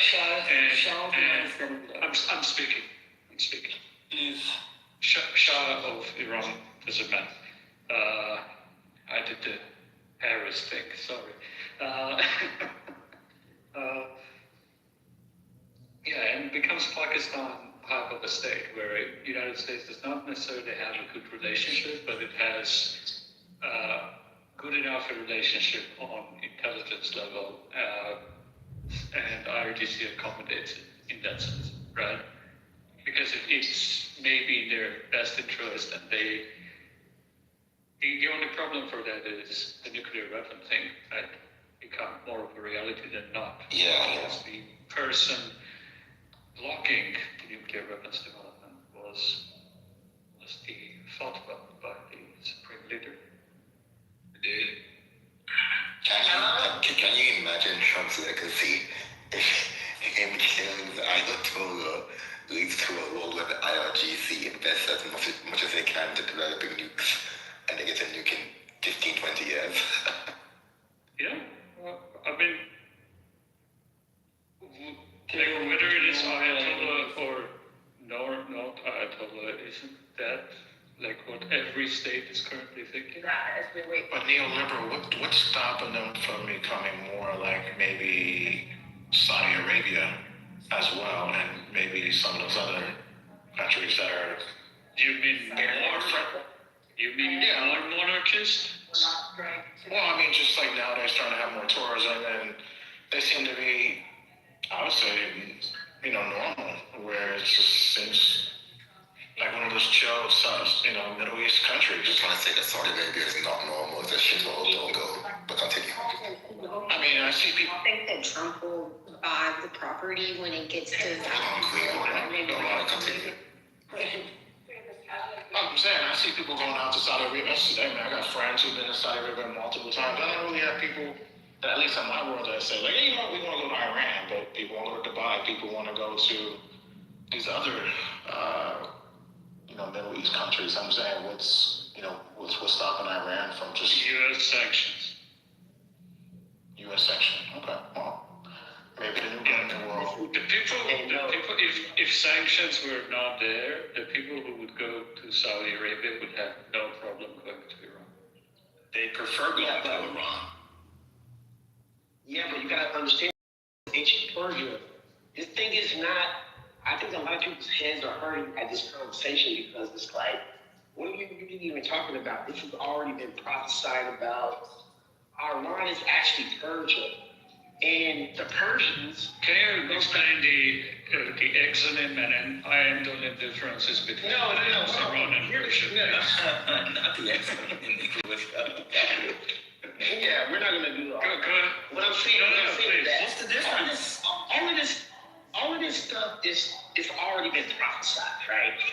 The people who read the stars... Whatever your religion is, if you read the stars, you look at the sun, the moon, the stars, whatever. Yeah, at the end of the day, we gotta understand that war is inevitable because war is profitable. Okay, if it's all foreseen, then we shouldn't do anything. Like, we shouldn't talk about it. It's all just gonna happen. Yeah, I wanted to ask a question, if you guys don't mind. The sun and moon. And there was some good words about man. I enjoyed listening to you, bro. It seems like you got a lot of knowledge on your shoulders. I want to ask just anybody, and you can have a discussion when I was just listening. Do you think this really would start World War III? I know a lot of people do the same things, like North Korea may jump in, but I haven't seen anything. Or they may attack Japan, or China might make an attempt at Taiwan. Like, what do you think of like the world? Are they going to react to America in this way, or? I think they're just going to buy the property once it gets to value to read it. Can we stop on the property, please? I really believe that's the core of it. Yeah, of course. It depends what's in their best interest. economically. I mean, there is a pathway. Building back. There is a pathway to like escalation into a regional war, but it's unlikely, right? Like if mostly because the regional actors, despite somewhat like either being neutral or slightly siding with the United States or giving both sides statements, the real regional player is Turkey, right? Turkey is very pissed about what the United States is doing. They consider it attack on Iran. It's very different from every other statement that other countries issued, right? In their statement, Turkey said that they consider this attack an attack on their sovereignty, not only Iranian sovereignty, but on their sovereignty. So this is also a challenge to Turkey's rise as the preeminent regional player, right? And they went through this stuff with Syria, right? And Syrian refugees and destabilization in Syria. They just recently basically succeeded with al-Shara government in Syria of stabilizing this situation. They don't want a repeat of that in Iran, right? So the pathway to World War III is constrained by, on one side, Azerbaijan, the other side, Turkey, that are probably not really interested in regional escalation whatsoever. So when you say that, is it because Turkey was the leader of the last caliphate? It was the Sunni caliphate, which was under or the leading of the Ottoman Empire. And no, brother said something about prophecy. I'm into theology and stuff, but I don't want to bring that into the mix. I just want to talk about the politics side and the event side of it. But do you think that Turkey may have an interest in retaliating more than any other country in the region, even Iran itself, because of that? Everybody other than Israel and the United States are interested in regional stability. Yeah, I didn't think Turkey would, have any type of response to that. Israel, Iran and as far as I know, with how this is going, I mean, it's really crazy, and to the point where Iran and Israel can actually take care, and Iraq can take care of themselves, to the point they don't need America. I don't even know why. And I'm trying to figure out what America has to do in any of this, rather than what we need to be doing here. But I'm getting people telling me America's trying to take over Iran, Iraq, Trump, whatever, and then I'm getting people telling me, because of the oil and all that. Then I got people telling me, no, we're trying to help Iran, Iraq, or whatever. But if they can help themselves, because they're rich, they have money. That's matter of fact, we're dealing with them personally with that level. I know that for a fact. But I mean, are people, Americans, really concerned about the deaths that are going out there, or is this really about taking over? Well, some Americans are concerned about the death, but I'd like to answer Kevin's question. Okay, breaking news, Iran's Supreme Leader Ali Khamenei will speak within minutes. Iran follow-along TV reports after Trump Netanyahu claimed he was killed in ongoing U.S. explosion. I thought they said that minutes ago, like hours ago, though. They've been saying he's going to speak for a while now, right? Yeah, I'm still waiting on. So the answer. What I'm reading was 2 minutes ago. Within. I get it, but they've been saying since literally 7 official U.S. Official Iranian news channel saying it. Yeah, I think it came out. Is it Com News?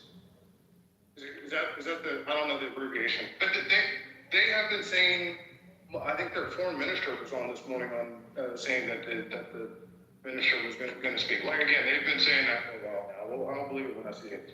But to answer Kevin's question on what could happen. Now, I will say, I don't think, I agree with neoliberal. I think the chances of a true regional conflict are unlikely just because Iran doesn't have the fighting power and Russia's already tied up in Ukraine and China really hasn't come to their great aid.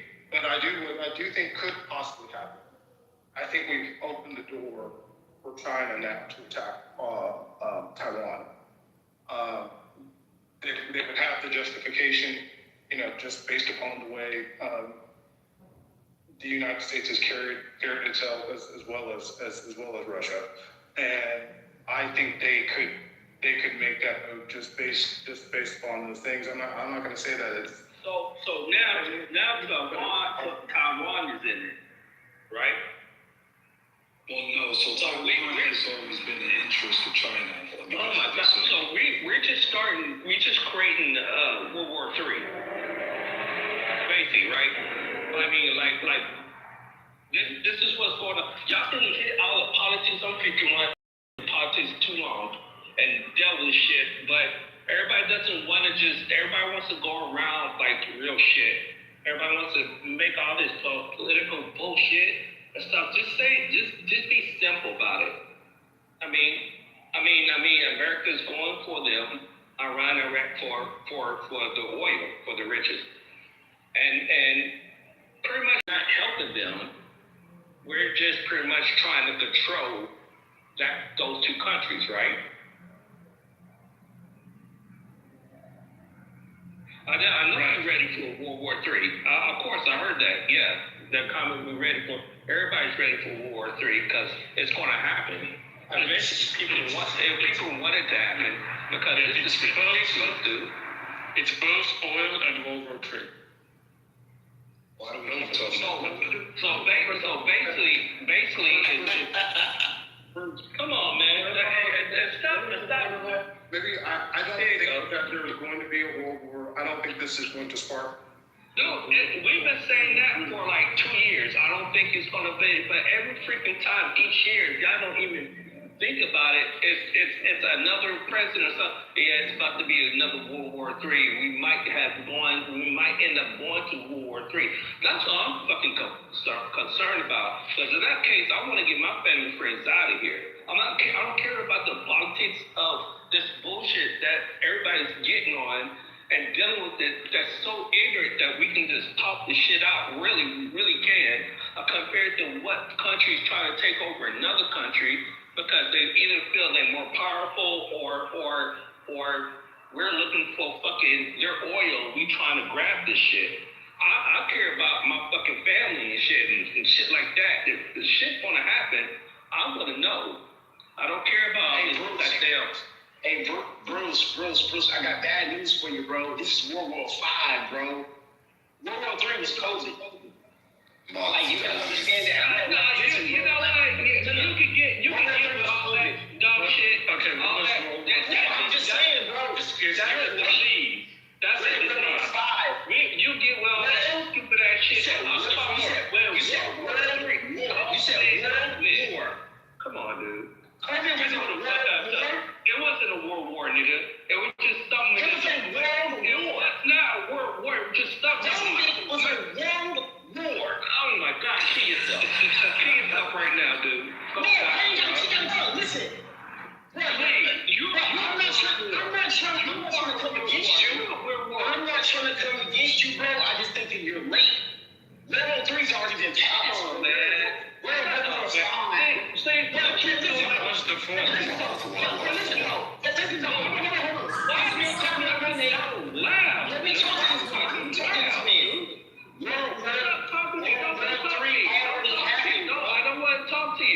I don't want to talk to you. Dude, you're not making any sense. That's a disease. You're not even, shut up, dude. Shit don't even make sense what you're saying. Hey, did we miss World War IV? You're late, bro. Bro, you got a ticket in the room. Bro, you got a ticket, bro. You got a ticket, bro. You talking to me, crazy? You got a ticket. You got a ticket. You weren't. I'm telling you. I got a ticket. They Nigga. had I'm 3 talking to you, nigga. Listen. Bruce, calm down. Listen, man. You calm down. Calm down, nigga. You too loud there. You keep yourself. You mute up, nigga. You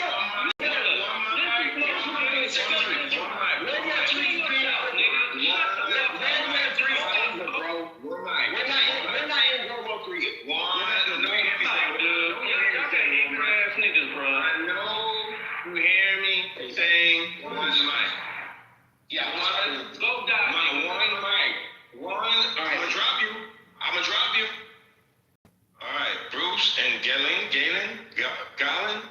Yeah. Okay. Y'all gotta go one at a time, bro. We don't want to. Okay, I'm talking. I was walking around. I'm gonna drop you. Please, sir, respect them. Trying to maintain order. Please. Go ahead, Ben. Neoliberal with some breaking news in the chat. Looks like we have a new leader of Iran. Neoliberal, you want to break that? Yeah, President is assuming power during the wartime. But again, still no confirmation of the Supreme Leader either way. What about the president? You know, they have the governmental president. Yeah, that's the question. Where is the Pezeshkian? Apparently also answered. It's so funny too, because I remember the Iranian president, even with sanctions and everything, used to have a pretty visible presence in the West. I don't know if y'all remember Ahmadinejad. He would always come to the U.S. all the time. So this is interesting. So maybe the Ayatollah is dead and the president is dead. There you go. I got a question. So some of the, go ahead. I'm sorry about that, Lord. Yeah, man, I was going to tell you, in 2006, I prayed at the same masjid with Ahmadinejad and got my ass whooped for calling out a soldier because he walked into the masjid with his shoes on. He was one of the representatives for the AU summit that was held in Banjul.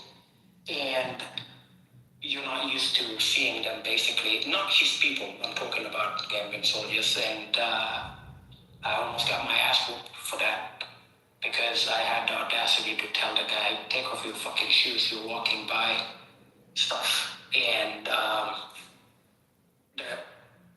immediately after that, it didn't take long, his regime went away. But one of the things he did was actually, from that region, was help some of those so-called friendly governments to get training, military training, to Iran. Now, I don't know what their rationale behind it was, but I don't think it's kind of produced any sort of benefit, because I don't think any of those so-called militaries will come out and help them. But that was some funny, weird thing. You brought up his name, and I just remembered that thing. Sorry. Yeah, so I just want to confirm with you guys. Is it true that Israel got hit as well?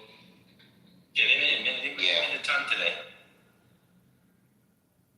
Can I put my 2 cents in, if you guys don't mind? I believe it's about China. The war is about China becoming powerful and Russia. I mean, if you're saying, well, let me give him some change. Hold on, Neoliberal. Because if he thinks that was 2 cents, that was no more than a cent. Here's a penny back, bro. Your 2 cents weren't even worth the 2 pennies, bro. Like, that's all you got? It's about China, it's about Russia, that's it? Like, how? In what way? Explain how it's about them. Like, Iran is giving a lot of resources. All right. Okay. Can I get my 2 cents on the issue? Well, China and U.S., they've been at war. They've been to, technology war. They've been to a lot already. And then they're both each other. Russia already defeated the NATO. They're defeating them on the other side, No. America understands. Russia's not Russia's fighting doing NATO. what? Russia's not fighting NATO. What do you think your war in Ukraine is defeating NATO? It's not defeating NATO America. because there are no NATO troops. Hold on, bro, calm down. There are no NATO troops involved. NATO involved. Now there are NATO countries and And China's about to take over America. money to. China's becoming number one country in this earth, you know? No, bro, I think you're so disconnected from geopolitics. It's power. No, it has nothing to do with that. So the situation with Russia and Ukraine it goes back historically, because Russia actually started with the native land Rus Kiev. So and it's also about the former USSR and the former surrounding and border of countries that actually separated, because Russia's not good strategically from a military standpoint. They're landlocked, and pretty much like any invasion from what they would call the threat of Western Europe was very easy. Russia historically under the USSR was under the comfort of having bordering countries that actually kept them from being invaded or having to deal with the politics, but the loyalty was still to Russia. So when the Ukraine war actually got started, which really goes back to 2013, 2014, it was to obtain those three territories in Ukraine. But then eventually there's this historical claim back to Rus Kiev, because Kiev, which is the capital of Ukraine, used to be the center of the Slavic empire, if you want to call it that. So that it's just trying to get back to a form of USSR, a form of loyalty with bordering countries like Uzbekistan, Turkmenistan, Latvia, Estonia. Latvia, Estonia, and Lithuania already switched over to the NATO. I mean, Russia didn't attack them, so then that theory kind of goes out the window, that they're at war with NATO. So what it is more so is just getting back ground and an advantage back in Western Europe. And Russia doesn't like the sphere of influence of the Western Europe to be that close. That's just pretty much it on that. That's a good assessment. If I can chime in, because to neoliberals news, did you say it? Oh yeah. And Ben, I think you're gonna find this interesting, because Trump has made a very telling statement, saying a lot of the Iranian leadership is dead. We know, we don't know it all, but a lot of it is. It was a very powerful strike. But we have a very good idea who the next leader will be. Which I don't want to read. Well, I'm gonna read into that, because I know the Summit thinks far ahead. There may be a possibility the reason why this vice president was spared, but we'll see. Friend, it's very beautiful to see contorting that you do with any use of information. Well, okay, so this is some type of a 3D chess plan, and this vice president specifically is Delcy Rodriguez.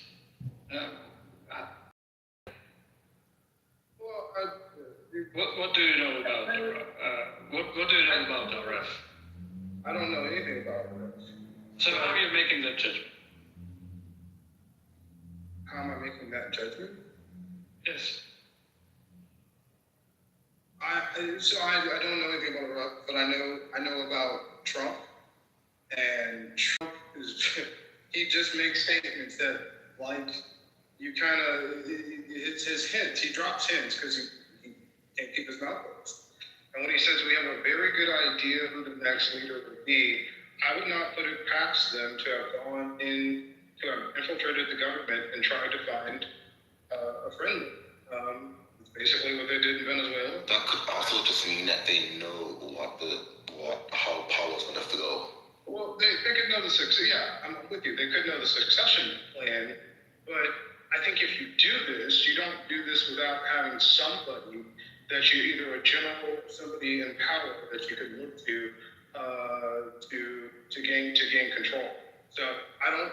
Like I said, I'm not going to go too far into it. It's just one statement from Trump, but he always leaves little tidbits. I mean, if that's true, honestly, that wouldn't be the worst outcome. RF supported the Green Revolution. He's a reformist. But you know what's ridiculous? The rest of the government was also reformist. like Pezeshkian, who's dead, well, presumably since Vice President is taking over the presidency, both Pezeshkian and RF are reformists. Do you think the reformist movement in Iran will have higher or lower credibility after this? Or the hardliners would have higher credibility? Can I ask a question that might hurt people feeling? Is the American empire fall? Hold on, Smash. Hold on. Trump answered nearly, but I'm curious what he answers. I didn't hear his question. Sorry? I didn't hear your question. I'm saying if what you were saying is true, you're reading the situation, that wouldn't be the worst outcome. So I hope it's true. I hope you're right? But both RF and Masoud Pezeshkian, which is presumably dead, that's why Vice President RF was the Vice President, is now assuming presidency and control, right? So let's assume Pezeshkian is dead. Both of them are reformists. RF supported the group movement, right? So do you think the reformist movement after this war will have higher credibility or lower credibility vis-a-vis the hardliners, let's say, in IRGC? Yeah, I'll be honest. I don't know enough about Iranian politics to comment to you guys on that. So I couldn't even think of you would know better than me. Well, it would be strange to bomb a government that is reformist to keep the government that is reformist, wouldn't it? Mm-hmm. I mean, there's a lot that happened. There's BRICS. There's something that's, I guess, dollar. There's a lot that happened. Please, brother, please. The petrodollar. So I had a follow-up question to that, or another question regarding the region. If you guys, I don't know if somebody would respond to that question. On that last question, right? Okay, I'll go ahead and ask. Does anybody suspect, and this is actual real evidence for it, that this has been a long agenda of Israel's with the backing of the U.S. for the idea of Greater Israel? And is anyone familiar with the idea of Greater Israel? Are you talking about the Zionist movement? Yeah, so Theodore Herzl, I believe it is, in 96 wrote about Zionism. It's been a long agenda that's been for, even when you look at some of the Israeli IDF coat of arms and some of the badges they have a map of what they will call Greater Israel, which is pretty much, it will show the region between the two rivers. So the Israeli flag is rumored to portray that artistically by the two blue lines that you see on the flag, which actually involves the Nile River and the Euphrates River. So there's this idea. So what I'll do, I'll actually post it in my PTR now, and you guys can check it out. So I have it in there now. If you refresh your PTR, you'll see that the lower badge below the flag of Israel, they have this badge that they wear. It's called the Greater Israel. And this badge actually shows the regions between the two rivers, what encompasses what they will call Greater Israel. My question is, do you guys think that the destabilization of major, I wouldn't like to say Arab because there's different ethnic groups, and I think that would be unfair to say that, but let's just say Middle Eastern countries, do you think that the fall of these in secession was to achieve the goal of getting this? No, I do not believe that. Okay, no problem. I was just wondering, what do you think your opinion is as far as, do you think it's totally about Iran and their enrichment levels and their nuclear program and things like that? I think that the Israelis have lost their minds and in their heart of hearts believe that, in order to guarantee their security, they need to lord over the region. And in order to do that, they need to put down all of their enemies, for the big enemy being Iran. And to the extent that they can, they and the Americans can work together to, cordon off and restrict Iran, they'll do whatever they can to do that. I think that what you said was pretty much like a summary and a circumlocution to what it is I just said. You said they do it so that they can have control over the region. In Greater Israel, is that? No. But control from a security standpoint is different from having control over the actual land, right? You can have peace, and that would be control. Okay, no, thank you, man. You're welcome. So like them, getting whipping Iran into shape doesn't necessarily mean that they're gonna go and commandeer or conquer territory from Jordan and Egypt, etc.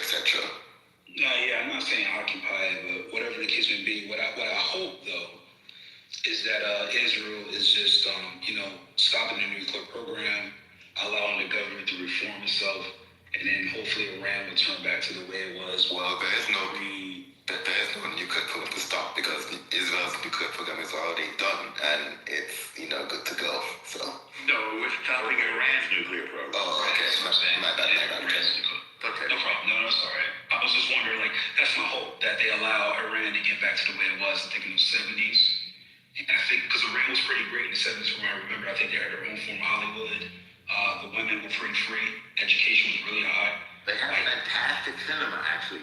We could all watch a great Iranian film. I think it's called Wild Cherries. It's beautiful films. Great art, great food. Wasn't the presumed nuclear program stopped by Trump already? No, they took down the facilities and they delayed it, but they didn't eliminate it. And it was obliterated, right? No, not necessarily. So a nuclear program is in several parts. Well, I understand that America is getting controlled by the Israelis, of course. Please. It's not allowed to be controlled. That's a... So Iran, I think, is still mining uranium, right? So to make a nuclear weapon... And the word is enriching. No. So did Trump lie? Trump lie? Mining uranium is different. Enrichment is different. Enrichment is when you separate a uranium-235 from 238. The heavier 238 funnels out, and that's via the centrifuge. The center actually sends up to 235. You must get the 235 to 90 plus or 96+% for it to be weapons grade. So it's all about removing the heavier elements. And then the idea of making the weapon, whether it's fission or thermonuclear, that the payload delivery and all that is something they have to figure out all together on their own. And then there's delivery of the payload. Like they can make a bomb, but can they make an efficient bomb to put in the payload small enough for a rocket to carry a certain? It takes a lot to do that. But the enrichment and the centrifuge, we may not. Correct. Well, it's not about lying. It may be limited intelligence, but It's okay, man. You can tell the truth. He exaggerated. It's okay, man. You can say it. It's fine. It's fine. He exaggerated. It's okay. It's all right. Yeah, I think they have some sort of nuclear program still. So why does IAEA say they don't have a nuclear weapons program? Well, nuclear weapons program is specific. Nuclear enrichment of uranium is different.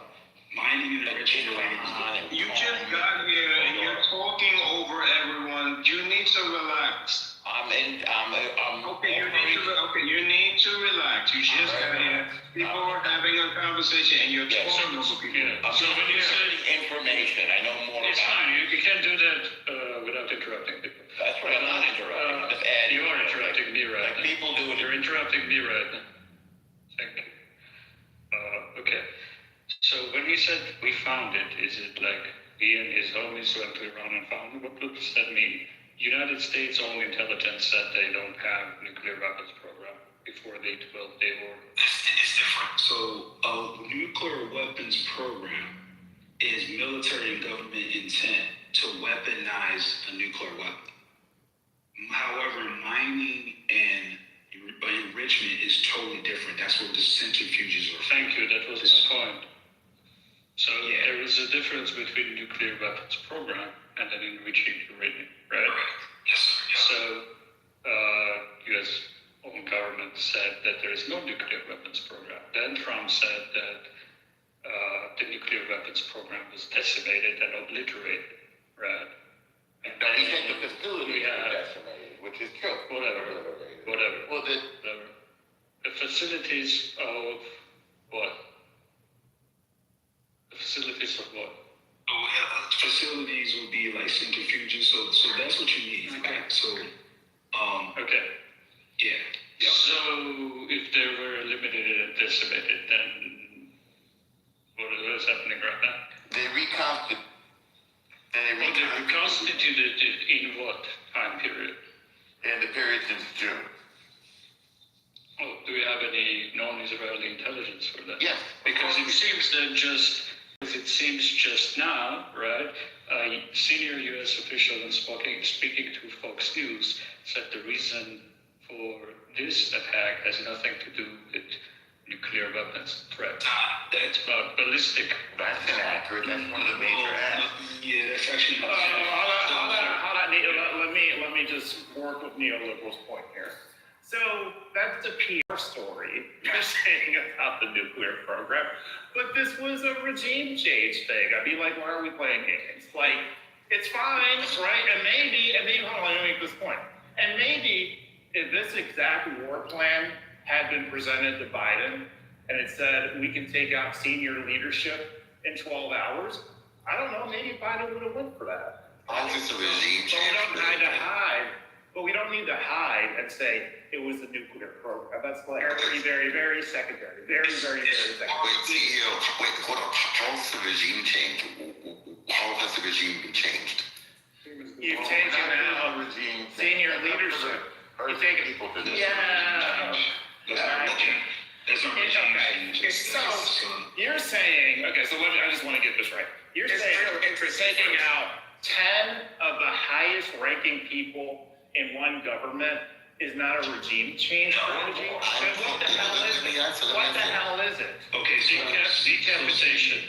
Decapitation. Command and control. You can say decapitation or command and control. Yeah, that's not a regime change if a deputy just step in and have the same plans and the same aims. Correct. Hold on.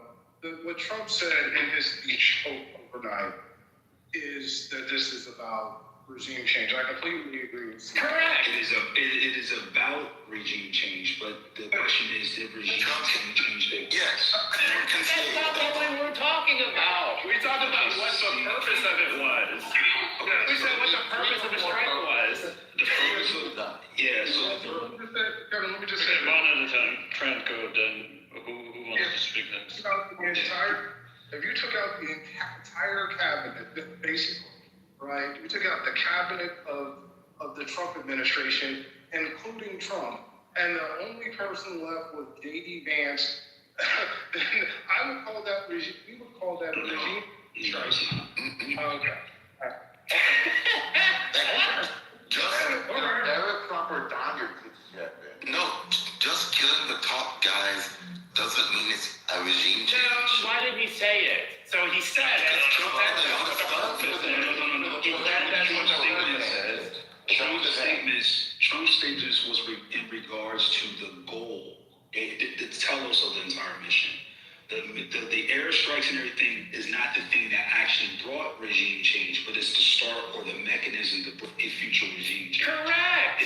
Correct. Oh my God. Oh, you're just being semantic. That's I'm not disagreeing with you. Everyone is being semantic right now. Yeah, I don't disagree with you. You don't even have to make your point. I don't disagree. No, it's not about that. I just wanted to say to Trent's point is that when you take out, let's say, the whole cabinet, for example, in 1947, we have the Presidential Succession Act, right? So it's not like things are not in place that if, let's say, a whole cabinet or leadership were to be eliminated, that all of a sudden now the government will fall apart and that'll be it. There are succession plans. And to act as if Iran does not have one will be kind of like it. Well, Trey, can I just say why? Can I just say, one second, Trey. So y'all work too hard to disagree. Okay, I'm in agreement. This was to put the motion for regime change, okay? Yeah, disagreement? I disagree. We don't. I just want us to go. Yes. To offer the Persian people the opportunity for that. But taking out the ballistic missiles and taking out the nuclear facilities are also key. If at any point they had agreed that they wouldn't develop a nuclear weapon, that might have prevented what happened overnight. Okay, I have a question. So what comes after it? First it was nuclear, then it was ballistic, then are you going to take away their guns? Like I'm No, like that's not on the list. working through the ladder. Working through the ladder, but I'm just interested in what comes after the ballistic weapon. It's from interest. Does AK-47s qualify as It's not on the list. Let's listen to the speech. Yeah. These are on the list. AKs are not.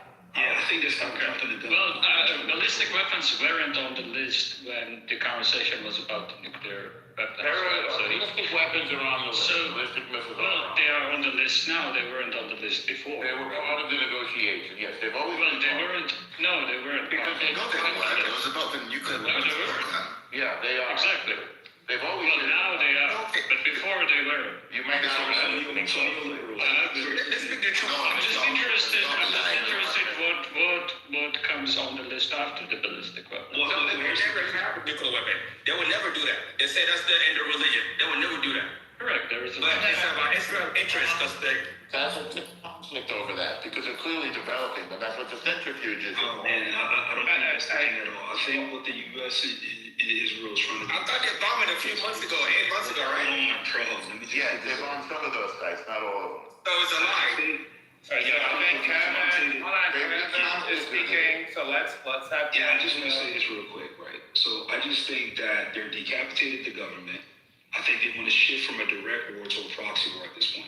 If the public of Iran forms some type of rebellion, and they're gonna arm the rebels, they're not gonna go in there themselves, and they're gonna allow the rebels and probably some of the people from the military, the higher echelons of the military, to pretty much say we turn our backs on the former government and we're gonna force regime change. America and Israel is not gonna touch that. They're just gonna support a proxy war. That's all they're gonna do at that point. Okay, we're falling into a real-time strategy game. I'm after neoliberal. I'm That's a after neoliberal. domestic uprising, not a proxy war. Okay, can we neoliberal? Can we please stop with the Domestic uprising time strategy? Can we stop thinking at our neoliberal? Can we stop with Age of Empires, real-time strategy, fantasy scenarios? You know you picked the Japanese and like that. Okay, neoliberal, you don't. Yes. Okay, cool. And if we want to keep it all the way, if we want to keep it all the way real, oh my God, just stop. If we want to keep it all the way real, the real reason Trump did this was for his ego, to show that he could do something the other presidents before him said was a goal and never got done. So if we want to keep it all the way real, that was the true motivation. Well, you're doing a psychological vow, which is personal, but he actually does want to get things done that other people said they wanted to do and couldn't. We've been struggling with this since 1979. I just want to correct you on Greater Israel or Israel Gadol or Big Israel. So the whole idea of the patches, I see it's an AI thing and it's a myth. The real Greater Israel is including what some people call the West Bank, which we call Judea and Samaria through Gaza. That's the Greater Israel that's referred to. And it's considered an extreme position, but it's certainly not off the table. The river is the Jordan River, and the sea is the Mediterranean. That's the Greater Israel, and it includes the West Bank, Judea, Samaria, and Gaza. And the Golan Heights, by the way, which, and, you know, of course, East Jerusalem. Like I said, So, it's about China. It's about one resources. second. Yeah, it's about China. It's the petrodollar. Norm, what are the current borders of Israel? Well, the current borders of Israel are the green line to the Mediterranean, not including Gaza, and then there's some disputed territory between Jordan, which occupied Judea and Samaria from 48 to 67. There is land that's disputed between the Jordan and, say, Jerusalem going north to south. So that area, what about? That area was offered to people who emerged as calling themselves Palestinians during a series of negotiations. That area was offered to them, but they never accepted it. In 1988, Jordan withdrew from that region, some people call the West Bank, and canceled the passports until 1988. They had Jordania. Can you answer my question? What are the current borders of You didn't hear my answer? Well, you didn't. You went through a historical soliloquy. I want to answer. You didn't hear you the answered on the Gaza side. So is West Bank? You didn't hear the very first sentence?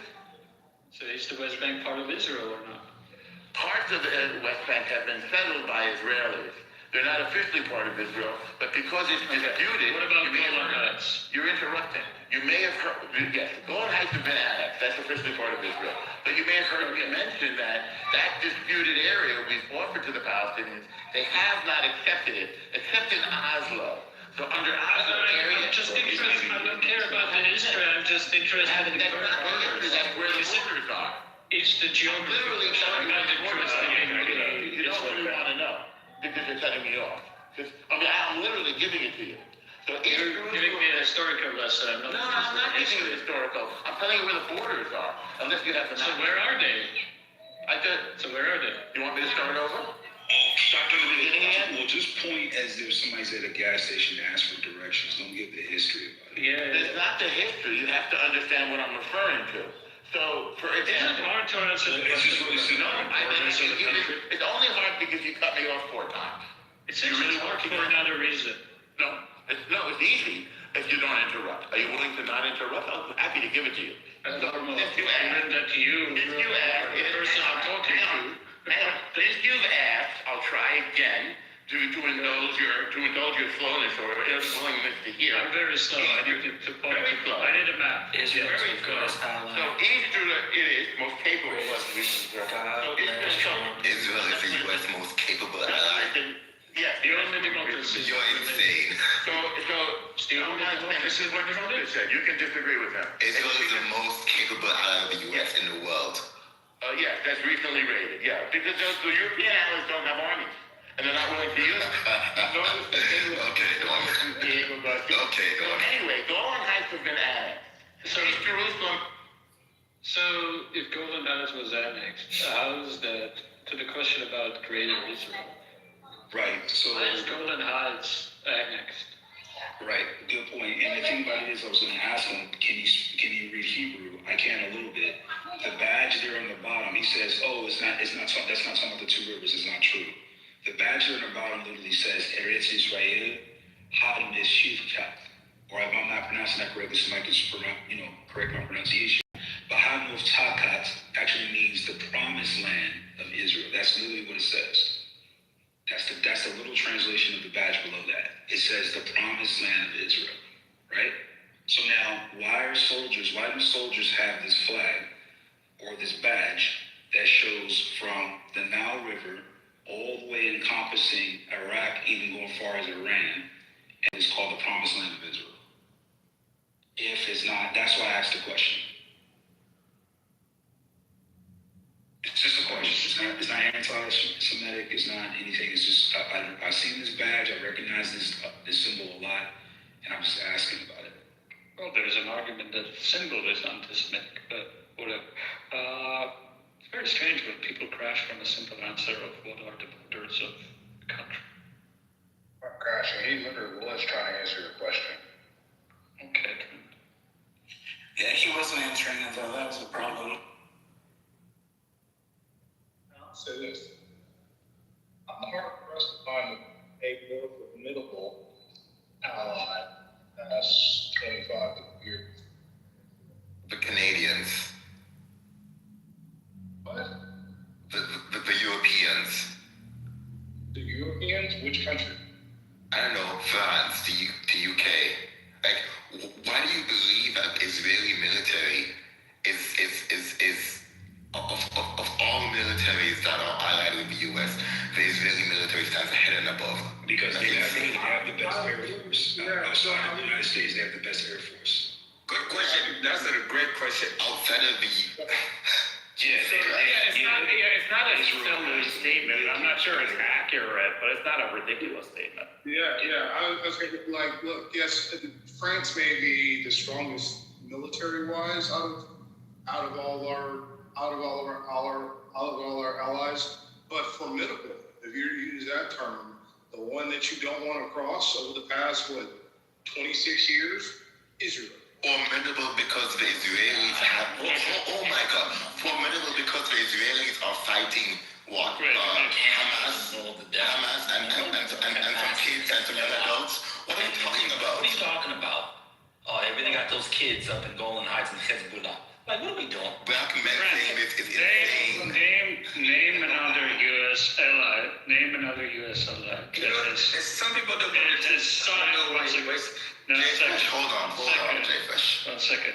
Trent, name another ally that has a regional conflict at its border that has signed a deal that has internationalized that conflict with its own enemies, right? Egypt, Turkey are not friends of Israel, right?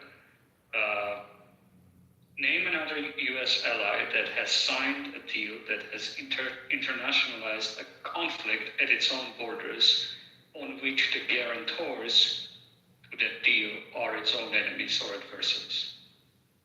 Maybe Korea. How is that formidable? How in any world is that formidable? I'll tell you how. Maybe South Korea. No, absolutely not. U.S. bases are the bulk of South Korea's force. Okay, so he was asking about something about borders, another ally that has something similar to Israel. And I guess Korea is the only one I can think close. But anyway, formidable. The term formidable. Yeah, how is that formidable? If France has a secessionist Sixth-ranked Air Force, not the whole military, but they have the Sixth Air Force. So what? Hold on. The claim was that the Israeli military is. Hold on, Trent. I'm just going to reiterate it. The claim was that Israel was the most formidable ally of the United States of America. That was the claim. So, and here's what I'm going to say. Is that why they spy on us, by the way? Or not? Here's what I'm going to say. Considering Mossad, if I look back to the Iraq War, and partly who got us into the Iraq War, it is Israel. So if you look at Iraq and the regime change that happened in Iraq, and now I look at today, the country that I would at least like to have a problem with is Israel. What does that mean? Yeah, I mean, we can just do it easy. There's rankings, right? Israel's ranked 14th overall. Their Air Force is ranked 6th. Who's above Israel? Let me put it this way. Let me just answer his question. So U.S., Russia, India, China, and Japan. Okay. Hold on 1 second.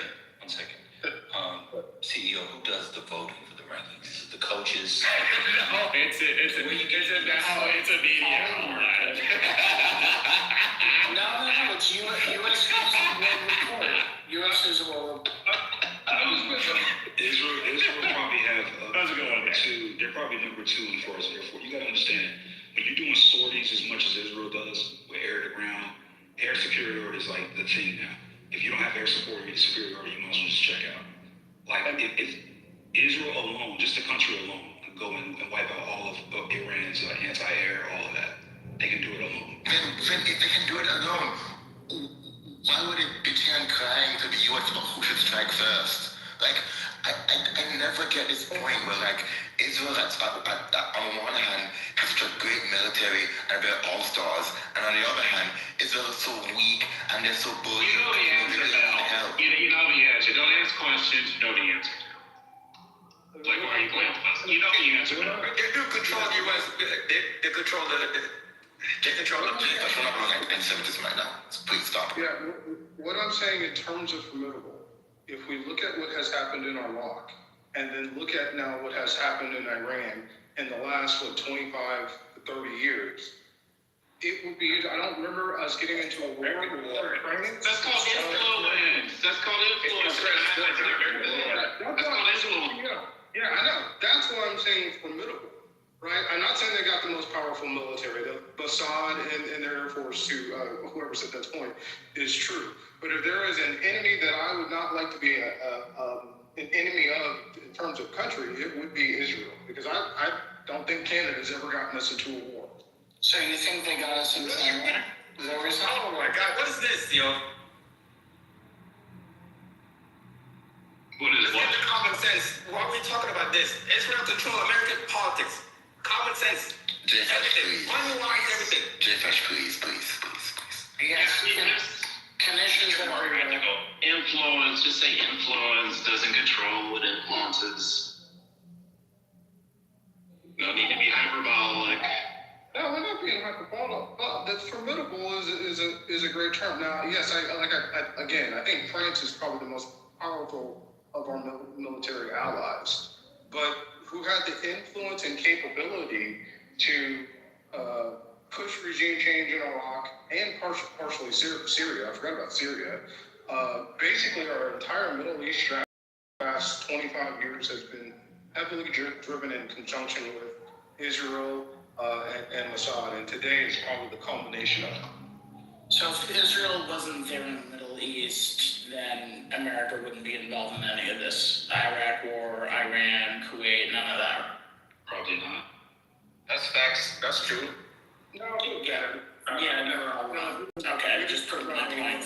That's a interesting hypothetical spirit. Go ahead, drill down on it, you wizards. Let's go, foreign policy analysts.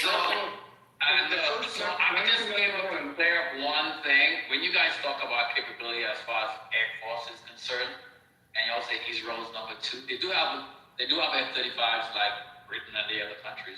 Their pilots are very much capable. But as far as the best pilots outside of the United States, they're not. South Korea beats them. And I know that because I used to go to joint exercise with a lot of them. And Singapore beats them. Singapore actually very pretty capable Air Force. So the Saudis, they're flying against stationary targets in the West Bank and Gaza Strip. Doesn't make them our best ally or more capable ally. Some of our allies are nuclear, even though Israel is undeclared. England has more capable. They have submarines, they have aircraft carriers. So Thank you, ML. Thank you. I'm just so tired. Hold on, J-Fresh. They're formidable. They don't have aircraft carriers, and they definitely don't have So here's the They only have aircraft. Yeah, when you're talking about joint exercise, They're not North Korea alone, right? Yeah, but you're talking about South Korea has a pretty capable Air Force. We train them, and they train with us. Okay, so ML, so you're talking about joint exercises. You're talking about like dogfighting? Yeah, a joint exercise. Okay, yeah. So Air Force really doesn't shine in dogfighting. The dogfighting is just come on. Bro, New topic. Bro, hold on. Okay, so Air Force is not really rated in its dogfighting capabilities. That's just competition or taking over air to air. Air Force is really measured by its ability to gain air superiority in ground combat. Like, for example, how do you measure that? Okay, when did Israel gain air superiority? What? Because Gaza doesn't have an air force? No, so it's a repetition. So they have air superiority? What are you talking about? I'm curious. It's because the pilots have more hours and repetitive, regular sorties of ground attacks. That doesn't mean they're more formidable. You gotta understand how that works. Okay, the Saudi pilots have the most hours in the world. They spend a limited amount of money on airtime. Are they some of the better pilots? No. They suck. What kind of sorties do they do? The Saudi pilots. They're bombers. Yeah, they're bombing Yemen. They practice, and they suck as pilots. You tell me somebody who lived in Saudi Arabia, who lived in South Korea, and who went to all of those joint exercises. Yes, they suck. Because I was No, bro, so here's what I'm trying to get at, right? So it's about intelligence gathering, it's about intelligence gathering, targeting. Like, America has the best when it comes to targeting. Being able to identify targets and things. I'm so sorry, but the Israelis bombing some young adults. Hold on. I'm so sorry, but people citing the Israelis bombing Gaza and Hamas as some pin on their capabilities does not impress me. I agree. Fair point. That's a very fair point. Yeah, and that's so now. I'm not saying that Israeli military is not capable, but they're kind of a one-dimensional military, but two-dimensional. They have pretty good foot soldiers. and they have a pretty capable Air Force. They're a two-dimensional. So how are they the most formidable if they have two avenues of failure? That's it. But look at the British, you look at The French. the French, even the Japanese has a military. You know that, yeah. In South Korea. So when you talk about allies, Canada has more capable military. I believe every country should have a nuclear weapons. America. Ukraine. So, excuse me. Well, Ukraine definitely has a pretty capable military now. Yeah, the Ukraine use all the Again, when I'm talking about formidable, and somebody said it, I don't know who said it. We got to try meanings for word. I think Kuwait in 1991 happens whether Israel exists or not. But I don't know. I don't know if the second Iraq War happens, and I think absolutely not. Does today happen if there's not Right, Israel? so that had nothing to do with. Wait, so that means that 9/11. So 9/11 wouldn't happen if Israel didn't exist in the Middle East, and therefore we wouldn't have gone to Afghanistan. Okay, cool. Behind the bullshit. Go ahead. I'll yield to the experts. Go ahead. Can we move on from this? Like, this is not super interesting. I gotta give you that. That's an excellent question that I really have to think about. It was satire. Go ahead. Think about it on. You have to think about whether Israel is in some way connected to 9/11. No. Okay, moving on. No. What?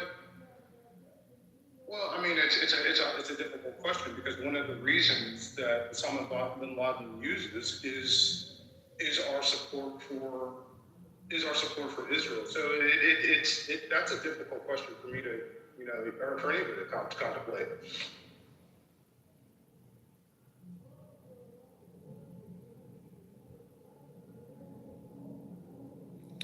Are they still striking each other? Yeah.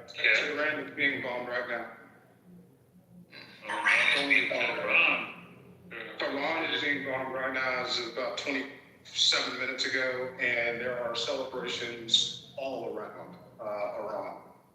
Mass celebrations. Do we have some type of feed that talk by the big US alongside the information? There are videos of Israel. To be honest, let's speak facts. Let's not talk about media. Iran's about to beat US ass, 100%. You know, Get over, dude. What are you doing? That's good. No, go ahead, neoliberal. Go ahead.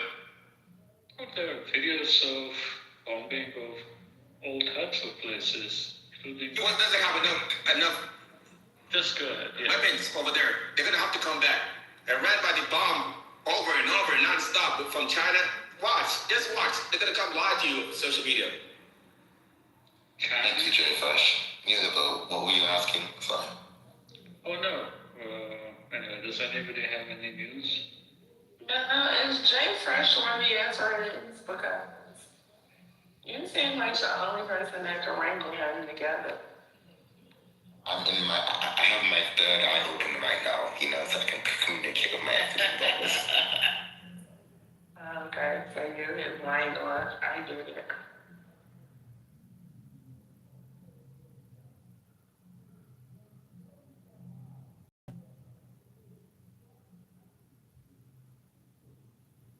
Now y'all can continue. Y'all was worked up today. Finish it. Get Brooklyn. I'm Brooklyn. I spirit is. I've just been listening. Yeah. I'm just saying what other bullshit can be spewed, but go on. There's plenty of breaking news. There are, obviously. I'm Trent you back. They was looking for you, Trent.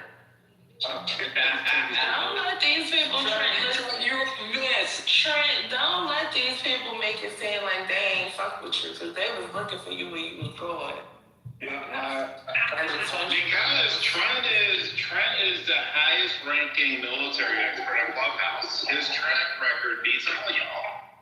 And foreign policy, and economic, and cause, and AI, and extraterrestrial.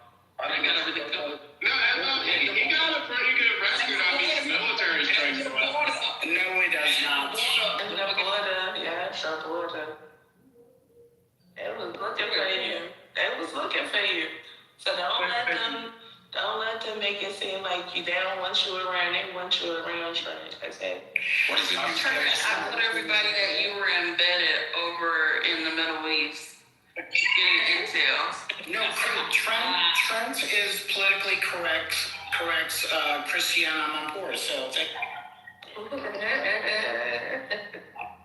You're welcome, and thank you, brother. I was Scotty, I don't know. I didn't say none of those things about you, Trent. Because you drop up and down my message. So Scotty, who was more right? Scotty, who was more right on Clubhouse over the last two Iran skirmishes and Venezuela than Trent? Name the person. let's take Iran. If you say something like, I think we're going to bomb Iran, and it was 8 months ago, that doesn't apply for 8 months. Like he said 48 hours, then he said next week. So you don't get like 8 months of leeway on this. So the Venezuela thing, I don't really know, but you know, I bought a little Chevron stock. You know, I'm up about $100. So that's. Yeah. So. I say Trent predicted. So are y'all denying Chinese flowers for calling this war? Yeah, I mean, you can look at my Facebook, you can see it. But Scotty, so yes, I was about 3 weeks off. Still on Facebook. Huh? Why are you still on Facebook? You don't got no Facebook account, neoliberal? Like, you guys don't have Because one? this is why he makes neoliberal. This is why he makes his predictions. No, Facebook is not allowed in this country. That time when Trump bombed Iran 8 months ago, Israel got 12 days of work of non-stopping. They will never report the truth. They're going to lie to you regardless of what. And then they have to make peace agreement. Jay, what the fuck are you talking about? Brooklyn, if you can figure it out, let us know. Will you be his translator, Brooklyn? I don't even know what the fuck. Seal, you Trump's translator. Come on, you should be able to translate this dude too. No, Mel is his translator. And I don't know what he's saying, Mel. What is he talking about? So, yeah, I don't know what you're talking about. So I'll say this. Israel not the work. America could drop the bomb and dip, but Israel got to work for 12 days straight. Yeah. She said, hold on, let me translate. JFS is saying that the Americans can go in and, spank a man on the butt, but Israel has to deal with the consequences. And that's what happened. That's happened 12 years. It's called 12 Days War. Israel, they run out of weapons, because America provide Israel with weapons. They run out of weapons, and they have to sign an agreement for not doing it again. And Jay Fresh, they just lied to you on social media. They lied to you. Hey, Jay Fresh, what country are you in right now? He's in the People's Republic of Minnesota. You gotta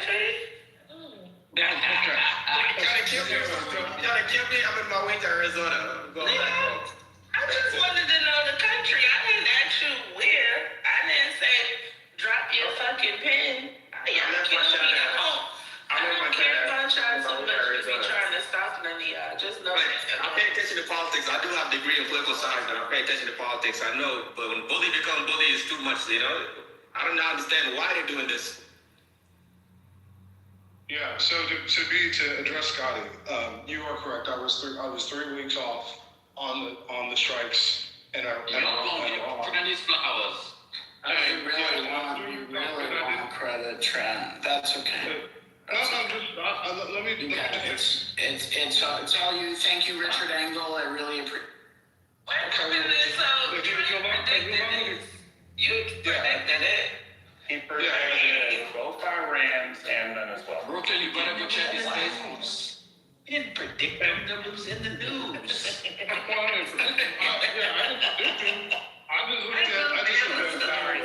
had the best analysis. My bad. So what I was wrong. What I didn't take into account was the second aircraft carrier in the Gerald Ford that would have to come in. So that's what made it off. But if you had, the reason I'm saying this, and I don't bet on war. I don't agree with betting on war. It's just like a thing with me. But if you take it in the poly market today on no. Just listen, man. Why are you so amped up?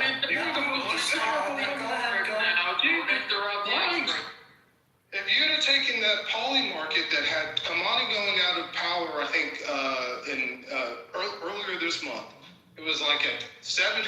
I fucked that. You dropped $500 I fucked that. On that one. Yeah, you would be making some money. So I'll just land right there. That's why I'm looking at Kim Jong. This is why it's not funny, because you guys report and gleefully come on stage and talk about numbers and this amount of people died and these places were hit.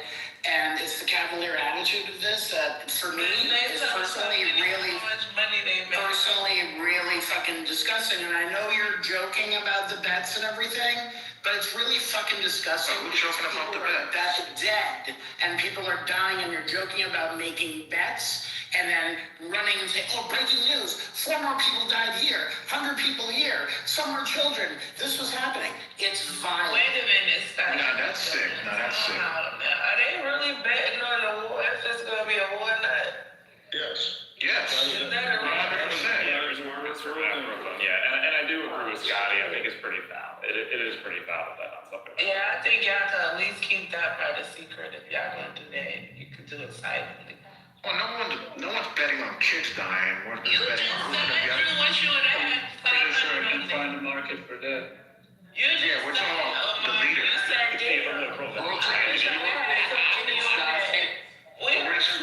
We're talking about the leader coming out. The leader being. No. You said you wish you'd had some $500 on it. Yeah. That's what you said. The bet is would Kamani still be in power through 2027? That was the bet.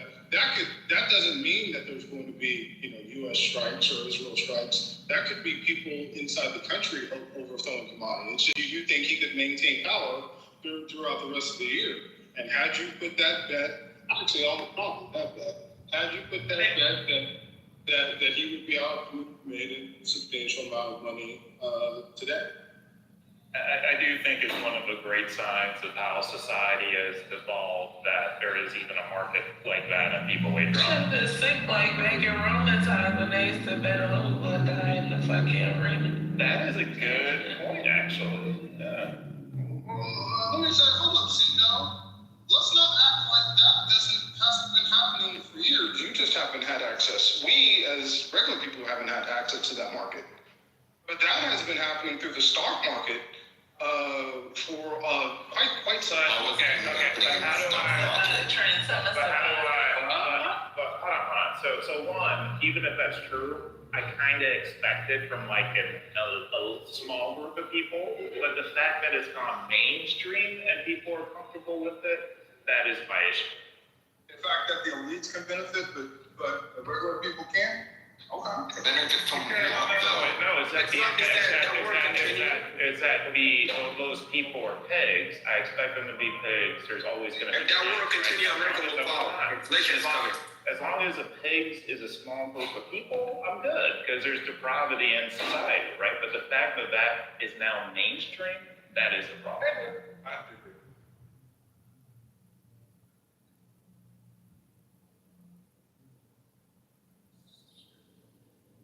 Like Trump impeachment is like 91% right now. Yeah. On poly markets. Like that was, a Captain Obvious bet. Yeah, that's an excellent bet. What is the Republicans taking the House and Senate? Like 52% now, right? 47%. Higher than it was. I know that.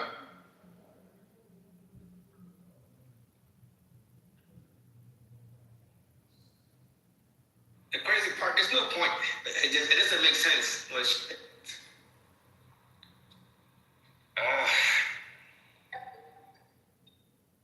Shit, they got Trump. It's up 14%. That Trump will be impeached by 20 before the Democrats take over. It's crazy. I don't think we need to be on that person. Charles is evil. He's made it best in all these countries. him and his family, they're already invested in these countries, the Arab countries, you know. He's doing it for his own interest, you know. They're I don't think he really cares about she done been impeached before. What about removed? We got bad that. Who betting on that? Nobody. Y'all scared. See.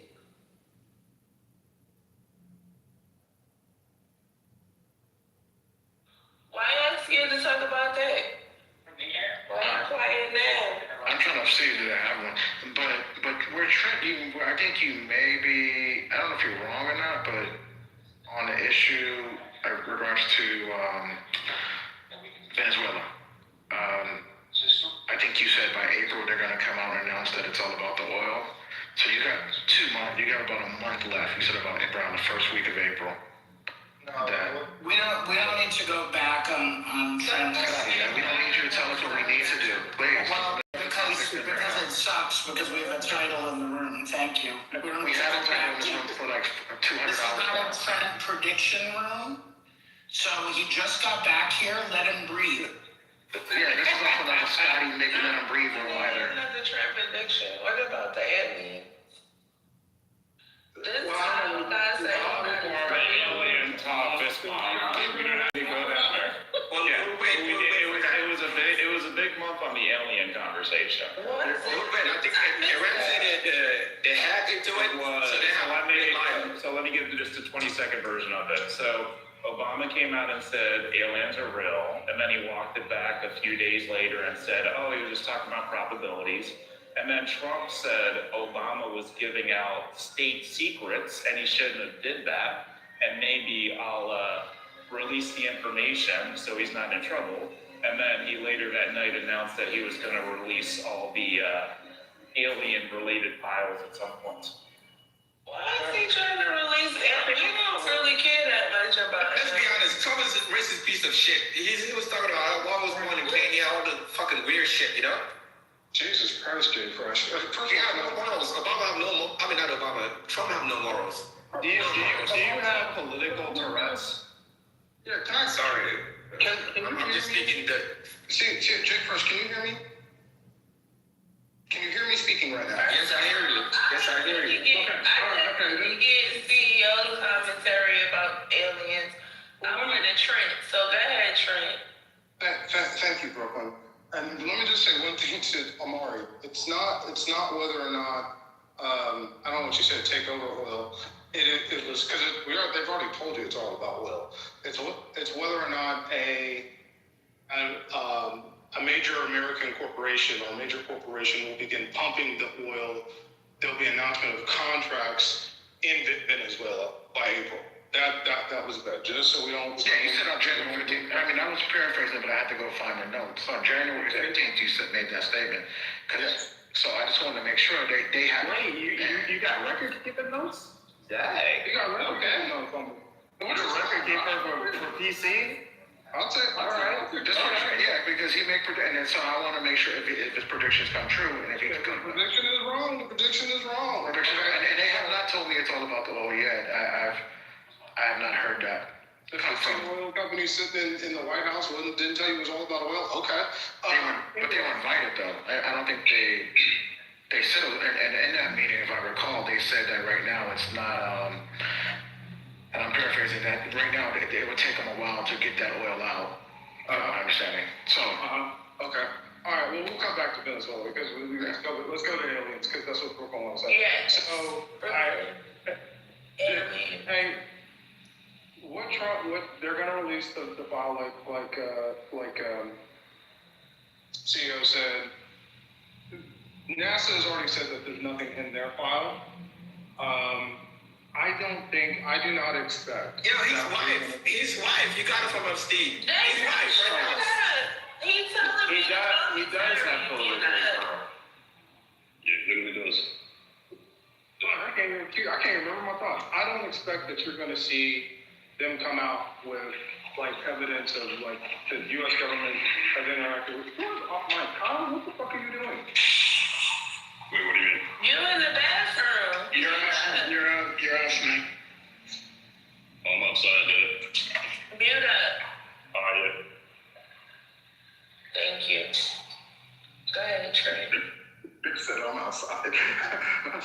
So I don't expect that we're going to get evidence of aliens. What I think we are going to end up with, though, is we're going to see some pictures of craft that are more pictures of craft and more things that are unexplainable.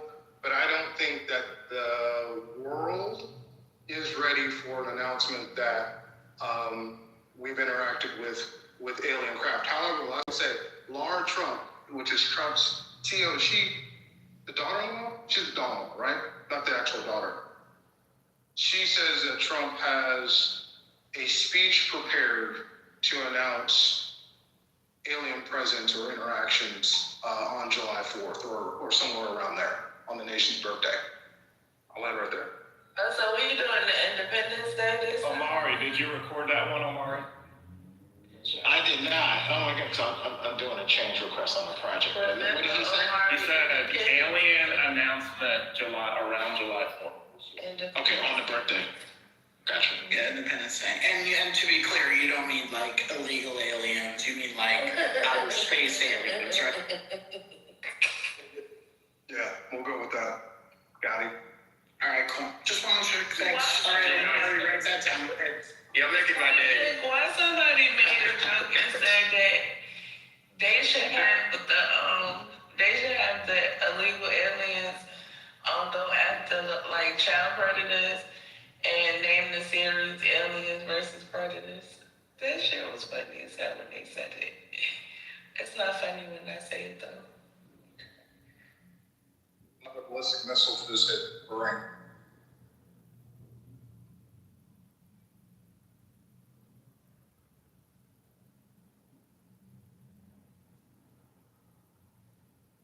Sleep most of the time. Love you guys, man. You guys making my day. I was smiling the whole time.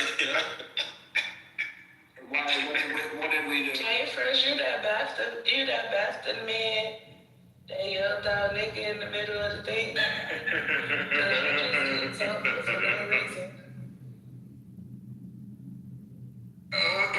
know Trump. We know.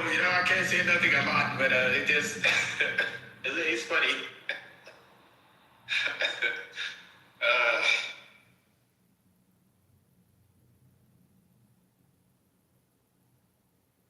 And then what? What else happened? Come on, political niggas, let's go. What is there to say when we know, it's going to be all the people that love him, they're going to protect him, but we know his behavior, We know everything about Trump is true, Man, fuck it. Go USA. Congratulations, Donald Trump. I'm proud of everything. We know he's a pedophile too, So he's a pedophile 100%. Wait till Iran start leaking his stuff. All right.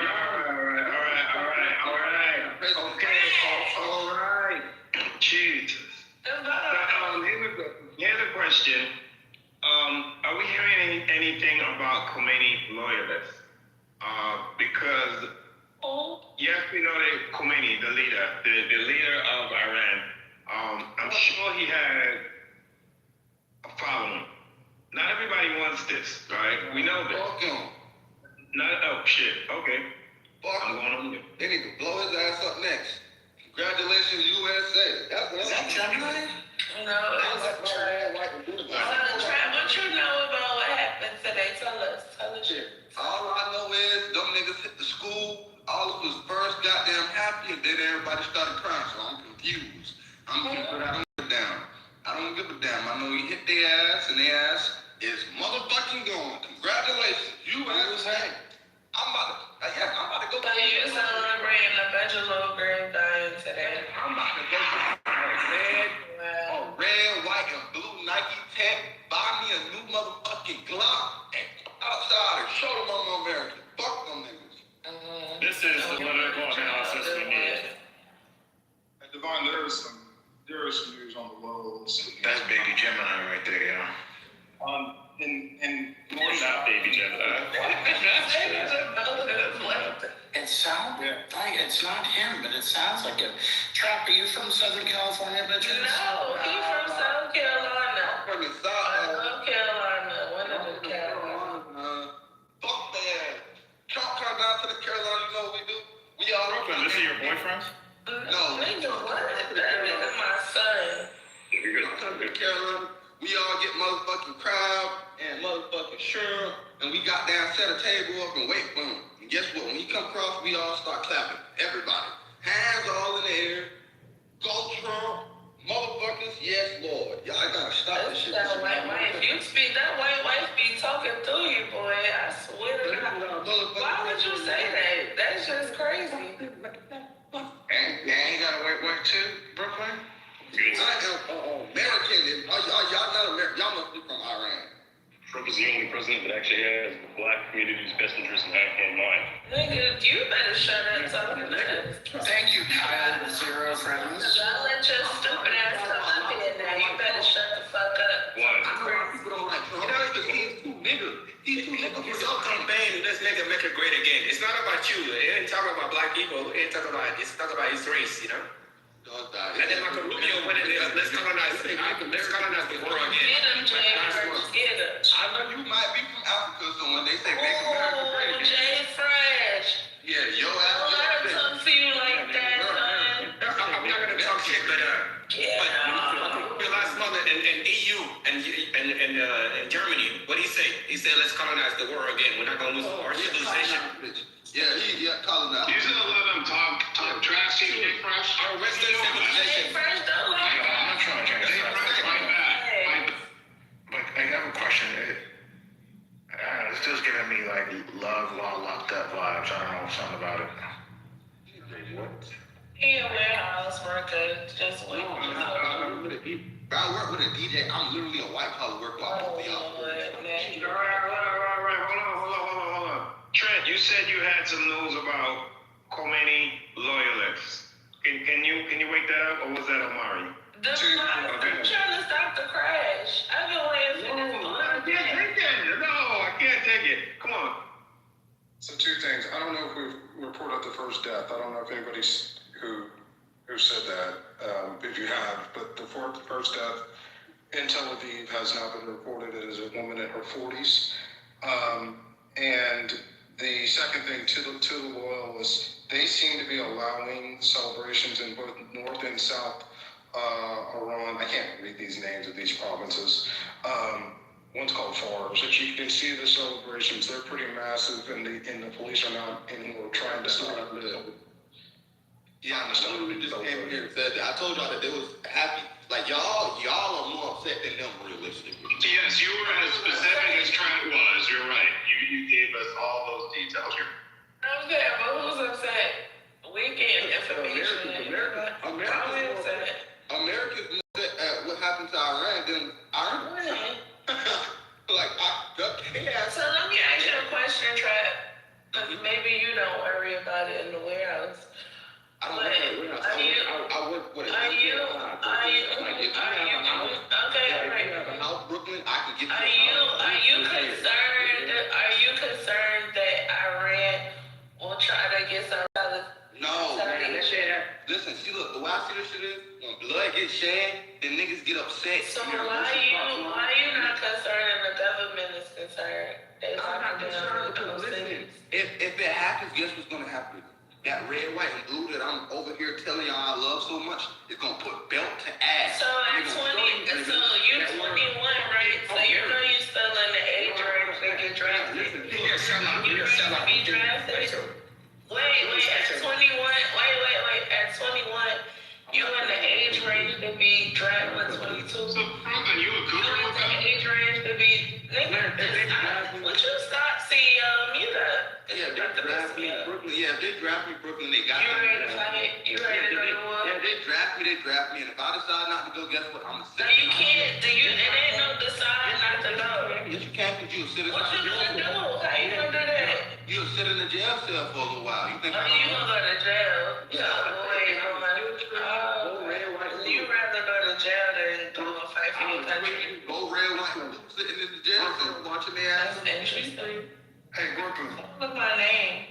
This is Orlando. Somebody that fought for this country. I was a sellout. I was a sellout.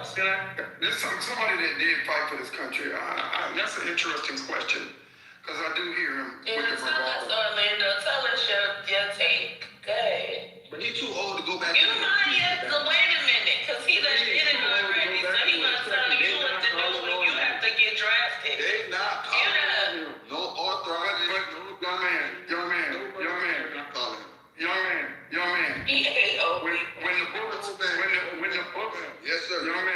Oh man. When the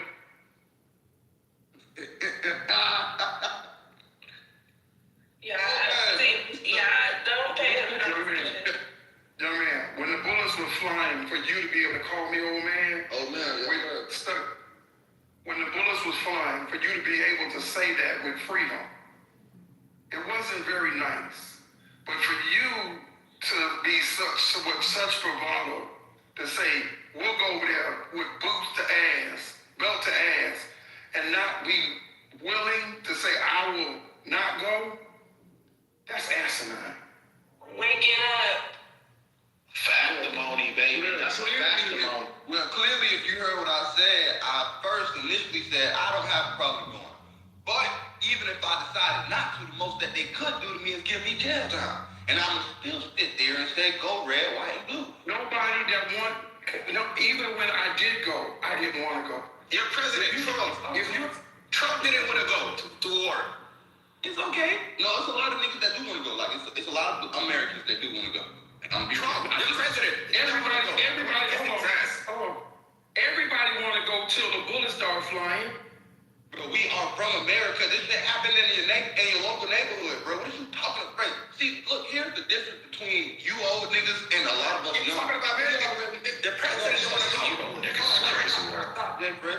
Because he want to know. Excuse me, young man. I grew up in the hood. Orlando. I grew up in the hood. So what are you talking about? I grew up in the hood. Okay, Orlando. What are you talking about? How desensitized the people are right now compared to then is going to change. You can to change. We don't give a fuck about a little blood right now. You think we tripping off the little nigga over there dead? No, we been This is 50 Cent versus T.I. Son battle. Not this case. Yeah, we've been seeing this shit since little kids. You wanted us to cry about the little girls and shit. We over here to understand that we got little girls getting snatched every fucking day. We're desensitized as fuck. So you are expecting a certain reaction from it. You're expecting a certain nigga. No. It's called decency. No. It's called decency. What I'm telling you. It's called decency. It's called humanity. Oh, well, I'm sorry. Humanity died a while ago. Did you not realize it? Like, this was, like, what the fuck? It did? Yes. I don't understand. Like, what the fuck are you talking about? What are we? We are still humanity, but the humanity that we're walking through right now, y'all don't like it. Because it's desensitized. Why did you lie? Like I said, we desensitized as fuck. Y'all don't like the desensitized version of humanity. Are you? I think you're using the word right, Trav. I think you're using the word. But when it comes, I hear the bravado. But when it comes to putting some skin in the game, I don't hear that. I hear a lot of bravado. Bruh, oh my God, this man saying bravado because he don't hear me saying, hey, I got a medal for shooting 40 niggas. I ain't hear me say that I'm a Purple Heart or something. Nigga, nobody talk. I don't give a fuck. I don't care whatever you hear. The brother ain't even been to jail, let alone done anything else. Oh my gosh, bro. Nigga, how you know what I do? Even if I haven't, they don't stop what I'm saying from being true. It's niggas. You ain't been to jail, you ain't been to war. You still got some of that around your mouth, but you got all this bravado. Okay. Yes, sir. Now, again, like I said before, you continue to keep talking Nigga about. still got Similac on his breath. What you talking about? Brooklyn, you ain't too much older than me, Brooklyn. I'm way older than you. You could be my son. You could be my son. Literally, you could be my son. Brooklyn, you're literally not too much older than me. Calm down. I'm so young. I'm really not. But good. So again, there's the state that America is in. We're watching these crimes happen, even if it's not on this extreme scale. We're watching these crimes happen all the time. Like niggas in New York, a nigga in New York right now is going to hear about this shit that happened and just be like, don't let the top left person you're talking about in New York. You don't get the Gemini treatment. Yeah, nigga in Chicago gonna hear this shit and say, like Florida niggas gonna hear this shit. Some of them might smile and smirk a little bit, cause like, what are you part of Florida? What part of Florida? Because I'm from Miami and I was raised in Miami. So what are you talking about? So either way it goes, I don't give a damn. Miami has been Miami for a while, and it's only increasing. So when Miami had the cocaine situation and all that, I was in the midst of that. So what are you talking about, young man? You've been in the midst of a couple things. You're a veteran, and that's okay. You're an OG vet at the game, but the game has changed. And I'm telling you, when you walked outside, What are you doing to change the game? when you walked outside scared, bet a lot of these Scared what? a lot of these new rookies walking outside smiling and cheering don't give a fuck. Clutching on the motherfucking gun, smiling. This is what I'm telling you. You walked outside. Just because you strapped don't mean you know how to use it. You walked outside scared. Orlando, being from Miami. I should never left you a young man with a lot of talk. Oh man, well, I'm telling you, there's a lot of young niggas out here with the same shit. And not only do they got talk, a lot of these niggas got guns. And not only do they got guns, a lot of these niggas got heart. When you put all three of them bitches together, ooh, that sounds like the motherfucking problem to me. That sounds like a motherfucking problem to me. Bro, you sound kind of weird, bro. Like, respect the OGs. You don't sound good, you know? You African, so that's the reason why you hate the fact that America flexing their muscle right now. Sit back. Oh, don't let him see like that, Jay Frank. You know you're wrong. I am African, but you know you're wrong. You know? You're African. Just listen to people that know better than you. Listen to OGs, you know? And y'all motherfucking people will flex y'all muscle this. No, we're American. Calm down. He think we're all old and stupid with his dumb ass. Brooklyn, I don't think you're old. Like, We're not old. Trap, do you mind if I give some facts before I let me give Go ahead. thing about the wonderful American military you're talking about. So Devon, I just put it in the chat, but it is very telling. There have been 137 ballistic missiles. This is from the UAE Defense Ministry. 137 ballistic missiles launched by Iran on the Emirates, and 132 of them were destroyed by their air defenses. 5 went into the Gulf, so it's basically saying none of them hit. 209 attack drones were launched by Iran. 195 of them were intercepted, and 14 fell into the Gulf and a few into the UAE territory. So, that's about like 98%, of their munitions not making it into these territories. So the reason why I'm bringing this up before I go, the reason why that's significant is, first of all, the air defenses are working. And Iran is depleting its munitions. Instead of firing, they have tried to hit, U.S. bases, but instead of trying to overwhelm American defenses like the aircraft carrier, they're wasting their resources trying to fire at targets like the UAE and soft targets. And I think that's been a huge mistake by them in doing this. And this is why I think this regime's going to fall apart, because they're going to run out of missiles at some point, quite soon. And I'm going to put, Amar, if you want to write this down, I'm going to give this less than a week. And I think there's full regime change. So we can rush back in that bed. Less than a week, Somebody in the chat asked, did you have on yoga pants in your PTR? Do I got yoga pants on my PTR? Yeah, like stretch pants. Are y'all looking at these pants? That's what they asked. They wanted to know because they look tight. That's what they said. I didn't say it. So you can look at those pants and get yoga pants? Come on, bro. Right. That's what these lions be. I thought these lions be roasted, bro. Like the skinny jeans. That's what I was afraid of America being there, because you're going to run on a missile, do you have to come back and get the new missile? Like, man, Jay Fresh. Americans talking like should have made that. Fuck is Jay Fresh? Don't you got some muscle, nigga? Like, nigga, who the fuck with these niggas? I gotta stop letting these Africans come in this bitch talking about American shit. They don't know what the fuck they talking about. Africa, we have our own problems. I'm not gonna speak about our problems. Yeah, don't worry about y'all goddamn problems. You need to go over there. Like, nigga, y'all got some. I'll go back. I'll come back and go back, but we have our own problems. And when you need African Americans, we need the good ones. That's back home. We need the good one with a smart brain to come and help us back home. We don't need your dumb ass, we need the good ones. Man, bro, these niggas still dress like 2016 because they just got the clothes.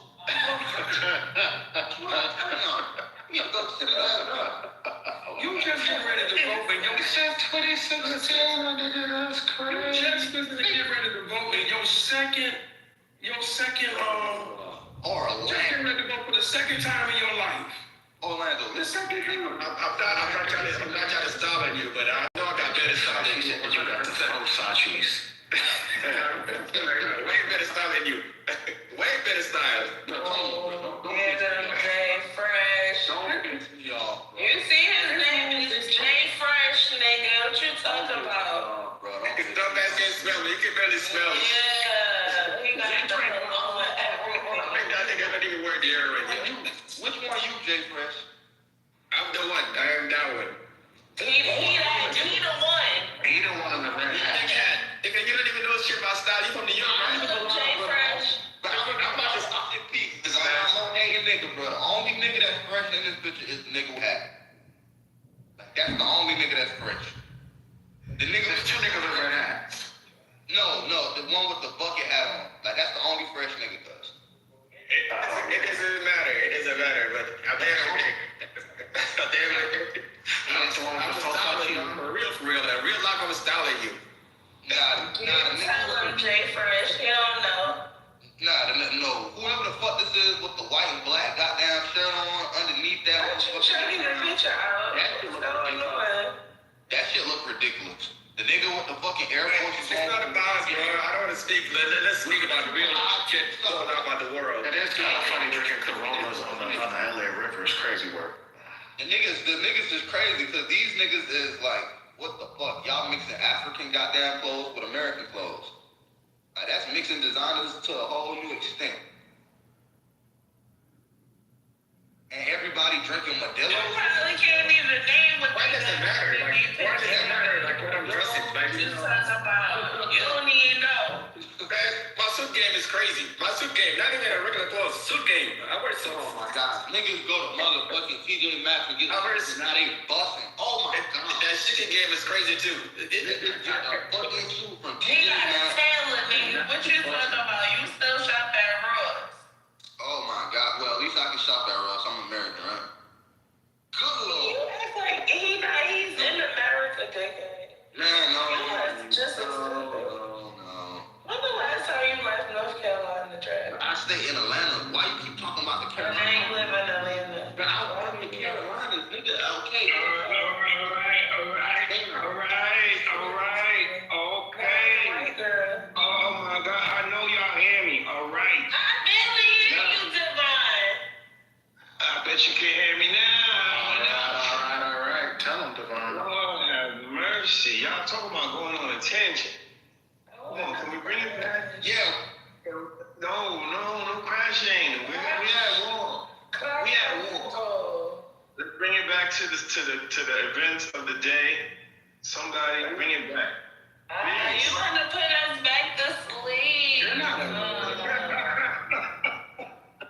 Alright. Lord. Hey, y'all do y'all thing. Thank you, Devon. And the words of being, hey, y'all do y'all thing.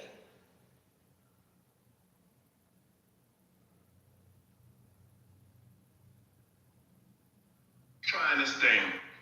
Let me find it. Where is it at? Hold on. Okay, Devon, were you out protesting with Mamdani? I was out taking care of my mother today. So, Being a motherfucking American. Tell me about that nigga. Let me read something. What he was protesting for, Scotty? Oh, there you go. Hold on. Let me read something real quick. We don't talk about Mandela. Wow. It's gonna be all right. I don't want to focus on New York. And plus, I got the Obama walk, you know. All right, brother. We heard about enough for you. All right. I got the Obama walk. Jay Fresh. Oh my. Not too much. Yes, Jay Fresh. Shout out to you.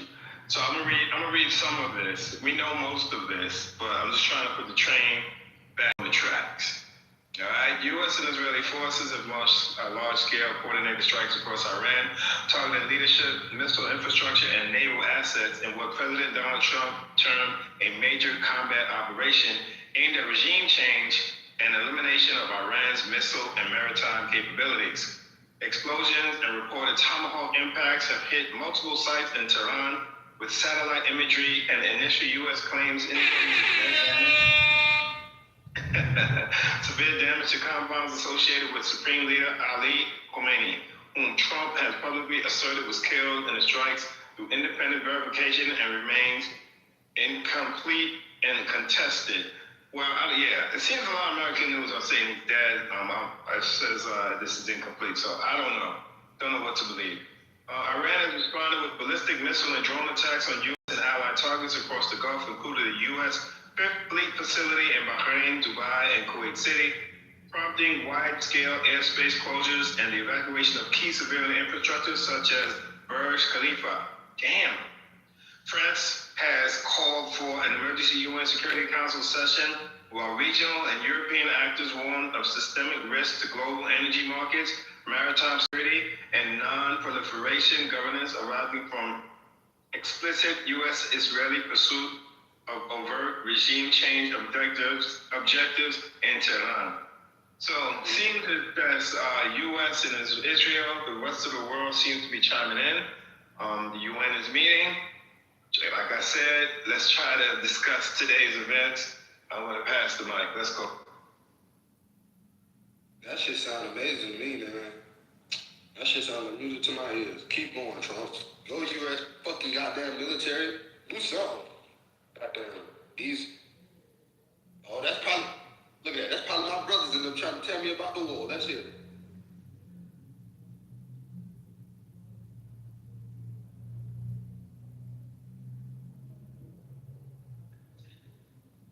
His brothers is trying to tell him about the. Man, you know my brother actually worked for the military. Nigga, I don't care.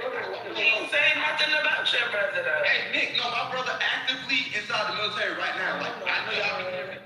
Nick, what's going on inside DC right now, nigga? Like, you actively down there right now, right? We don't care. Who's Nick? Brother. By the way, does everyone know? Nick, what's going on? Nick, Washington,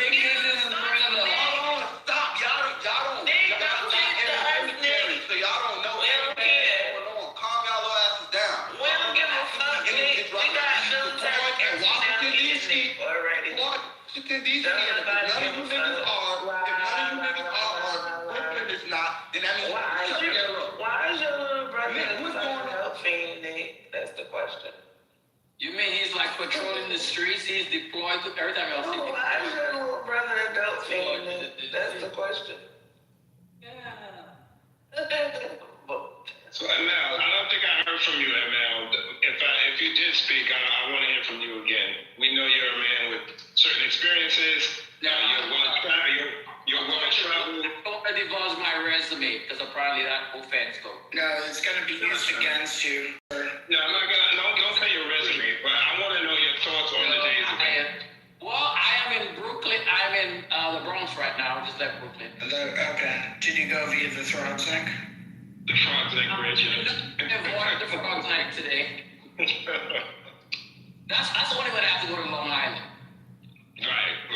Take the Frogs. That's right. That was a test anyway. I don't know if you saw.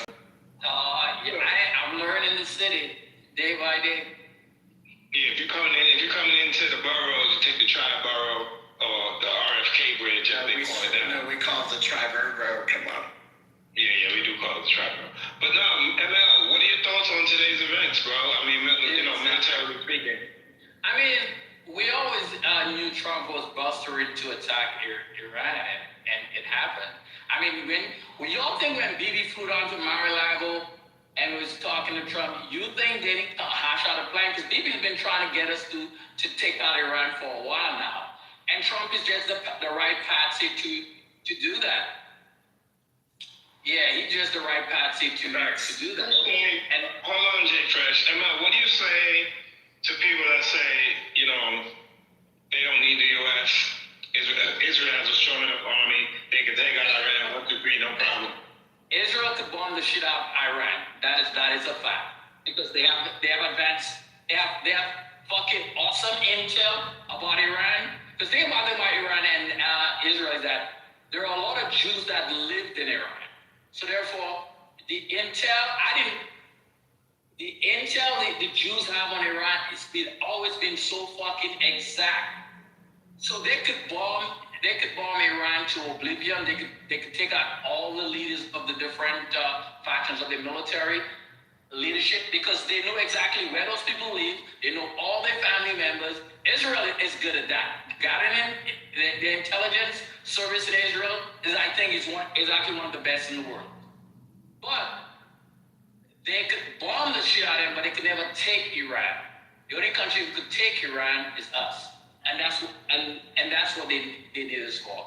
But I don't think Trump is going to put boots on the ground because he needs Congress's authorization for that. So I don't think that's going to happen, and that's my 2 cents.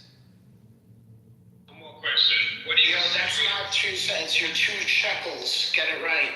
Israel controls now. One more question, Emma. What do you say to the fact that the rest of the world is kind of like looking at us side-eyed for doing this?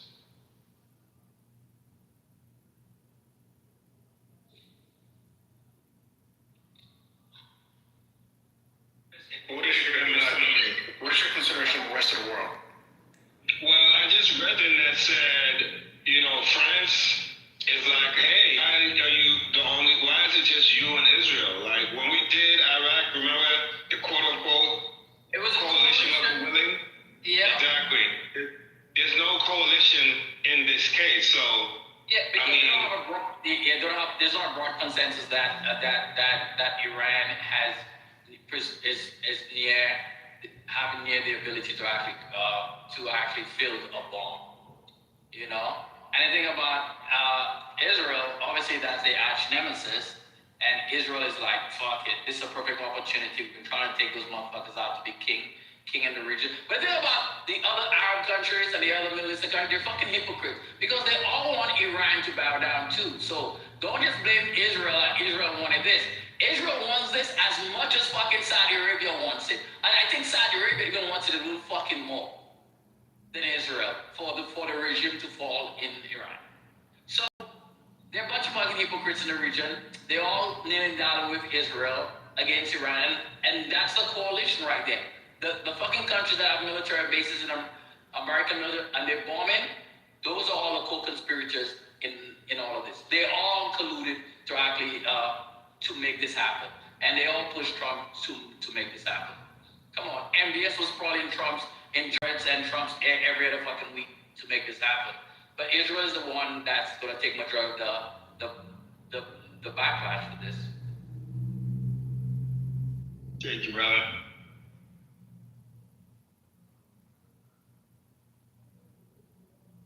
I'm going to invite this chat. I'm going to say that's what y'all want to do. Oh, wait, Spiritus, I do want to know about the Mandami protest today. Briefly, what happened? I don't know. I wasn't following. I know he only tweeted out about, the war and anti-war stuff and we shouldn't be attacking, and then other people went back and forth. I don't really care about that stuff. That's to be expected anyway. Right. All I know is that it was 54 degrees in the city today, and people were acting like it was 80, and everybody was wearing shorts. Well, all the way. Yeah. I saw some white guys with t-shirts. Spirit from yesterday, I saw white guys with shorts on. Yeah, that's the thing. That's how you know it's spring. It's not the groundhog. It's the white guys with shorts. 95 and now I'm stuck out. What's going on here? Hey, Devon, since Trump did this, do you believe that Greenland is off the plate? Or do you think since he did this, he might just do that? I don't know. What country bombed Greenland that Trump needs to get involved in? Jeez. Trying to get Greenland didn't have a lot of resources. But Denmark already bended the knee. It's not like we got anything extra that we didn't have. We literally have control over Greenland already. The fact is that, the way Trump was acting, Trump wanted full control so he could extract the resources natural resources from the country. But that doesn't mean we can't now. So it's like, I don't understand why Trump was doing all of this. I think it was more of a distraction for you guys to make sure, TDS, and for Trump to throw up the Epstein files. That's what Trump is doing. Trump is continuing to find distractions so you guys don't talk about the Epstein files. And invading Iran is another distraction. 100%. Trump's brilliant. I give him that. He follows the Steve Bannon playbook like a good student he is. And them not releasing the files all at once is some type of psychological warfare, it feels like. Like there's a strategy behind this. I think the next couple of months gonna be crazy. It's gonna be really crazy, but just prepare for it.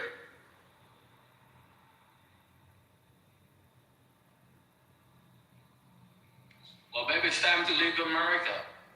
Because that's what everybody's doing now.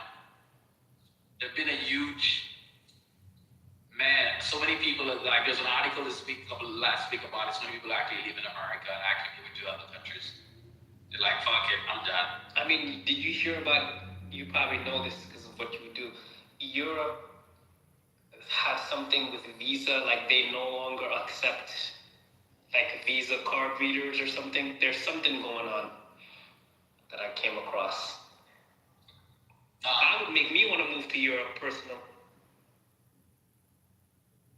Wait, why? What?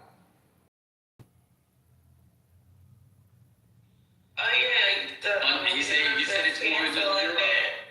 Oh, they're canceling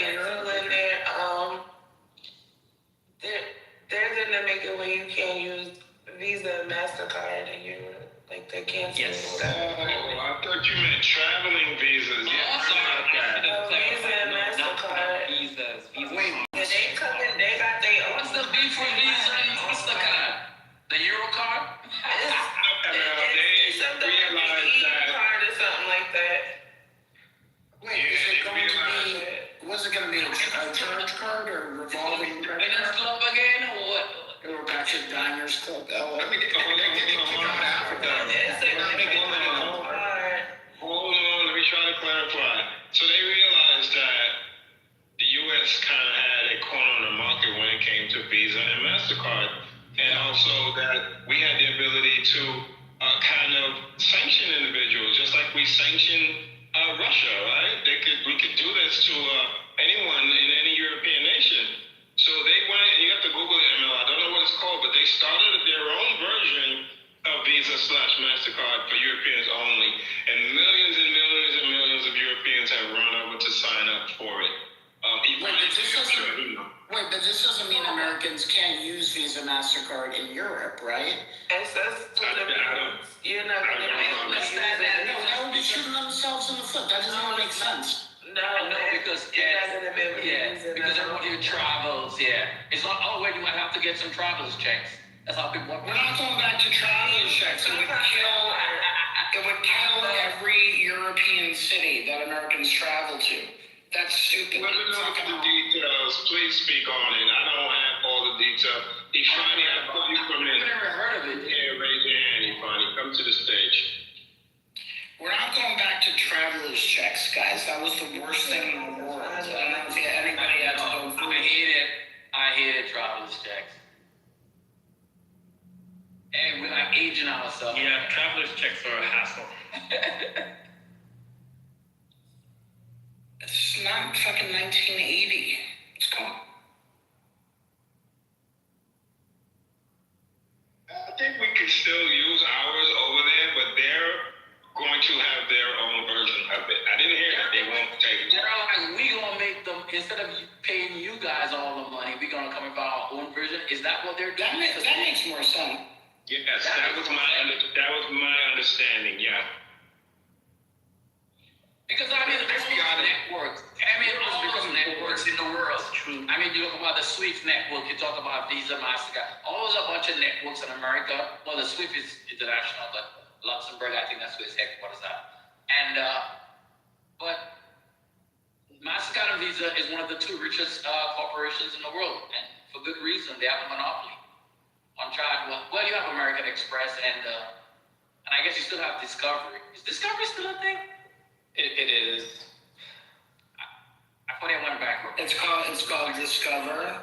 It's called Discover. Yeah. Who owns that? Didn't CS own that at one time? I'm like, aging myself. But you're really aging yourself, bro. Like, I know. no, I think you're talking about the Marshall Fields card, but nobody knows about it.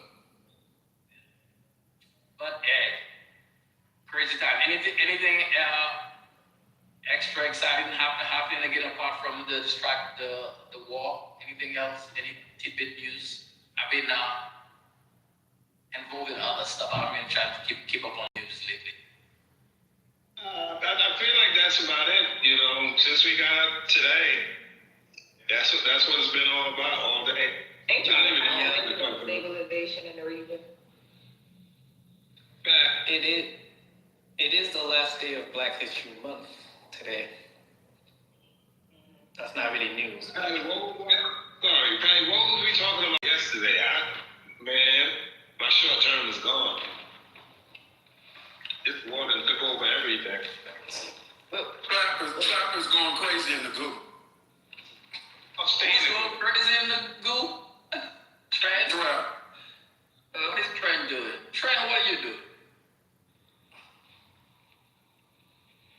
What Trent talking about? He said Trent, ML, not Trent, Trap. No, Trap. Where's Nick? Did you get a hold of Nick so he can tell us about his deployment in DC? Yeah, bro. I was trying to figure out who Instagram. But my brother said that they hit Dubai yesterday. I told y'all he's actively inside the military still. So yeah, he's inside DC, but one of his homies is in Dubai. So he got first-hand video of them hitting Dubai. Like he was sitting on one of the little resorts walking around and he's seen the shit hit. My brother is actually one of these dudes that these niggas on stage be acting like they are. You feel me? Like he's in DC right now. You feel me? He just got down. He just came from the goddamn bars and the clubs and shit. Like he wears uniform and shit. You can see his little light skin ass. Yeah, my brother one of those big dogs, man. That's what I'm telling y'all. I'm not worried because he's not worried. He's not worried. That's funny. Your brother's a big dog and he's not worried? Yeah, my brother a big dog, man, and he ain't worried, man. Like, that's what I'm telling y'all. So, He said I be pretending to be. That's what he said, Patty. You heard it. Hey, Patty. Because you know everyone's a big dog. Who can I send this to, though? Because I want y'all to see the same thing that I seen. I mean, I thought it was pretty interesting.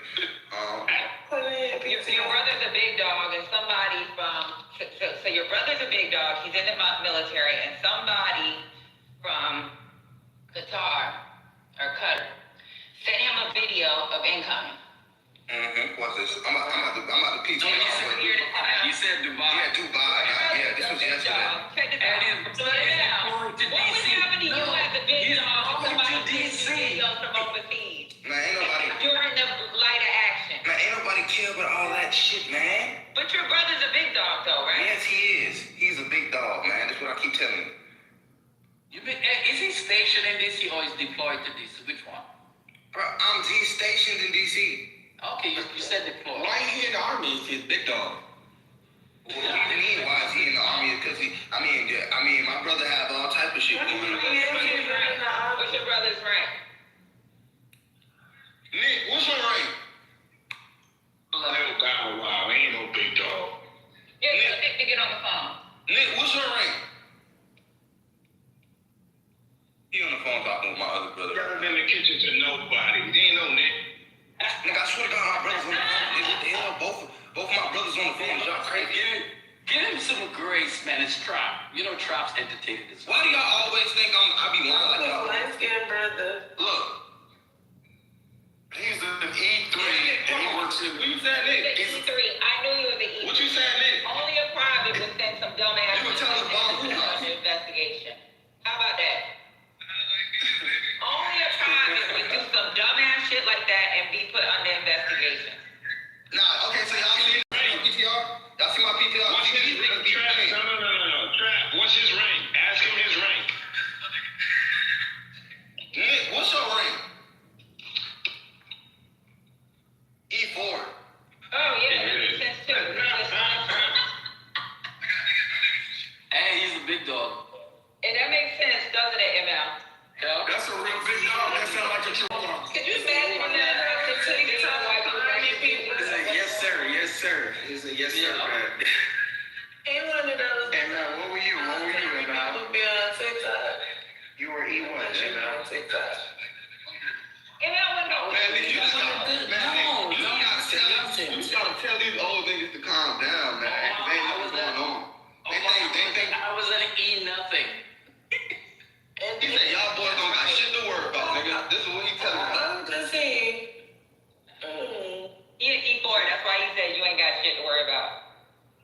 Exactly. I'm sorry. Because they have no specific party. I'm sorry.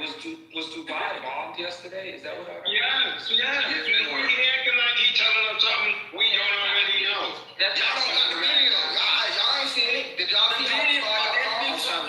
Video. I'm about to say, let me see one bomb that y'all had. That y'all see.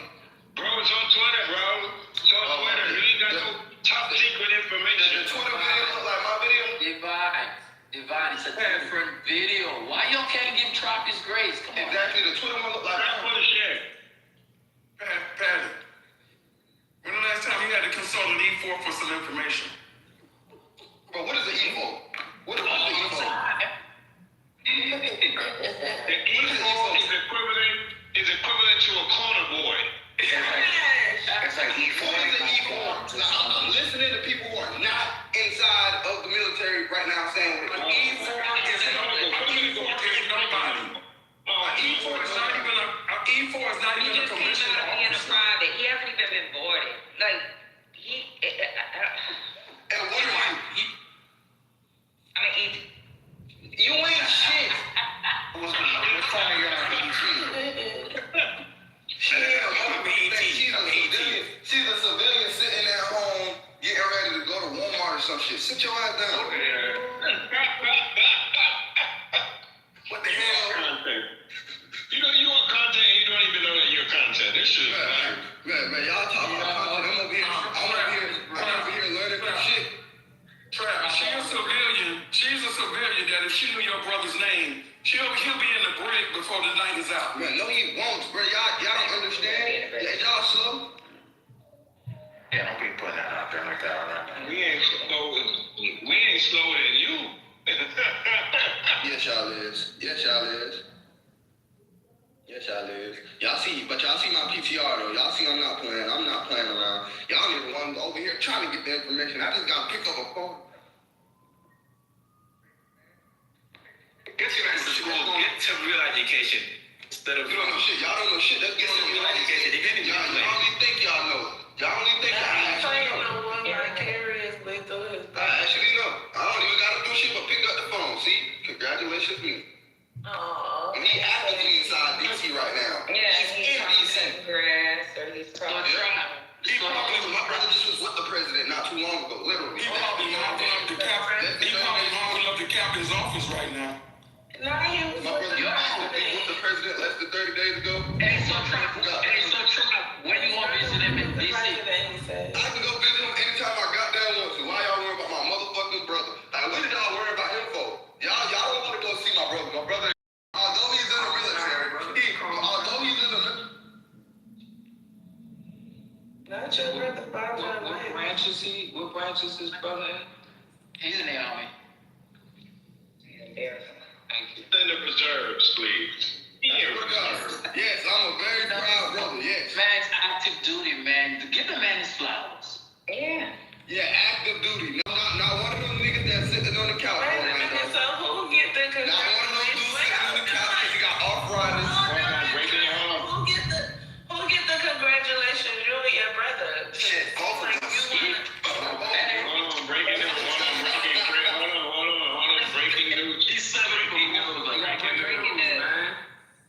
Breaking news, Trent in the chat. Bahrain airport with a direct hit. You know he got the inside track. I saw Trent is that happened. Nobody knows where Bahrain is. We know China's watching everything. Like, it's Trent there. It's Trent there. He there. Hey, tell Iran, do we fucking in Bahrain? That's one of my favorite places to go drink. That's where I used to live. Hey, Patty, it's lovely. Man, I used to cross that bridge. I'm like, yes, Frank. That shit used to suck. How you say it, Bara? I wish America gets get to the point. China's the one providing all the fucking. Hey, Frank, you an African, bro. I done told you a million times. Calm down. What's that mean? Yes, I am African. What's that mean? The trap show is over now. Who's that? The Jay French show is over now. My brother Rambo is here. We gotta catch him up. Tell him, man, look, I'm hearing the analysis. I mean, I know what it is. And so I'm just trying to listen to the conversation. I promise you, I'm just listening. He don't know shit about politics. He's not even in that level. He's just. So anyway, yeah, I'm chilling, y'all. I'm just listening.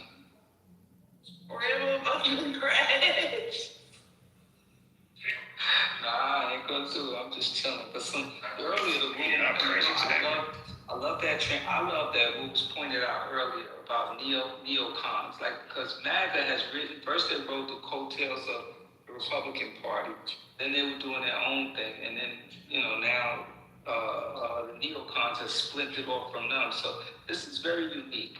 But I know a lot of MAGA dudes, and I put it in the chat earlier, they are upset for two reasons.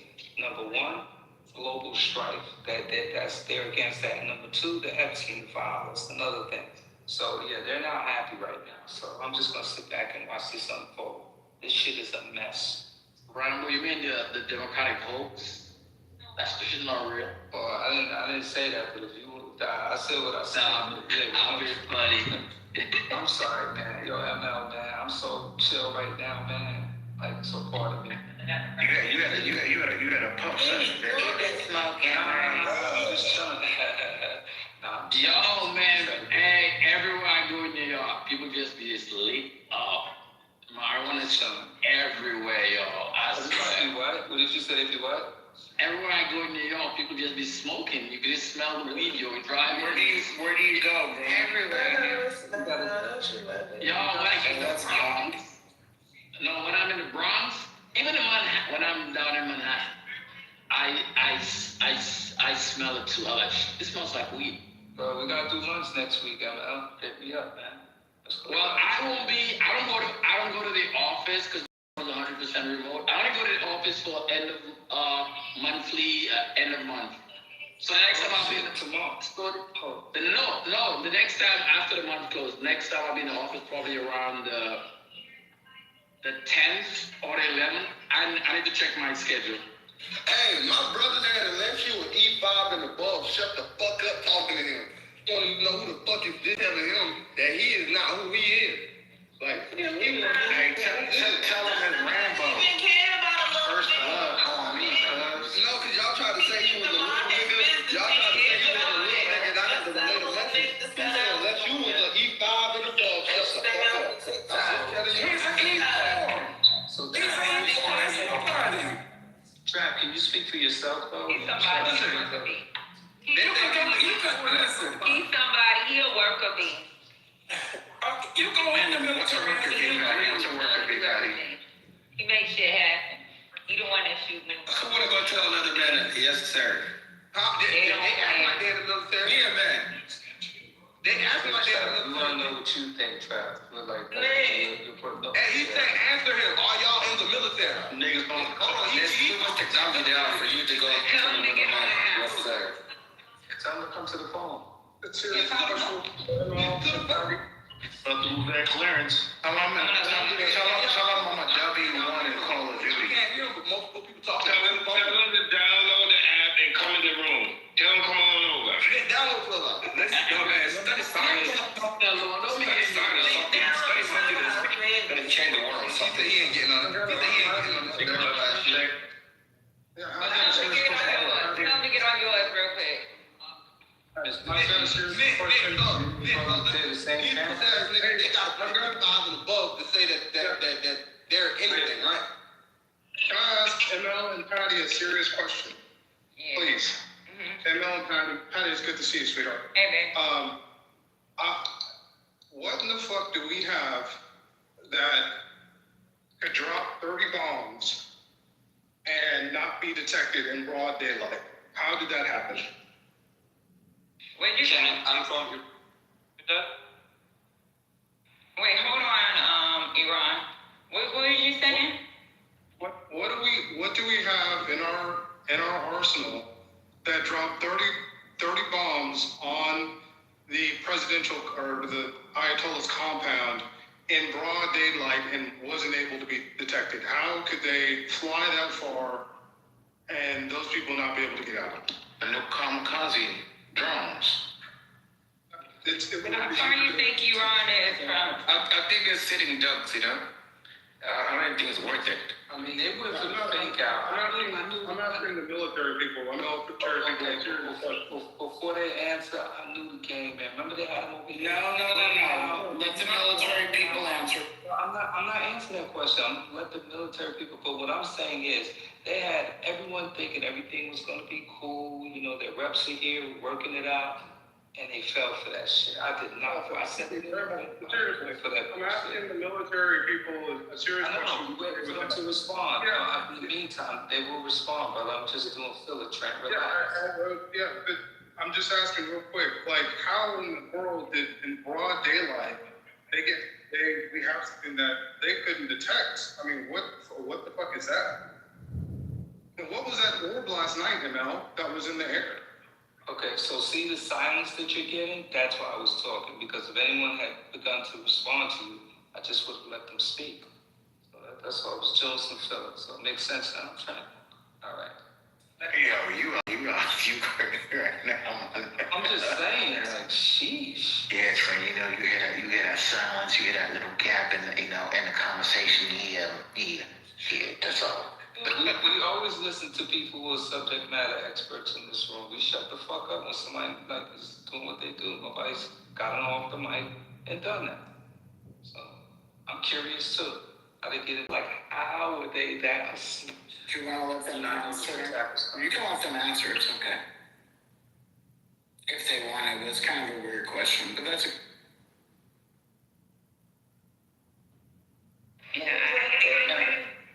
Go to silence again. Well, Patty opened her mic. Hey, Patty. Hey. You might answer Patty or no? Because it seems like you don't want to. I asked the whole question, so I don't even know. I'm trying to gauge right there. There's no such thing. Said there's no such thing. So that's the response, Trent. I don't know if you heard her. She said there's no such thing. My app's not working, so there was no such thing that can't be detected? No. You talking about as far as missiles? No.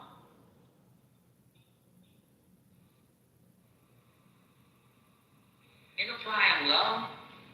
Like sometimes, like the ones that come into the bombs and we don't detect them, that's because of they flew low. There's no such thing. They give out heat signatures. Again, this is our technology. I'm not talking about what I I'm talking about our technology too. There's nothing. What was that orb that was in? Do you have any idea what that orb was in the sky last night? Was that a drone? What sky? Where?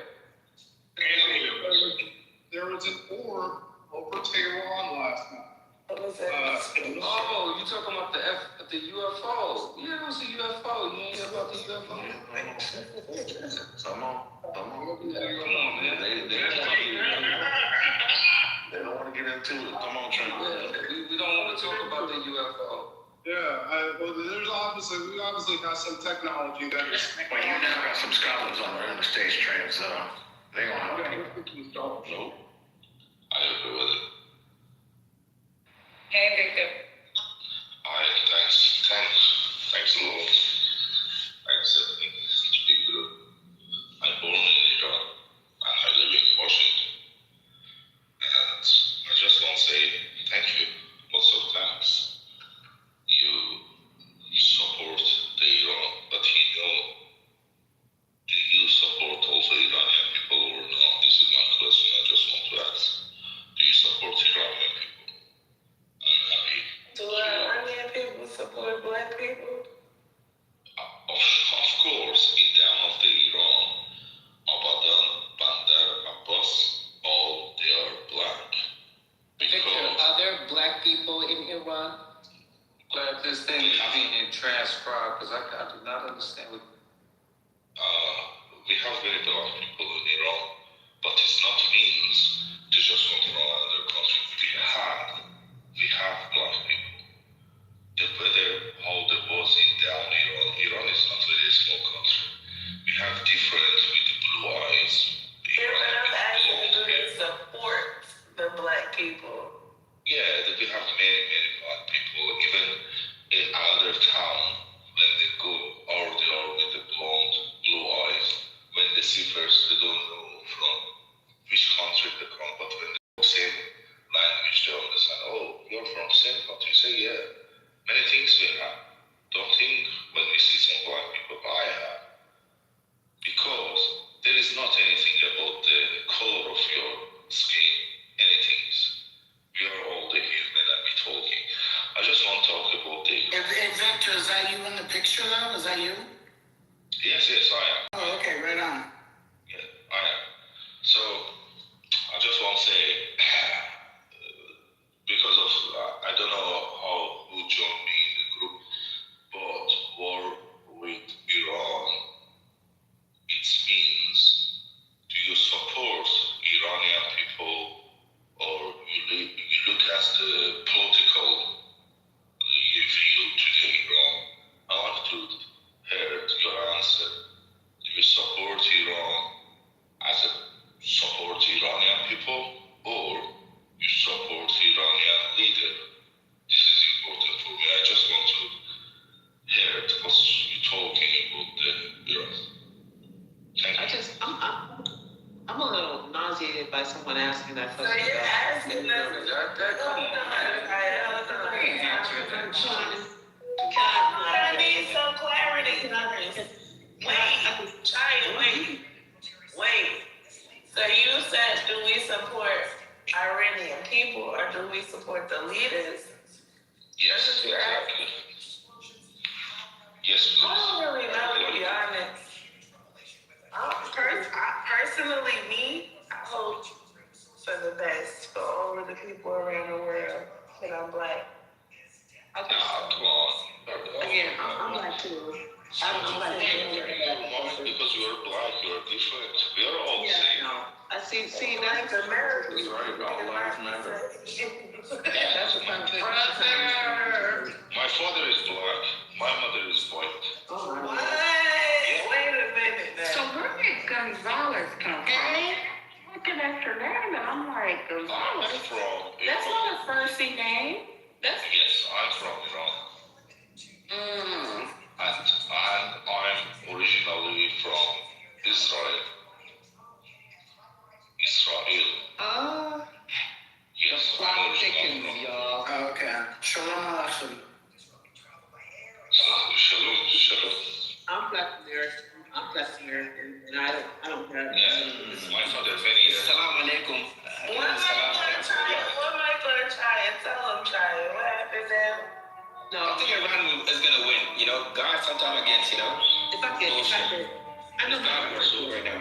Is that my mic is She's spoken up, brother. Let that lady Go ahead. Oh my Oh, Victor, hold on a second. Let Chaya's trying to speak. You're not letting her speak. Go ahead, Chaya. Sorry for that. I keep all the voice microphone. All right. Hold on a second. Okay. All right. Kaya, is it Chaya or Kaya? It's Kia. No, it's Kia. It's in my phone. I don't have anything smart to say. I really don't have anything smart to say. I just was a little irritated by to support black people, but I really just came off mic and I'm like, in the midst of this Iranian war, it could be the beginning of World War III. But someone said that they saw a UFO, and I'm just like, black people, get ready, pack up, because they're coming to get us. Let the dumb shit happen on Earth. Because we got some we make space for that. Kia, wait, hold on, let me ask you a question. So, Kia, how do you think black people feel during this time? Yeah, I think this is not. I think. I'm looking forward to World War III. I'm looking forward to World War III. Yes. Because this shit's got to end at some point. Most black people are waiting for Jesus to come back, and this is a good time for him to come back. Jesus coming back. And we got a lot of black people waiting, just sitting around waiting, not doing anything, not participating in protests, not trying to start a revolution, doing nothing but waiting for Jesus to come back. And this is a prime time Jesus to come back. It's not about them people. people sitting on That's why I said, on a sofa right now. They haven't moved in a year. Go ahead. if people are showing that's Jesus come back, and that might be a good sign or a bad sign. That's my point. That's right. That's right. Yeah, they sit on the couch. They don't move. They just been waiting. They should just like. Who been waiting, brother? What? The black people she was talking about, yeah. Even though this is a government with white folk, I dreamed to have one black wife. Just like yeah, that's right. Yeah, it's the black folk who's not doing shit. Mm-hmm. No, but I'm trying to think because that's how we got here. That's how we got here. No, we got here because They've been waiting on Jesus. Victor asked us, black people, do we support the Iranian people or the leaders, us black people? So I want to know, do y'all black people support the Iranians or the leaders? Yes. Yes. Brother, one mic on you, brother. So can I talk? Let Victor, the African American Iranian, speak. Born in Israel, hangs out in Bulgarian clubhouse. Right, our next version of I can talk Bulgarian language also, if anybody wants to talk. What's your first language, Victor? You are from Bulgaria, or you can talk Bulgarian? I can talk Bulgarian. Ama siz ne anladınız ve Bulgarski язык? I know Turkish, Azerbaijan, Farsi, Arabic. Multilingual. Yeah, because of my work. I was in army. That's why, because of my work, we need to learn before the move us. Well, where did you get the name Victor Gonzalez from?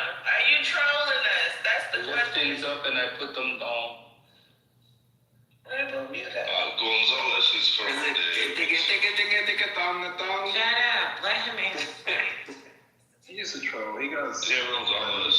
They come from Spain and down our country from Mexico. Wait, so you was a worldly in Mexico. What was happening? It's not Mexico. You talk about the Pangea Lambert. Let's opinion RJ. So we can talk about the Pangea Lambert. RJ's in the Yeah, also I can talk about RJ. Pangea, we respect RJ. And this man is a troll. He got one friend. He got 0 friends on all. How you got 0 friends? RJ, tell us about Pangea. What happened there? Take a picture of your wristwatch right now and PTR. I'm just here to get brother what he wants.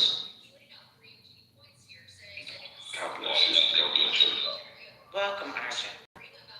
Yeah, I can talk also.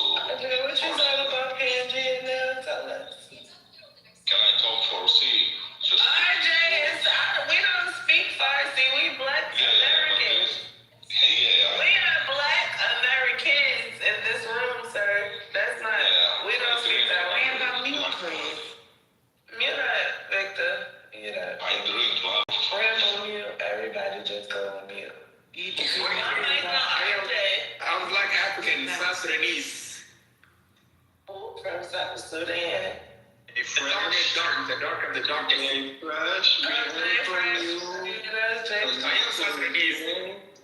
All right, thank you, sir. RJ's on stage. Oh my God, RJ. How are you, sir? RJ. Excuse me, ma'am. I am from Iran. Wait, what happened to Can I give a shout out to the VPN in Tehran, because all the Iranians are able to get on here despite what's going on, and that VPN is doing great work. Other than that, I'm just here because Brother Messi knows it's so give me a trigger, and I'm here to give him what he wants. He's looking for me to crash out on him. I'm a step closer. I'm really happy, sir.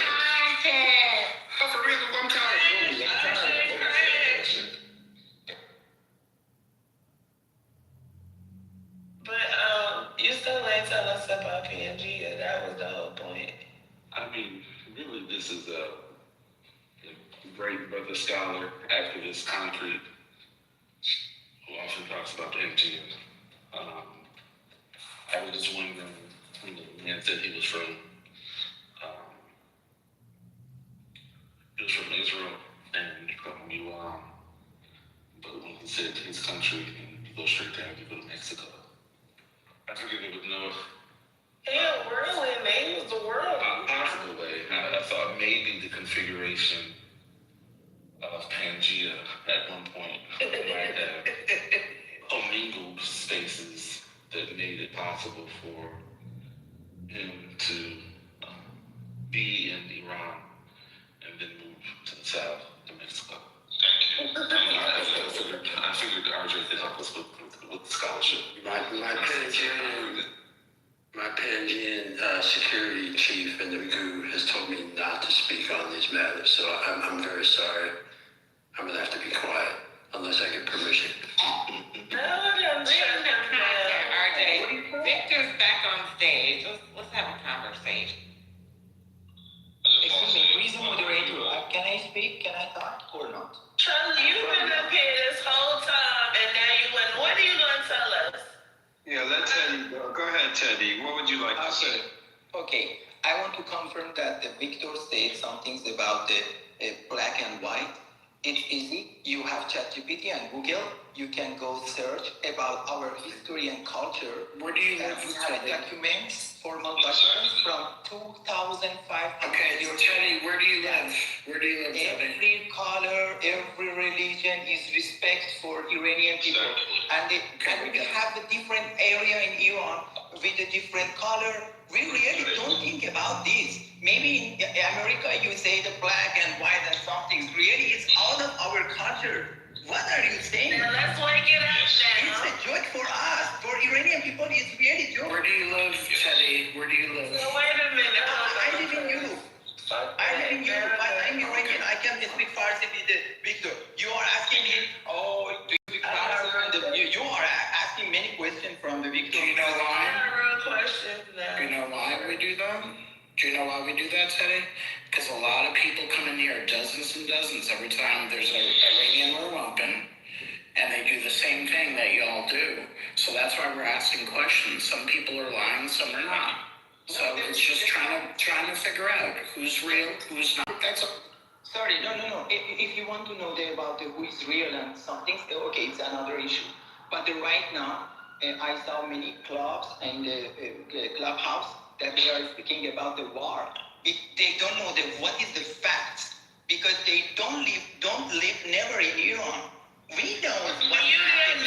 We have two issues. We have two different issues. One is the Iranian people. One is another one. It's the supreme leader of the Iran and the terrorist groups that they make the very problems in the world. And now we are happy and want to say thank you so much, Mr. President Trump. Yes. And the city is they trolling. I know you fucking trolling now for real. One friend. You know what? It's kind of crazy because we hear all these people from Iran coming here and talk, and nobody talks about what they're facing on the ground. Nobody talks about the water bankruptcy that they're going to and the shortages that they have, and the fact that people don't have food to eat. The fact that their currency is literally worthless. Like, you can't buy anything with it. It takes millions to capture anything.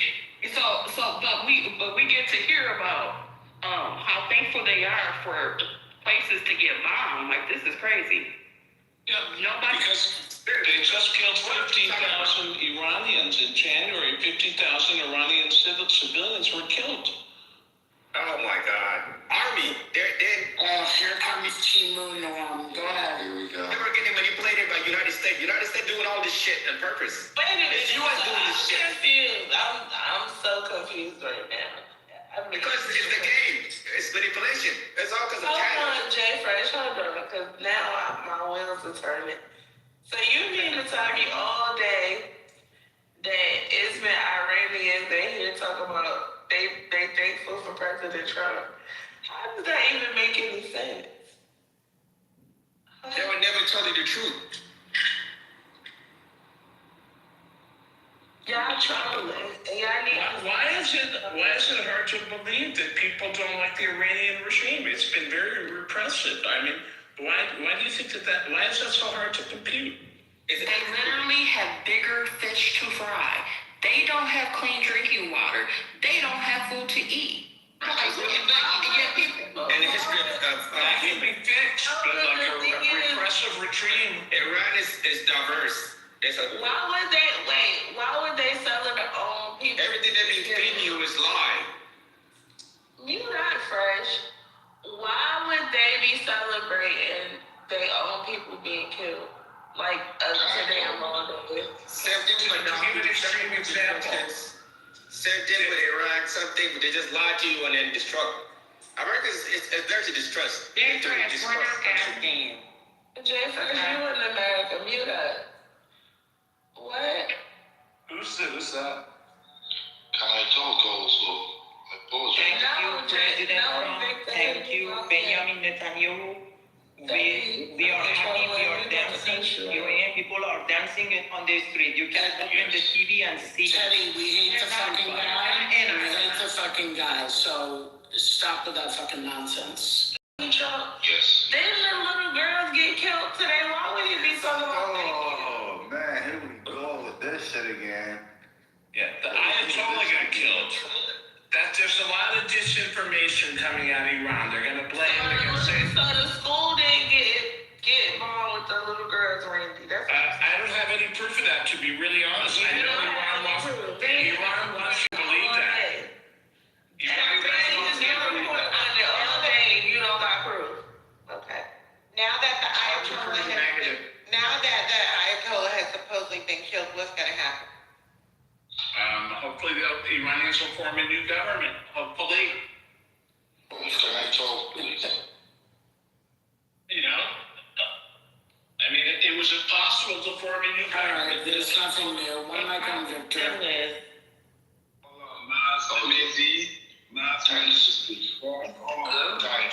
guys. Thank you.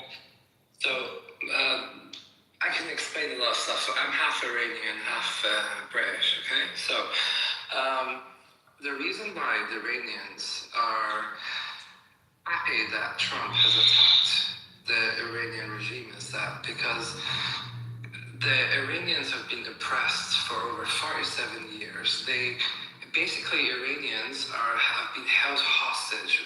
90 million Iranians have been held hostage in the country. But people that are leading the government, they are the people that are the heads of the government, the regime of Iran.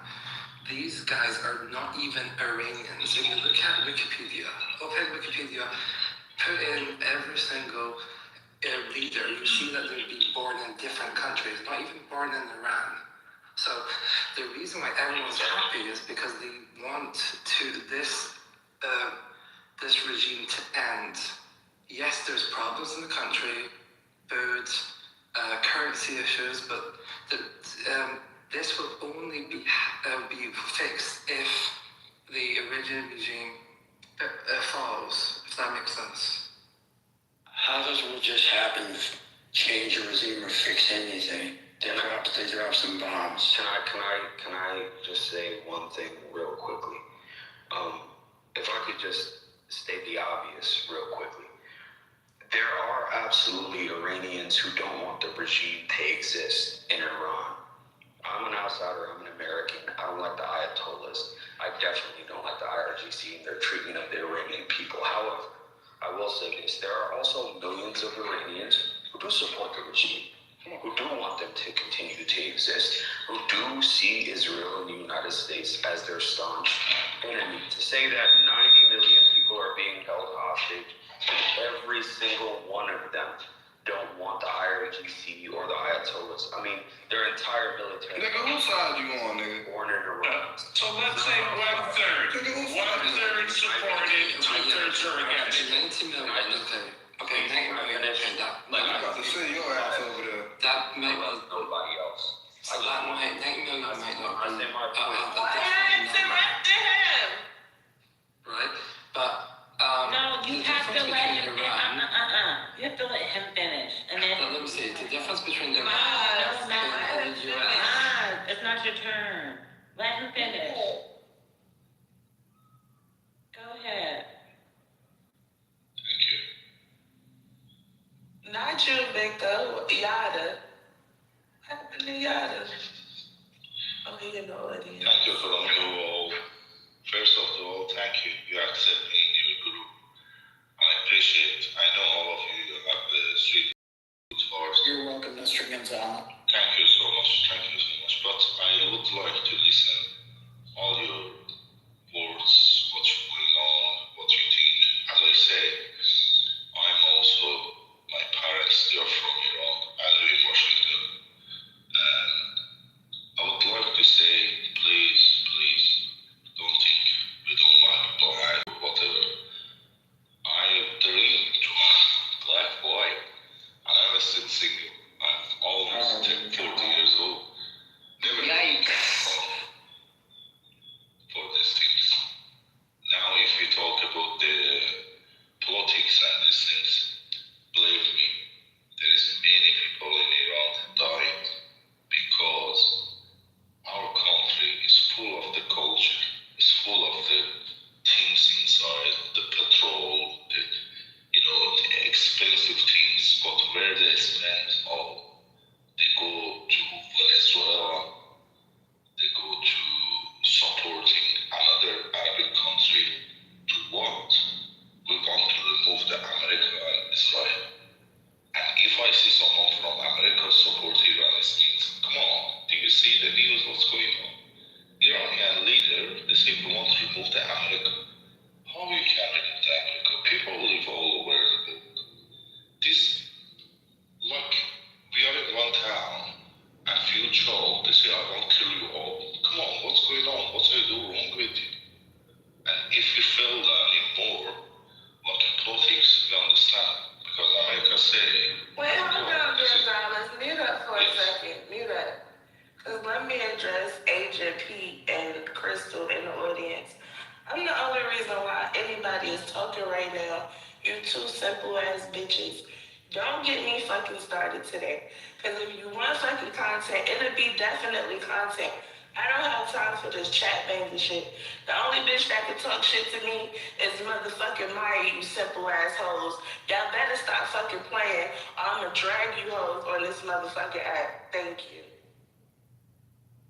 Bitches. Y'all talking shit, talk about Brooklyn. Mute up, I wasn't even fucking talking, you simple bitches.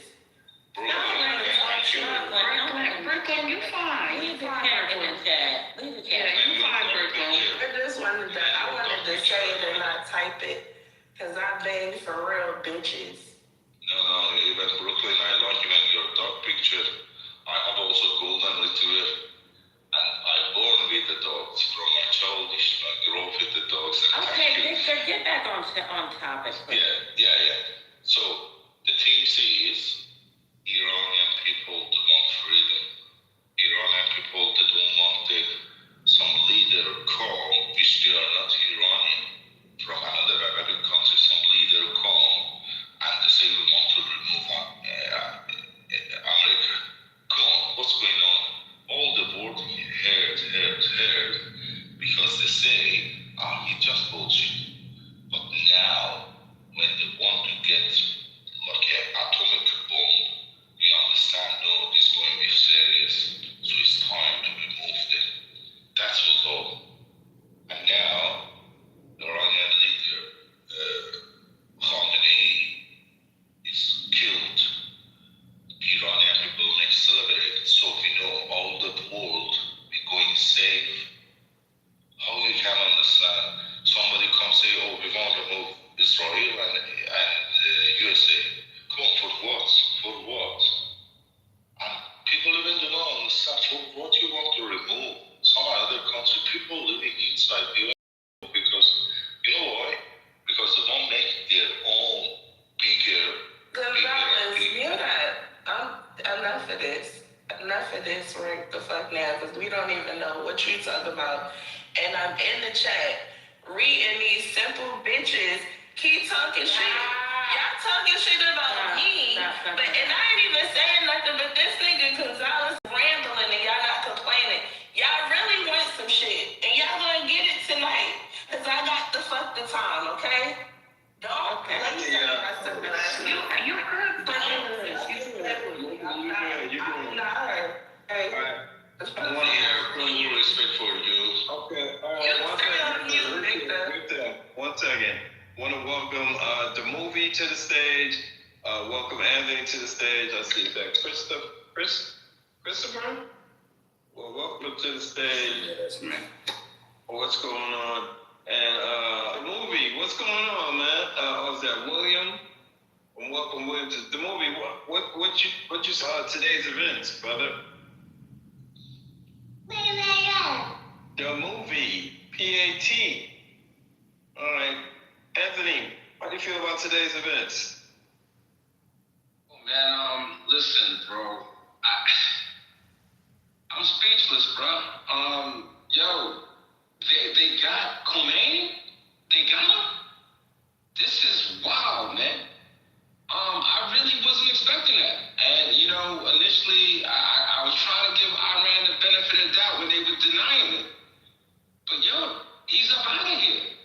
You know, he piled up them body bags in the street with them protesters like it was all right, like it was business as usual. You know, like, listen, you can feel however you want to feel about whoever you want to feel that way about. Dude needed to go, and he's gone. I don't know what comes next. I hope it's not worse than him. I pray it's not worse than him. I have some breaking news. His family members are also gone as well too. So they just confirmed that his daughter, his granddaughter, his son-in-law, and daughter-in-law are dead.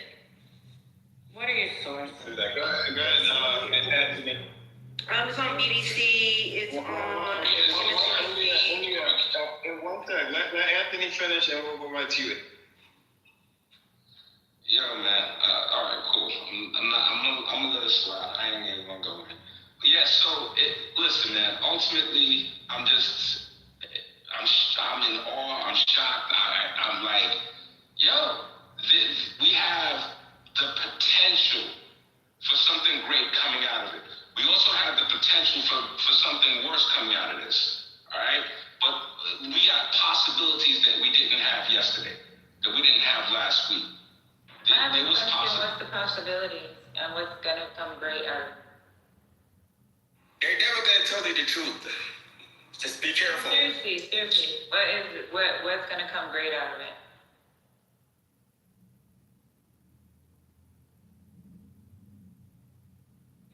Well, the leading opposition. She might take And hold on, that was for Anthony. He's not going to answer. Oh. Trent, are you there? Oh my God. So, Trent, you said that this is, I want to quote you, probably the greatest. Wait, is RJ on stage? Oh, perfect. Yes, damn it. Okay, perfect. This is what Trent said. It is probably the greatest military feat in history. Yeah, it probably is. I just know I believe Trent said that. One second. Trent, okay. So, D-Day. Context. No. Can you context? This is what you wrote. You said it is probably the greatest military feat in history. Hannibal. Yeah. So if I can, I'll clarify. I'm walking the dog, and I was typing. Greatest military strike, single day strike. I mean, the planning and what they've done. It is pretty incredible. I have to agree with Anthony on that. This is No. What makes it greater? Stop. You said it's the greatest military. You said that the context here that you gave was history. That's the context, history. And you said the military. Single day. I should have said strike. But I would call it in a 12-hour period. You know, to essentially eliminate the number 15 army or 16 army in the world in less than a 24-hour period. It doesn't tell me anything. What do you mean? What doesn't it tell you? Because one, I don't know where you guys get rankings from. But two, I don't know if the Army's been eliminated. You keep saying the Army's been eliminated. The heads of the Army. So when you've eliminated the defense minister, the leader of the country, and the leader of the Army, plus all the installations that have been hit militarily. This is militarily beyond what happened in Venezuela, even beyond what happened in 2003 with shock and awe. This is right now. This is pretty incredible 12-hour period. I'm just updating on that. You can't, in the middle of the day, to have a strike in the morning that was that successful is quite incredible of the military power capability of the United States. But what makes it a great feat? I mean, I think it was, what they call them, Buster Bunkers or something. I can't remember the name of the thing. They found a guy was in there and they dropped bombs on him. I can't understand. Are the Iranians still firing at other countries, or they stopped? Yeah, they are still firing. Here's what I'll say. At 9 a.m. or whatever local time, I think it was 9 a.m. local time in Tehran, in the capital city of one of the most, it's top 20. Iran is definitely top 20 military. That doesn't tell me anything, because the gap. Let me tell you why it doesn't tell us anything. Because the gap between the number 1 team and the number 20 team doesn't tell me anything, right? So you could be a number 20, but if 8 through the rest are ass, that doesn't tell me anything. Number 20. So 1 second. So like, what's number 18? No, like what's 18? So what's that with no context? You're just giving us rankings off the internet. That doesn't tell me anything. Man, fuck all that shit. Let's go USA, man. That's what I keep telling these niggas. Shut up, Trap. Let's go. Go ahead, Trap. Trap, I pray your brother is safe. Iran's ranked number 16. And just in the middle of the day, contextualize that for us. What does that mean? Let me tell you what I mean. Hold on. Does it mean like the number of people does it mean the number of people in the military? Does it mean how much they spend per GDP? Does it mean, you know what I'm saying? Like, just what this number 16? What is the 16 ranking? Just tell us number 16. We don't know what it means. Yeah, I'm with you. I think this is the amount that their total military power ranking. How many people they have, missiles, Air Force, Navy, everything in context. I'm not sure how they put the entire ranking together, but it's not like Iran is. They're not a small time military. It's not like Venezuela, who is number 4. Okay, that's a huge difference. I understand that, but you watch football. There's a big difference between the number 1, number 2 teams and the number 16. So I don't expect number 16, a number 16 team. If you could what?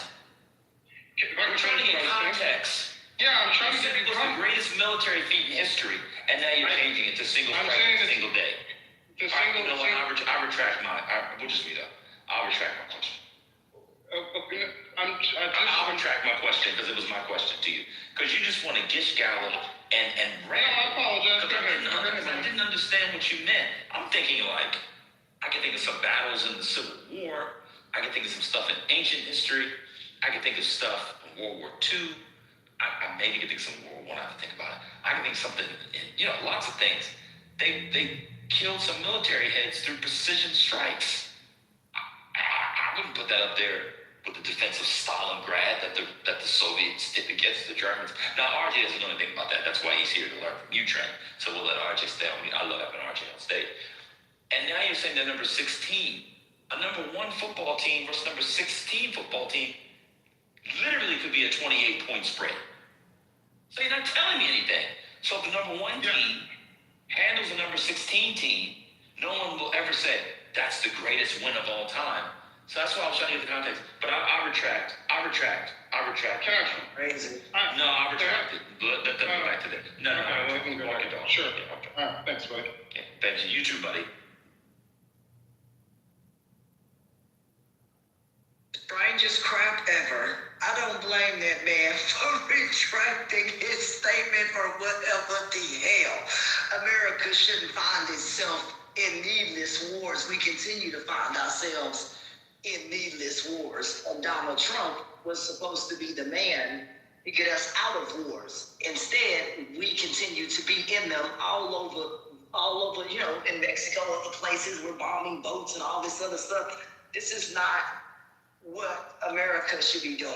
And I just don't think that this is appropriate. We're not doing this with Congress. What is this? And there has to be answers. There has to be heavy answers. And Iran, because of that, I hope that we're not put into another 10-year war, whatever. Whether Democrat or Republican, but for the Republicans right now, this looks really awful. It's just not put together right. Yes, people got killed and all that other kind of stuff, but it's really, really bad.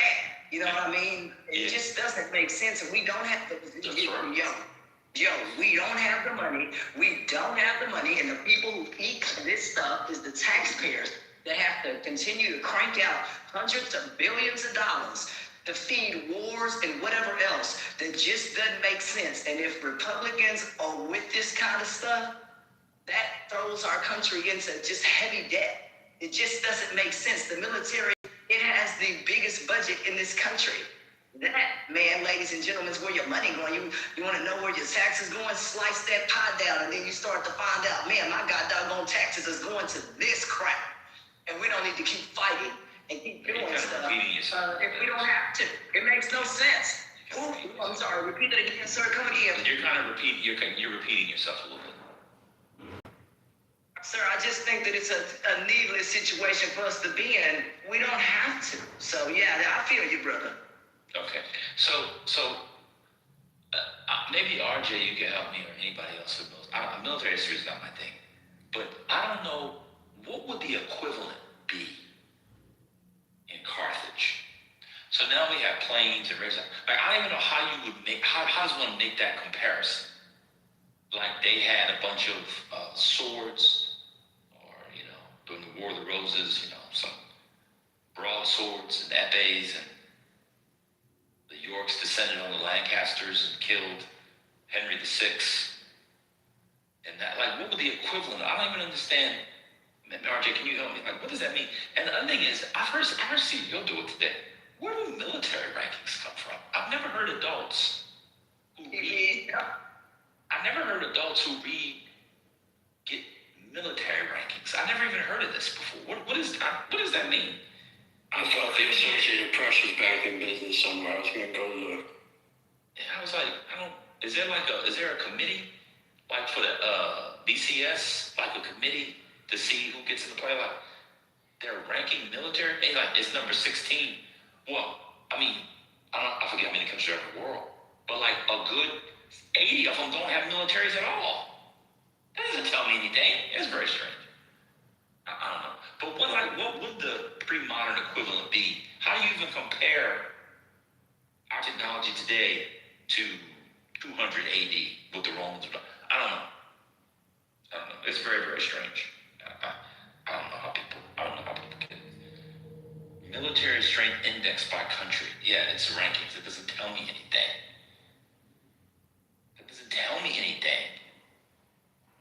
No one thinks the number 16 country team in the country's going to win the championship. There's still 16.